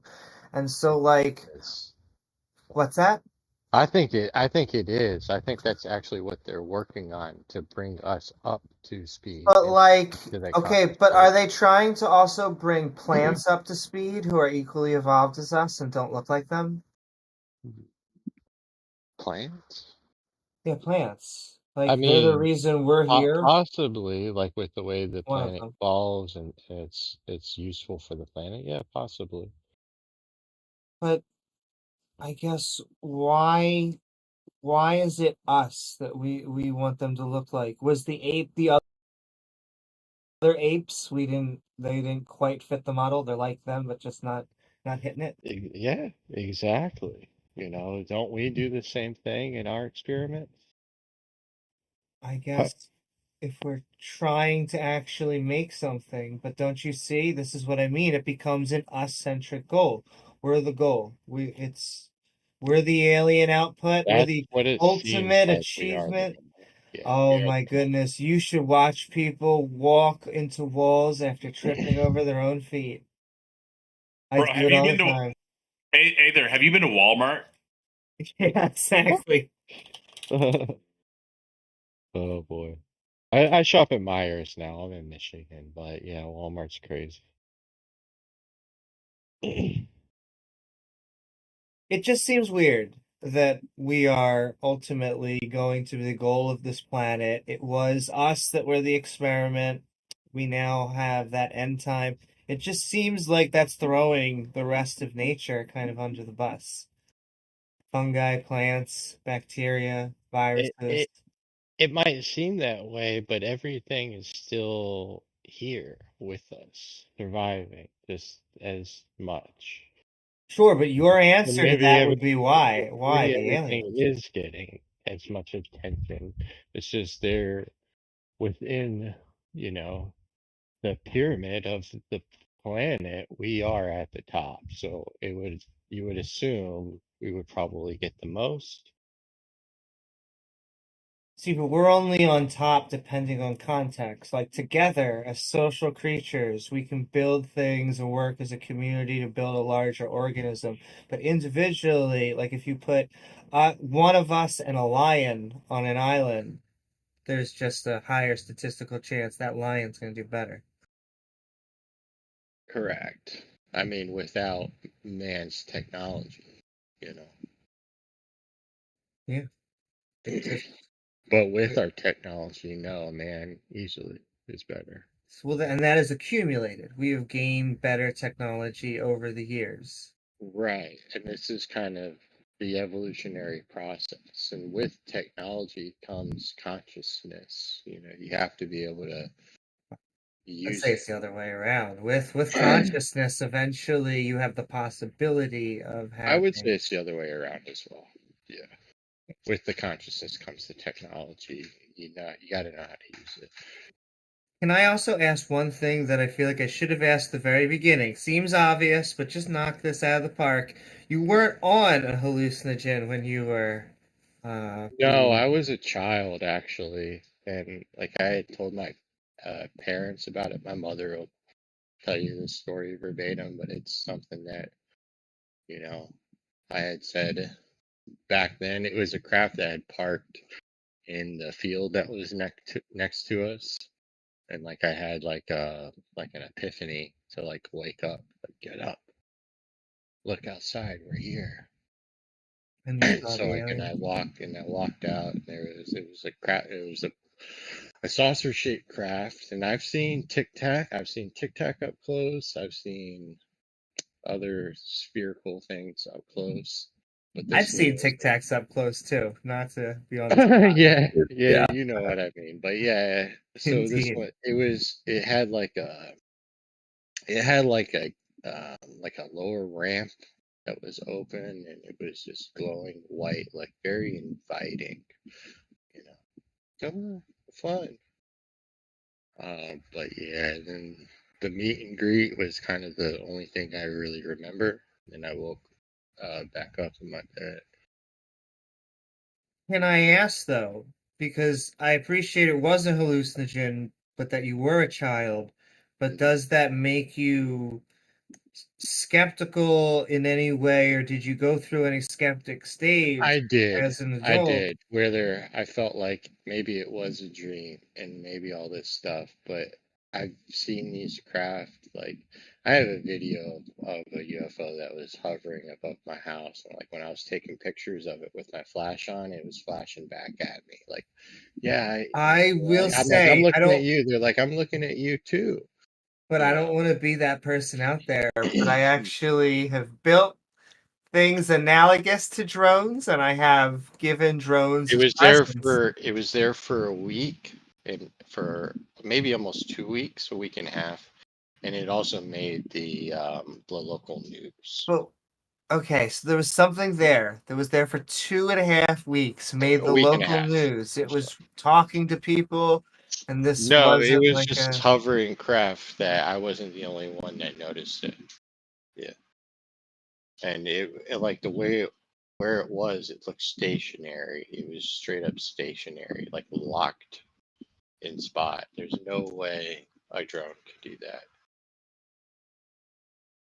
I was gonna say, someone in my chat saying police helicopters could also exist, but Police helicopter can't sit in one spot for a week and a half with and not move against the wind without having to refuel. Nope.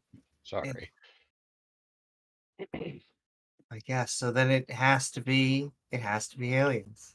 It has to be a form of technology that we're just not accustomed with yet.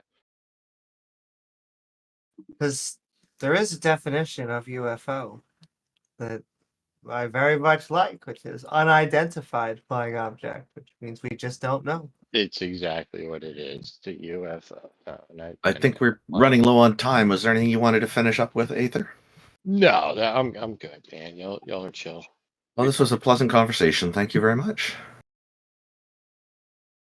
But yeah, it was nice conversation, Aether. I'm just gonna say that same point, which is when we don't know something, is that, we just don't jump. But I'm interested to hearing you come on for more.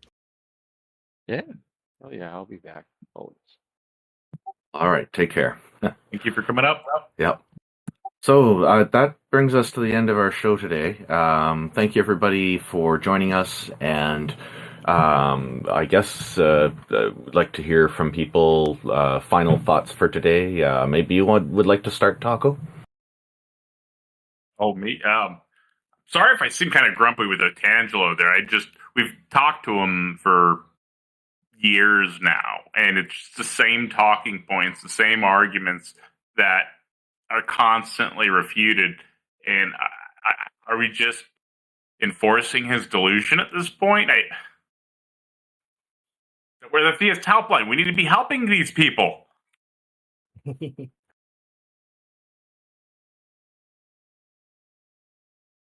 Yeah, I guess I'll go next. It was another fantastic episode. Good to be back having fun. What would convince us that a God exists? I think that both Randolph and TJump had good methodologies. Was let us try out some of these powers and maybe give us an experiment that we can actually test out. TJump's was more science focused, though, I will say. That's for sure. Mine would be more anecdotal focused. Different approaches. I think he was going to nitpick. This is just my impression. And Luke, once again, you seem like a nice guy, but I think he was going to nitpick no matter which way that you tried to cut it. But because if you didn't want that power, then fine, give us another power. Make us have something. I'm sure we're most powerful, right? You got to be able to have something under your belt, but I guess not. Oh, but you're right. I mean, I like T-jumps because novel testable prediction is a fancy way of saying, please come with an experiment. Please stop talking about it and just actually give us a way that we can tell fact from fiction. Give us an experiment. So yeah, and I think that's what often a lot of atheists are looking for, is just some way to experiment and tell a difference between a God that does not exist and a God that is just pretending to exist, because that's what he seems to be doing. We had prime movers. The phantom particle was fun, talking about hypotheses, maybe one day. We actually skipped past abortion. That's good. Yeah, it's it derails everything. So just like the anti-vax stuff derails everything too. Indeed, and the So Shroud of Turin. I know, and a lot of those are analogous or aligned with religion. If not, they always take the side of the people, like the anti-vaxxers. Who they find refuge in is the really crazy people, but that's another. The Shroud of Turin, factually, at this point, is known to have come from the 1300s. And yeah, I'm open to aliens. Listen, at least it is within the natural world. It's just that I don't think there is good enough evidence to push us in that direction. A UFO is indeed unidentified flying object for a reason. With that, please subscribe to TJump, Taco, Randolph, my own. Go have an amazing skeptical rest of your day. Thank you very much, Amy. T-Jump, did you have anything you'd like to add, or tell us a little bit about the Church of the Best Possible World again? No, not really. Go sign up for the Best Possible World Church. Yeah, somebody in our YouTube chat earlier wrote "Y jump" by mistake, then immediately corrected it to T-Jump. That was kind of fun. So I've just recently started this new website called The Golden Preference. It's just a one-pager, which is fine. It explains what the Golden Preference is and how it makes things better than the Golden Rule. I am actively promoting this idea that I came up with a few years ago, quite a few years ago, to kind of be the modern replacement for the Golden Rule, because I think it's sorely outdated, has problems, and this fixes those problems. There are multiple problems with it.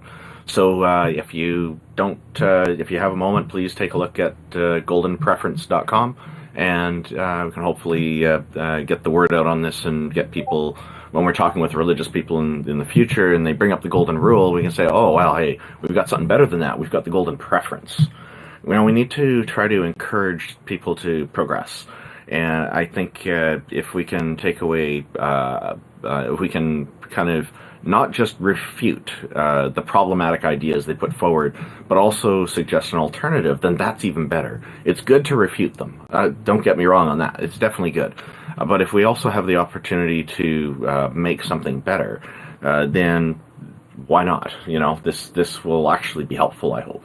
So a special... Sorry, go ahead, Taco. Did you... I was just saying, absolutely, man. Your points are spot on, right? Because if you just knock down their position and you don't replace it, they're just going to go back into their position and figure out why they're right, even though they're wrong. Because there's all sorts of justification on their side that seems like it's reasonable if they have no understanding of any of the sciences or philosophy or whatever else. Yeah, and then this way, with the replacing it, instead of just finding a way to go crawl back under the rock, now they have something they have to address, and they have to try to come up with arguments why the old way is better. So yeah, thank you. That's a good perspective. What were your final thoughts about today, Taco? I already asked you. Yeah, it was fun. It was fun. I just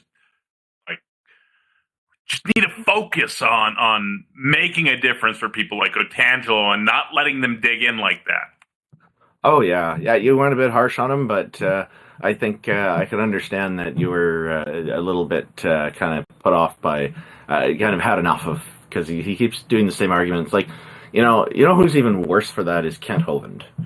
He's a broken record all the way. He's got the same points he keeps going through over and over and over again. Well, on DVD number 5, actually. That sounded like Kent Hovind talking. Holy cow. Yeah, but, pretty horrible one. That's why a lot of people like to hit him. People keep telling me I should hit him, and I'm like, Kent Hovind is a whack job. That dude has been refuted by the top scientists. That dude, like literally, the top YouTube scientismos have all refuted him for what, like 15 years now, and the dude still says this nonsense. You know, you have to decide where you want to put your time and effort, and so, you know, if you don't want to cover them, then don't cover them. There's so many different people out there to cover. It's just hard to cover everybody. All I'm saying is that guy is insane. He's a scam artist. I think he knows better by now, but he knows the truth. He absolutely knows the truth. Yeah, he's Oh, go ahead. No, but it was a fantastic stream. No, he knows better, but the money revenues and all of the other stuff that he gets from his whatever camp out there, and it's tax free, you know, so whether he pays his taxes or not. Yeah, he went to prison for some tax evasion for a while there, and then his son Eric took his business away from him while he was in prison. And there's obviously some issues between the two of them there, but that seemed pretty dirty to me. I'm thinking, that's not very Christian of you if you guys are all claiming that Christians are honest and respectful to everybody. But anyway, it's just... he was able to get going again, I guess, but that would kind of suck to kind of lose your family members over something like that. Like, wow, what happened? So there's a lot more than meets the eye there, I suspect. But yeah, back to the golden preference and the idea of putting in replacements that are actually helpful. One of the most important aspects of this is that the replacement, if possible, is actually doing something to kind of promote making life better for people. So that would be the very best, at least if it's kind of replacing older ideas with bad ideas with facts. That's the number one thing, of course. But if it can also be something done in a way that helps to contributing to making people's quality of life better somehow, even if indirectly, then I think that would be an even better way to go on something like this. So, again, thank you to everybody for tuning in. Really appreciate it. A special thanks again to our sponsors, the Politics Discord at www.discord.gg/politics. and also the Canadian Atheists at www.canadianatheists.ca, the organization I run. We really appreciate everybody tuning in and conversing with us, and also just listening and giving us some feedback in the audience. We appreciate all of it, and we look forward to everybody hopefully gets to tune in again next month. We're on the first Sunday of every month. You can find out more about our schedule at www.theisthelpline.com. If you know others who might find this program interesting, please feel free to share that link with them at theisthelpline.com, or tell them about this somehow. Again, thank you, everybody. Have a great and wonderful weekend. What's left of it. Yep. Thank you so much for everyone.